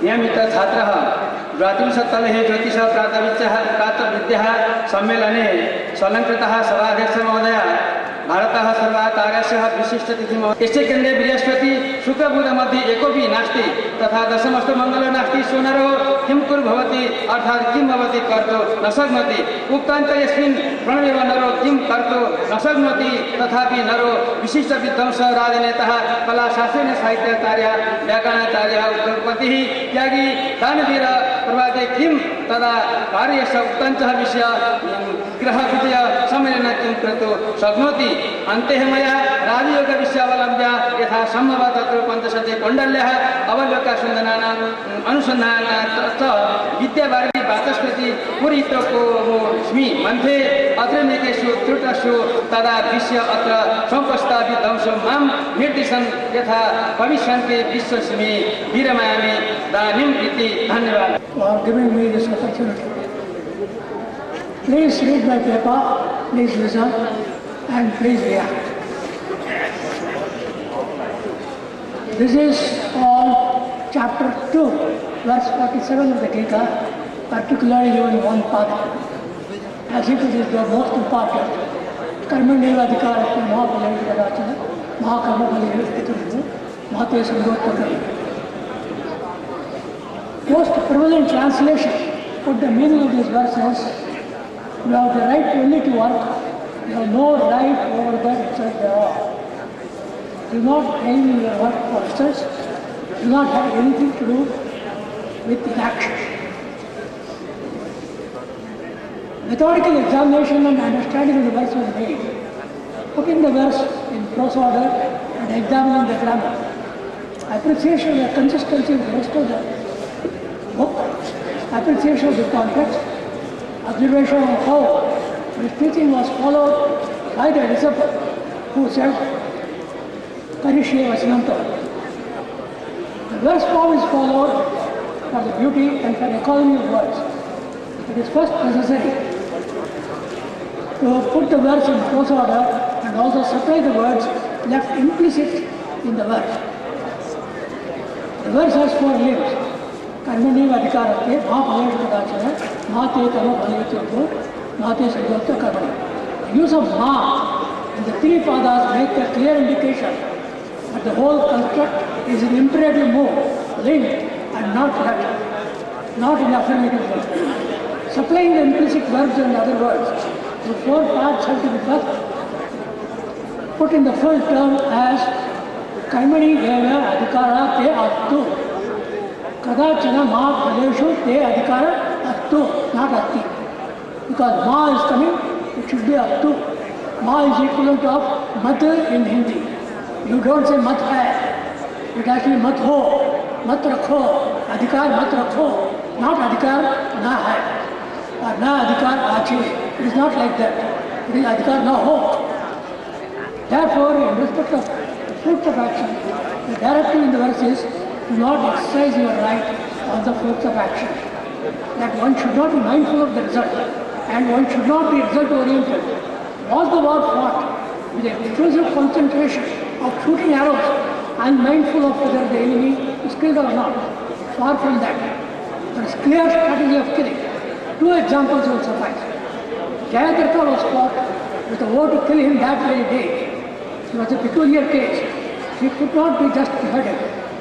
Ramakrishna Shastri, এনাদের সবাইকে আমার শ্রদ্ধা, এনাদের সবাইকে আমার প্রণাম। তার সঙ্গে আপনারা এখানে যারা আর বাকি সবাই বয়োজ্যেষ্ঠ রয়েছেন, তাদেরকে সবাইকে আমার শ্রদ্ধা এবং প্রণাম জানাই। আমার সমবয়সী যারা, তাদেরকে সবাইকে আমার তরফ থেকে থাকলো সুন্দর করে একটা ভালোবাসা, এবং আমার চেয়ে ছোট যারা, তাদের থাকলো স্নেহ এবং আশীর্বাদ। আজকের মা তারা আমার প্রধান গুরু। তারপরে দেখা পেয়েছিলাম ডক্টর বি রমনের, তারপরে দেখা পেয়েছিলাম মুরারি মোহন বেদান্ত তীর্থ শাস্ত্রী, তারপর দেখা পেয়েছিলাম ডক্টর রামকৃষ্ণ শাস্ত্রী। একের পর দেখার সঙ্গে সঙ্গে শ্রেষ্ঠ দেখা দেখিয়ে দিয়ে গেছিলেন আমার পিতা। আমার পিতা মেটাল কাস্টিংয়ের ইঞ্জিনিয়ার ছিলেন, কিন্তু তিনি জ্যোতিষশাস্ত্রের দারুণ পারদর্শী ছিলেন, কিন্তু অর্থ তিনি কারোর থেকে নিতেন না। আমার জীবনে এই জ্যোতিষশাস্ত্রের প্রধান গুরুই হচ্ছেন মা তারা। তারপরে পরের স্থানে আমি আমার বাবাকে দিয়েছি, এবং তারপরে সবাই যাদের নাম করলাম এনারা সবাই আমার গুরুদেব। এনাদের সবাই থেকে আমার শিক্ষা নেওয়া আছে। আমার বাবা বলতেন যে আজকে যে মানুষটার কথা বলা শিখলো, আর এক্ষুনি যে মানুষটার কথা শেষ হয়ে যাবে, এই টোটাল মানুষটার সঙ্গে জীবনে তোমার বহুবার বহু মানুষের দেখা হবে। সবার থেকে কিছু জ্ঞান নিও, নিজেকে সবসময় জ্ঞানী মনে করো না। তাই আজও আমি অজ্ঞান।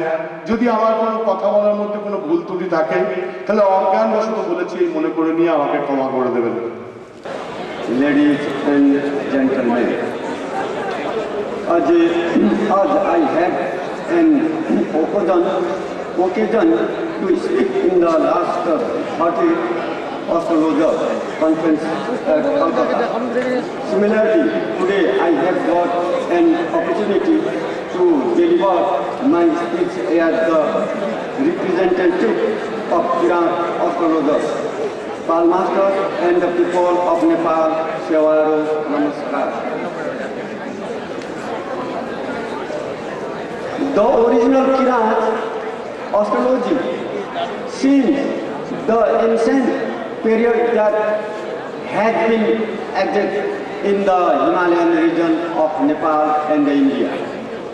The solutions when the man is really problem, especially I'm talking about 6 bhava, roga, repo, runa. Here, gentlemen, whenever the man gets the health problem, at that point of time, we know that when the problem has come, the 2 types of problems we get, one is a chronic, one is an acute. When there's acute, we don't need any astrologer's advice. When there's a chronic diseases, like today, I'll be discussing about the cancer. Before that, I want to give some preamble about medical astrology. You know very well, there's 5 branches of astrology. One is medical astrology and astrometeorology and judicial astrology, horary astrology and natal astrology. But here today discussion is about the medical astrology is devoted to diagnosis of diseases. Especially the astro-diagnosis is a science and an art of obtaining scientific knowledge regarding diseases and its causes shown by the planets as well as the means of overcoming it. Here, gentlemen, before we decide the system of medicine, but in my experience of 26 years, I have given that, but in India, we always think that since morning we're talking about the heritage, the Ayurveda, Unani, homeopathy, all those medicines. We have a lot of alternative systems of medicines, but this astrology helps us to indicates and also we can analyze the diseases and we can also tell which system of medicine suits the body. The Surya is very nature. I always ask my clients to take allopathy medicines. उस महान नियम के अनुसार चलता रहेगा जब तक कि वह पूर्णत्व तक नहीं पहुंच जाती, तब फिर कोई परिवर्तन न हो। अर्थात वेदांत के द्वारा हमें नैतिकता, सदाचार, का त्याग और सहिष्णुता की शिक्षा दी जाती है। वेदांत दर्शन के अनुसार हर मनुष्य को यह शिक्षा दी जाती है कि तुम उस विश्वात्मा से एक हो। हर जीवात्मा तुम्हारी ही आत्मा है, हर शरीर तुम्हारा ही शरीर है। इसलिए दूसरों को चोट पहुंचाना अपने को चोट पहुंचाना है और दूसरे को प्रेम करना अपने आप से प्रेम करना है। जय हिंद, जय भारत। আমাদের ডায়াসে একটি প্রশ্ন এসেছে এবং টিভিতে বলা হচ্ছে যে পৃথিবী ধ্বংস হবে। তা 2012 সালে 21শে ডিসেম্বর পৃথিবী ধ্বংস হবে কিনা সে ব্যাপারে মুরারি মোহন বেদান্তাদিত্য শাস্ত্রীর কাছে প্রশ্ন এসছে। সে প্রশ্নের উত্তর উনি দেবেন। কয়েকজন ছাত্র এই প্রশ্নটা করেছেন মুরারি মোহন বেদান্তাদিত্য শাস্ত্রী মহাশয়কে। উনি সেই প্রশ্নের উত্তর দেবেন যে পৃথিবী ধ্বংস হবে কি থাকবে। 2012 সালে পৃথিবী ধ্বংস হবে না, 4000 বছর পৃথিবী এখন বেঁচে থাকবে। আর বর্তমান বয়স 5001 মাস কয়েকদিন। সত্যের সঙ্গে হরির মিলন হবে 10,000 কয়েকজন কালে। এখানে পুরাণকে মান্যতা দিতে হবে, পুরাণই প্রধান। আবার এর মধ্যে কল্কি জন্মগ্রহণ করবে, তিনি দিগ্বিজয়ার গর্ভে দিগ্বিজয়ী রঘুরসে ওয়ান্তিয়ার সীমাচলন ব্রাহ্মণ বংশে জন্মগ্রহণ করবেন ভগবান কল্কি। আর আসতে হবে সেই যজ্ঞ, সেই ধ্বজা, সেই পতাকা জন্মগ্রহণ করে ওড়াবেন। সমস্ত অ্যাটমিক এনার্জি নিষ্ক্রিয় হয়ে যাবে। প্রশ্ন হচ্ছে বিজ্ঞানীদের কাছে, আমি যদি বিজ্ঞানীরা থাকে বহুবার আলোচনা করেছি, আমি আলমানা কমিটি মেম্বার, গভর্নমেন্টও আমি জিজ্ঞাসা করেছি। বক্তব্য হচ্ছে যে পৃথিবী পুড়ে ছাই হবে না জলবায়ুটা হবে। যারা জীববিজ্ঞানী পড়েছে, যারা ফিজিক্স পড়েছে, পৃথিবীর 1/3 জলই ভাগ বেশি। আজকে জলমগ্ন পুড়ে যাবে ছাই। সূর্য সিদ্ধান্ত নামক গ্রন্থায় গ্রন্থে আছে 12টা সূর্যের উদয় হবে আকাশে। এখন একটু গরমে লোক ছটফট করছে, গরমে সব পুড়ে ছাই হয়ে যাবে। জলাচু মৃত্যুদে শিয়া রাজা রূপা নস্তাস্ত্রী সুরেশম দিয়ে তাদের প্রবল করি করি যখন প্রবল হবে, রাজারা লোলুপ হবে, রাজনীতি নাশাত, রাজনীতি মানুষের শ্রদ্ধা বাড়বে। এই পারম্পরিক পৃথিবী এখন সীমিত, প্রায় আয়ুষ্কাল সীমিত, আর ভারসাম্য বিনষ্ট, ঋতু বহন করতে পারবে না। এই যে 5000 বছর, এখন 4000 বছর আছে, 4000 বছর প্রতিচ্ছিন্ন প্রতিচ্ছিন্ন গঙ্গা চলে চলনি, জায়গায় জায়গায় সব জলমগ্ন হবে।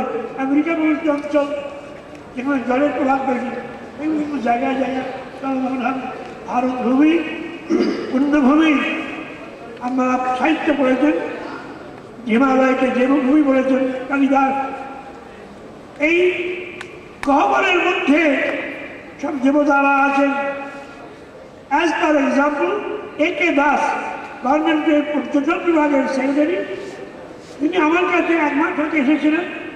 বললেন আমি আসামের গুহায় এসে পর্বতমালা ভেতরে ঢুকেছিলাম, একজন মুসলমান সন্ন্যাসী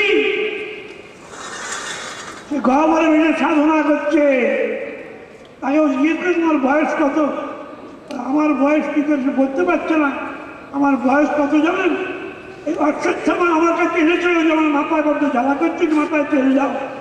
শুনুন, আমরা চান করবার সময়, স্নানের সময় একটু তেল মাটিতে ছিটে দিই, অশ্বত্থাগ্নি নমঃ। মহাভারতে আছে, যেমন অ্যাটমিক ওয়ারে যুদ্ধে যেমন পাণ্ডুপক্ষ জয়লাভ করলো হিমালয় গহ্বরের মধ্যে থেকে, যেমন অশ্বত্থামার কাছ থেকে দ্রৌপদী বললেন যেমন আপনার ছেলেকে মেরেছে, এই অশ্বত্থামাকে মারতে হবে, তাহলে তার মনিটা খুলে নিয়ে আসতে হবে। समस्त ललित कलाओं में संगीत का स्थान अत्यंत महत्वपूर्ण है। इसमें लौकिक और अलौकिक दोनों प्रकार का सुख प्राप्त होता है। मनुष्य ज्ञानशील प्राणी है, अतः उसे संगीत से विशेष आनंद प्राप्त होता है। संगीत से न केवल आनंद का अनुभूति होता है, ध्वनियां मानसिक स्थितियों का भी सूचक है, साथ में हमारे मनोभाव को भी प्रभावित करती है। संगीत में एक गति है। संगीत दर्पण नामक ग्रंथ में रचयिता दामोदर पंडित ने लिखा है, ब्रह्मा जी ने जिस संगीत को शोध कर निकाला, भरत मुनि ने महादेव जी के सामने जिनका प्रयोग किया था और जो मुक्तिदायक है, वही मार्गीय संगीत कहलाता है। वेदों की संख्या 4 है, जिनमें ऋग्वेद, यजुर्वेद, अथर्ववेद, सामवेद। आर्यों को संगीत से बहुत प्रेम था। उन्होंने सामवेद को केवल गान करने के लिए ही बनाया और साथ में उसका उपवेद, जिसका नाम है गंधर्व वेद, जिसमें संगीत का विशद वर्णन है। But many times certain astrological texts give controversial opinions. The authors differ to the extent that diametrically opposite views are held by few. Such views of such other authors, astrology is a veritable treasure and is said to be a science of sciences or a divine science. But many times certain astrological texts give controversial opinions. The authors differ to the extent that diametrically opposite views are held by few. Such views of such other authors are likely to confuse a novice or a person who wants to read the astrological laws in a cursory way. Out of ignorance or due to frustration, some persons start condemning astrology as they do not understand the caliber of each author or astrologer varies in proportion to his study, experience, conception and spiritual achievement. The ancient texts were very brief, cryptic and incomplete, as in those days knowledge of esoteric discipline was transmitted primarily by oral means from the teachers to the students and the written material is at all new was simply to refresh or as an aid to the memory of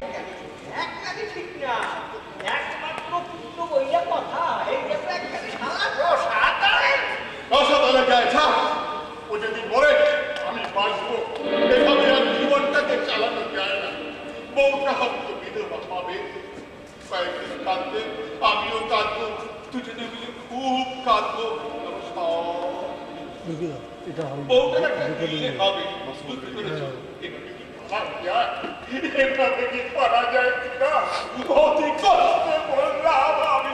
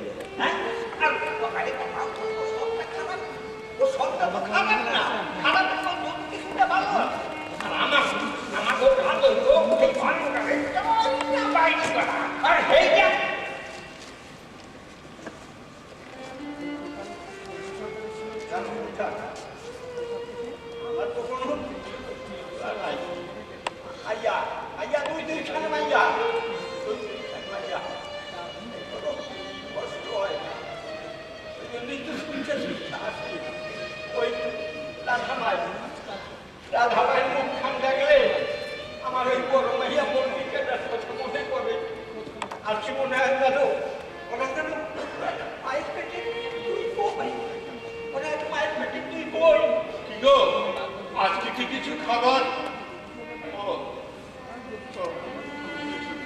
জানো শ্রীদাদা আমি একটু বাইরে গিয়েছিলাম বুঝলে এক জায়গায় খুব কাজ করেছিলাম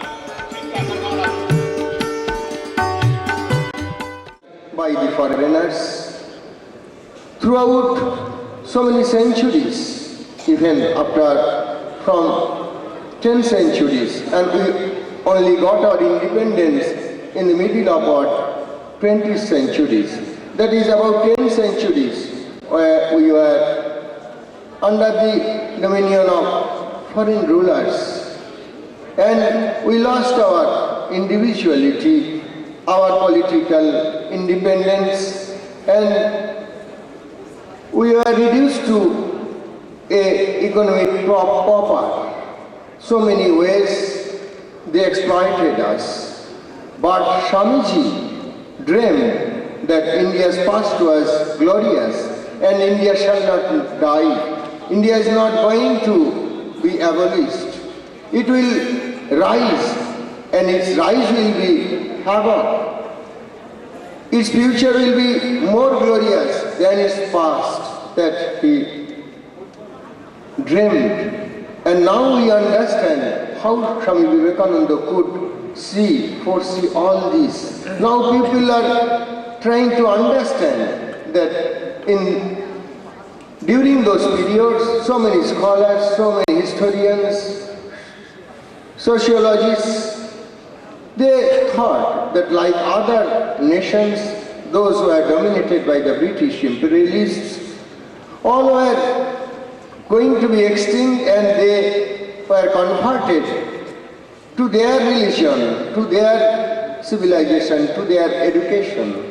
But in spite of 200 years of British rule, and before that about 800 years of different rulers ruling over us, since 10th century, that is the Sultanate period, up to Mughal period, it was about 700 years.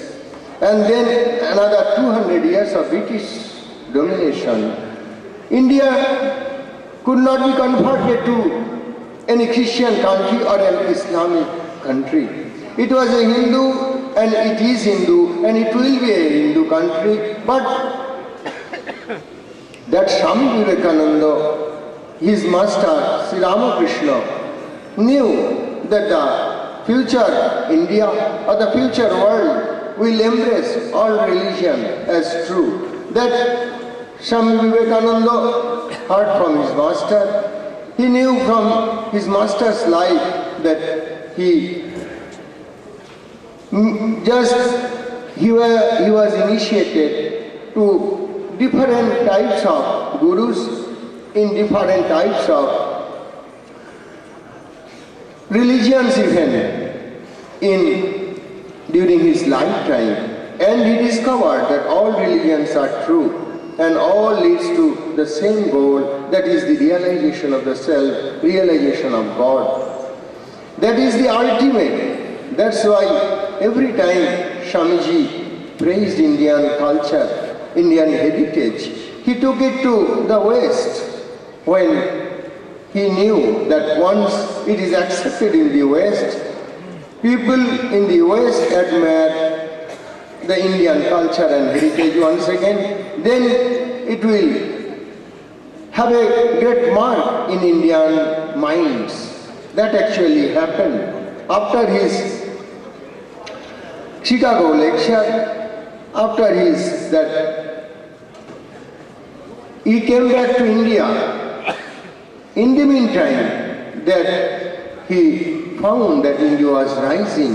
India was feel for the poor people who were afflicted, downtrodden, and we should start knowing that God resides in them, and God Himself is taking our service in this form. That is Shiva Gyane Jivo Shiva. That start knowing that people we are serving are none but God Himself. There were all these philosophies. Swami Vivekananda got them from his master Sri Ramakrishna. So I will not take much time. I am happy, I am fortunate to have been here and to have shared some of my views on Swami Vivekananda. I feel really privileged, and I express my heartfelt thanks and gratitude to the organizers of this Institute of Oriental Heritage and all of you, those who have come from different parts of our country and from abroad as well, to participate in this 4-day-long conference. So I wish every success of your venture and যৌবনের জয় যেদিন যদি দেখতে হয় তবে তা বিবেকানন্দের মধ্যেই। যৌবনের সীমা অতিক্রম করেনি তার জীবন। স্বামীজি ছিলেন যৌবনের অগ্নিদূত, জীবন থেকে তারুণ্যকে ম্লান হতে দেননি। সমৃদ্ধ যৌবন অক্ষুণ্ণ রেখেই তার জীবন বসান হয়। সমগ্র দেশ ও জাতির অন্তরাত্মায় তিনি অবিনশ্বর তারুণ্যকে রেখে গিয়েছেন। 1890 থেকে 1893 খ্রিস্টাব্দ পর্যন্ত ভারত ভ্রমণকালে স্বামীজি দেখেছেন এদেশের ধর্মীয় ভণ্ডামি, জাতের নামে বজ্জাতি, দরিদ্র অসহায় মানুষের উপরে শোষণ ও নির্যাতন। ব্যথিত হৃদয়ে এ থেকে মুক্তির উপায় খুঁজতে তিনি ভারতের শেষ জলসীমায় কন্যাকুমারিকায় শেষ শিলাখণ্ডের নিবিষ্ট চিত্তে ধ্যান করেছেন। সেই ধ্যান ছিল না কোনো দেবদেবী, ছিল শুধু ভারতবর্ষে। ভারতকে জাগাতে হবে, ভারতের কোনো পতিত সাধারণ মানুষকে বাঁচাতে হবে, বিশ্ববাসীর সামনে তুলে ধরতে হবে চিরায়ত ভারতের মহিমান্বিত ঐতিহ্য। এই ছিল তার অভিপ্রায়। শিকাগোর মঞ্চে দাঁড়িয়ে ভারতের ঐতিহ্য চিরায়ত প্রকাশ, সকলকে গ্রহণ, সহন, সম্মিলন এবং বিষয়টিকে বিশেষভাবে প্রাধান্য দিয়েছিলেন বিবেকানন্দ। কারণ তিনি দেখেছিলেন যে কোনো সংকীর্ণতা মৌলবাদী মনোভাবী মানুষের মহত্বকে খর্ব করে রুদ্ধ করে মানুষকে মানবিক উত্তরণের পথটি। তাই তিনি ধর্মের নামে সন্ত্রাস, ধর্মীয় মৌলবাদের বিরুদ্ধে তীব্র আঘাত করেছিলেন। এই পরিপ্রেক্ষিতে স্বামীজির একটি বাণীর কথা মনে পড়ল। সত্যের জন্য সব কিছু ত্যাগ করা যায়, কোনো কিছুর জন্য সত্যকে ত্যাগ করা যায় না। ঠাকুর শ্রী রামকৃষ্ণের একই সত্তার ভিন্নতর প্রকাশ হচ্ছেন স্বামীজি। স্বামীজি বৈদান্তিক উপলব্ধি চূড়ান্ত সীমায় পৌঁছেছিলেন বলেই সর্বমানুষের সর্বজীবে সকল বস্তুকে এরকম সমানুভূতি ঘটাতে পেরেছিলেন। এই উপলব্ধির উত্তম শীর্ষে উপনীত হয়েই স্বামী বিবেকানন্দের পক্ষে সেই বিখ্যাত কবিবচন উচ্চারণ করা সম্ভব হয়েছিল। ব্রহ্মদেখির পরমাণু সর্বভূতে সেই প্রেমময়, মনোপ্রাণ শরীর তর অর্পণ করো সকে এ সবার পায়। বহুরূপে সন্মুখে তোমার ছাড়ি কোথা খুঁজিস ঈশ্বর, জীবে প্রেম করে যেই জন সেই জন সেবিছে ঈশ্বর। তিনি যত জীব তত শিব। তিনি যেখানে জীবের কথা বলেছেন সেখানে মানুষের সেবার কথা তিনি বলেছেন। এই হলো মানুষ ব্যক্তি, যার জীবনে অনেক জ্বালা যন্ত্রণার কষ্টের ভিতর দিয়ে তিনি আজকে উপস্থিত হয়েছেন একটা মানুষের মধ্যে। স্বামী বিবেকানন্দ তার প্রথম জীবনে যখন নরেন্দ্রনাথ নামে পরিচিত ছিলেন, তার চাকরির জন্য তিনি গেলেন মহেন্দ্রনাথ গুপ্ত, যিনি শ্রীম বলে পরিচিত তার কাছে। তিনি তখন বিবেকানন্দ ইনস্টিটিউট, সেই স্কুলে চাকরির জন্য তাকে সুপারিশ করেন এবং সেখানে তিনি বাংলার শিক্ষক হিসেবে তিনি যোগদান করেন। কিন্তু বিদ্যাসাগরের জামাতা তিনি এই জিনিসটা পছন্দ করেননি। তিনি এটা নিয়ে নানা রকম ষড়যন্ত্র করেন এবং ষড়যন্ত্র করে তার 9 এবং 10-এর ছেলেকে দিয়ে বিদ্যাসাগরের কাছে একটা চিঠি পাঠান যে বিবেকানন্দ তিনি নাকি ছাত্রদের বাংলা পড়াতে পারেন না। শুনলে অবাক লাগে।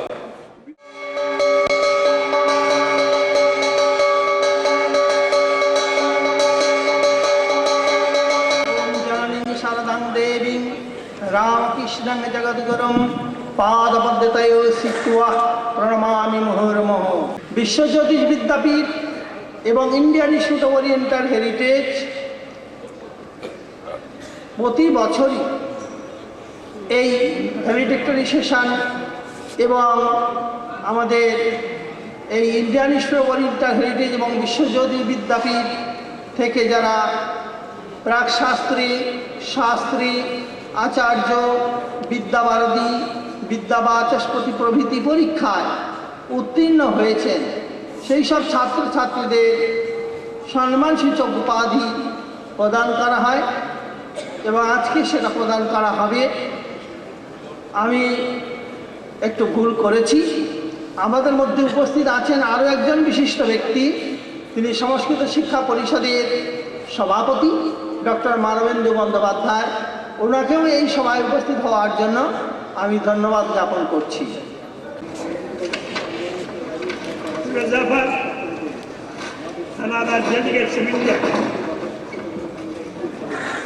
In this holy function, I, on behalf of the institution, I am delivering my convocational address regarding the upliftment of Eastern and Western astrology in combination with Vasudhaiva Kutumbakam, Vishwamaitrityam iti विषयम् अस्माकं चेतसि नितराम् अपूर्व एव सञ्जातः, परन्तु अस्मिन् संसारे संस्कृतस्य आदरं नास्ति। येन हेतुना आङ्ग्लभाषया भाषणं दातुम् इच्छामहे वयम्। The question is this: my beloved student, Dr. Ramchandra Shastri, he has established Vishwa Jyotish Vidyapith. This is called a Sonar Pathar Bhati, because in Indian astrology and Western astrology there lies the difference all the time in all the states. Suppose in the zodiac, in the 12 Rashi was there. How can we solve? As silent trees, but our Western astrologers, they are thinking about Neptune, Pluto, etc., etc. There is no houses there. How this can be possible? How this can be equalized regarding calculation or astrological affairs for the benefit of mankind? I feel sorry for that. One thing, in our zodiac, only 27 nakshatras are there. There are lots of nakshatras are coming and appearing and that should be used by our astrologers in the Western science. This is also one of the cause of disturbance in the memory of Eastern and Western theory. This is my ardent request to all of our scientists, astrologers and astronomers, our sages, Gargadi Munigan, Garga, Vasishta, Yajnavalka, Ittadina, all the sages, they are using only 27 nakshatras in the zodiac for the benefit of mankind. I can stand there next to Narsal, Tripura, etc. These are the differences there. In spite of that, our astrological project has already been established. Vishwa Jyotish Parishad, Vishwa Jyotish Vidyapit, accredited by Film Inventions Department, Government of India. The great pleasure was, I feel much pleasure for it. But regarding calculation, this world is divided in 12 rasis. America, Britain, France, etc., etc. So we have given time in Western science to media, Eastern science, Buddhism, etc., etc. Planetary position, these lots of differences lying before me. Astronomical seminar in Western science and Eastern science. That must not be settled in all the time, in all places. Just like now. In spite of that, mankind in universal theory, Lord Sun is the ruling planet in the zodiac. And according to the planetary position, they must be changed all of the time. This is not possible for all astronomers, scientists and astrologers to combine in this theory of method looking out the horoscope and the future prediction of our human beings. In this critical moment, our beloved student already declared Vishwa Jyotish Parishad. My Vidyapit, my previous predecessor, Dr. Kamalendra Mukherjee, he has last 2-3 years given lectures. But Vidyapit is an invention. This cannot be solved. This cannot be localized in mankind. What will we have?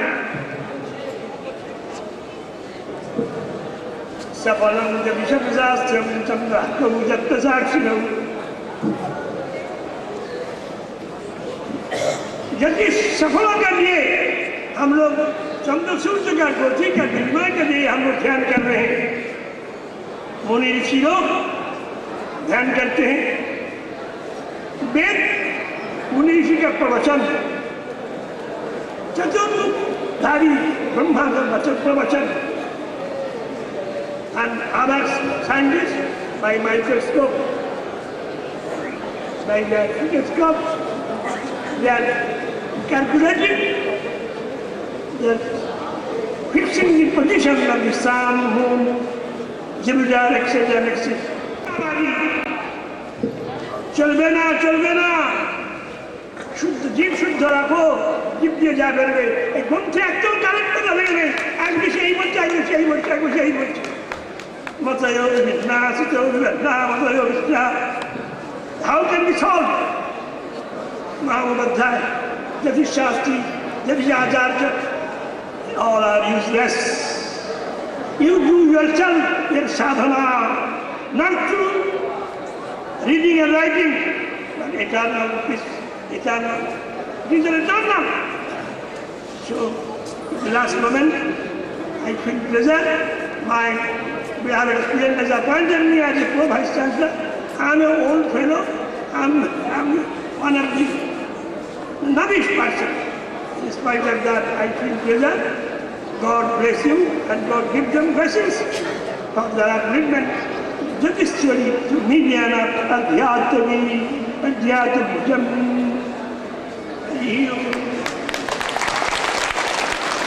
Speech by Shri Tapon Shikdar. হেরিটেজে চতুর্থ দিনের অন্তিম পর্বে মাননীয় সভাপতি মহামহোপাধ্যায়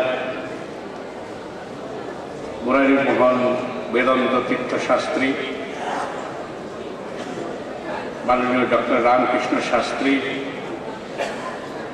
doctor Manabendra Bandyopadhyay, doctor Suresh Prasad Singh, doctor Gopal ji Trivedi, doctor Harshvardhan Tiwari, doctor Nimai Banerjee, professor Gopal Ghosh,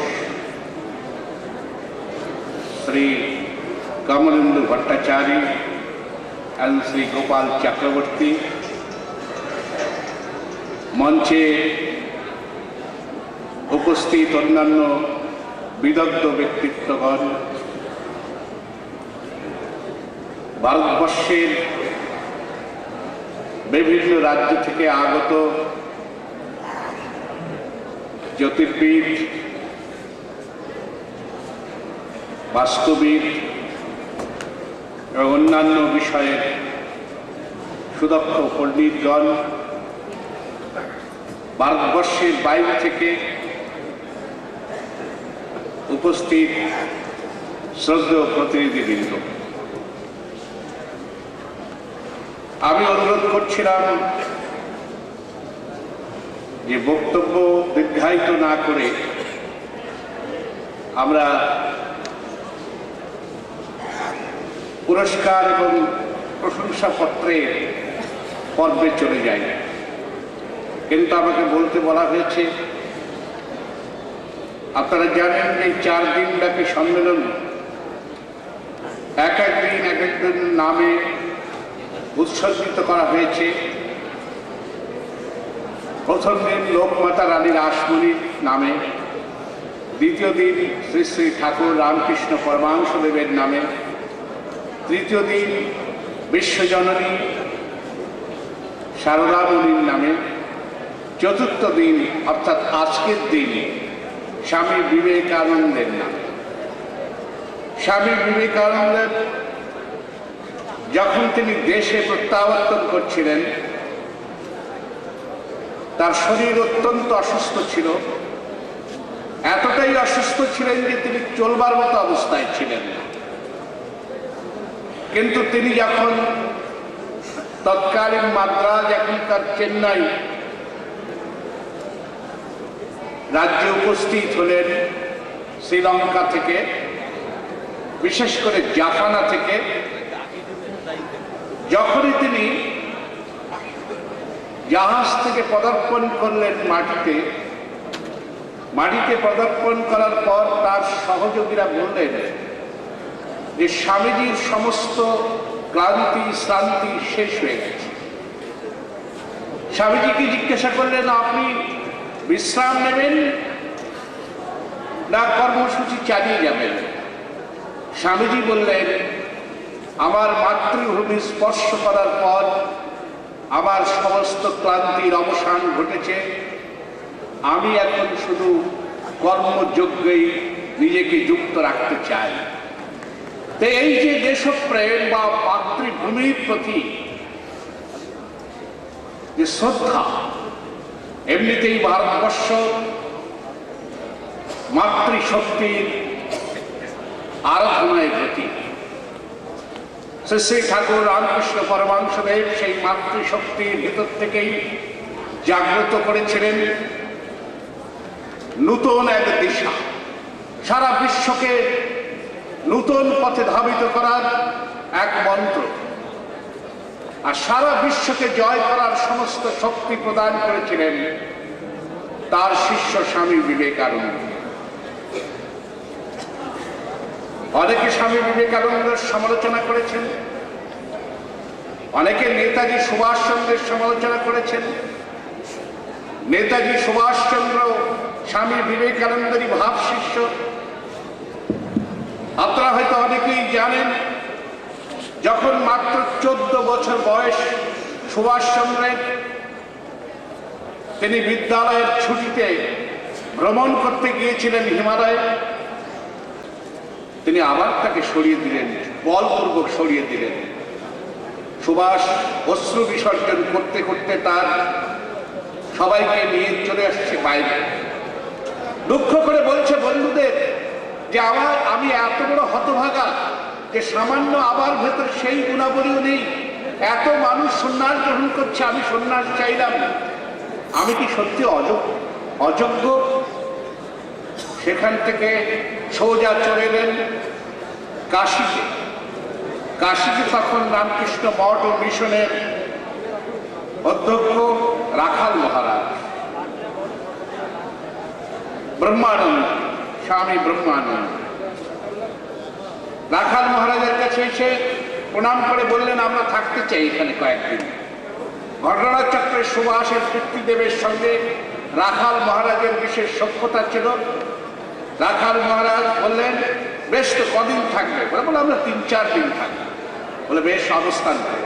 আমি শুধু এই কথাটি কেন বলছি, স্বামী বিবেকানন্দ কে এবং তিনি কিভাবে যুব মানুষকে নাড়া দিয়েছিলেন, তরুণ সমাজকে উদ্দীপ্ত করেছিলেন, অনুপ্রাণিত করেছিলেন এই ভারতবর্ষ, ভারত মায়ের শৃঙ্খল মুক্তির জন্য তিনি যে সাধনা রসাস্বাদনে যুব সমাজকে আকৃষ্ট করেছিলেন।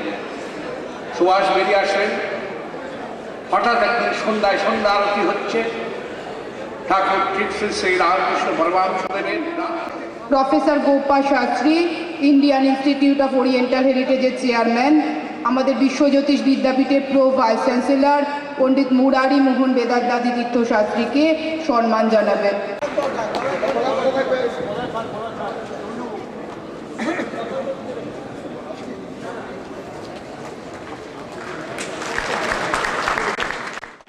চক্রবর্তী তাম্রপদকে ভূষিত হয়েছে।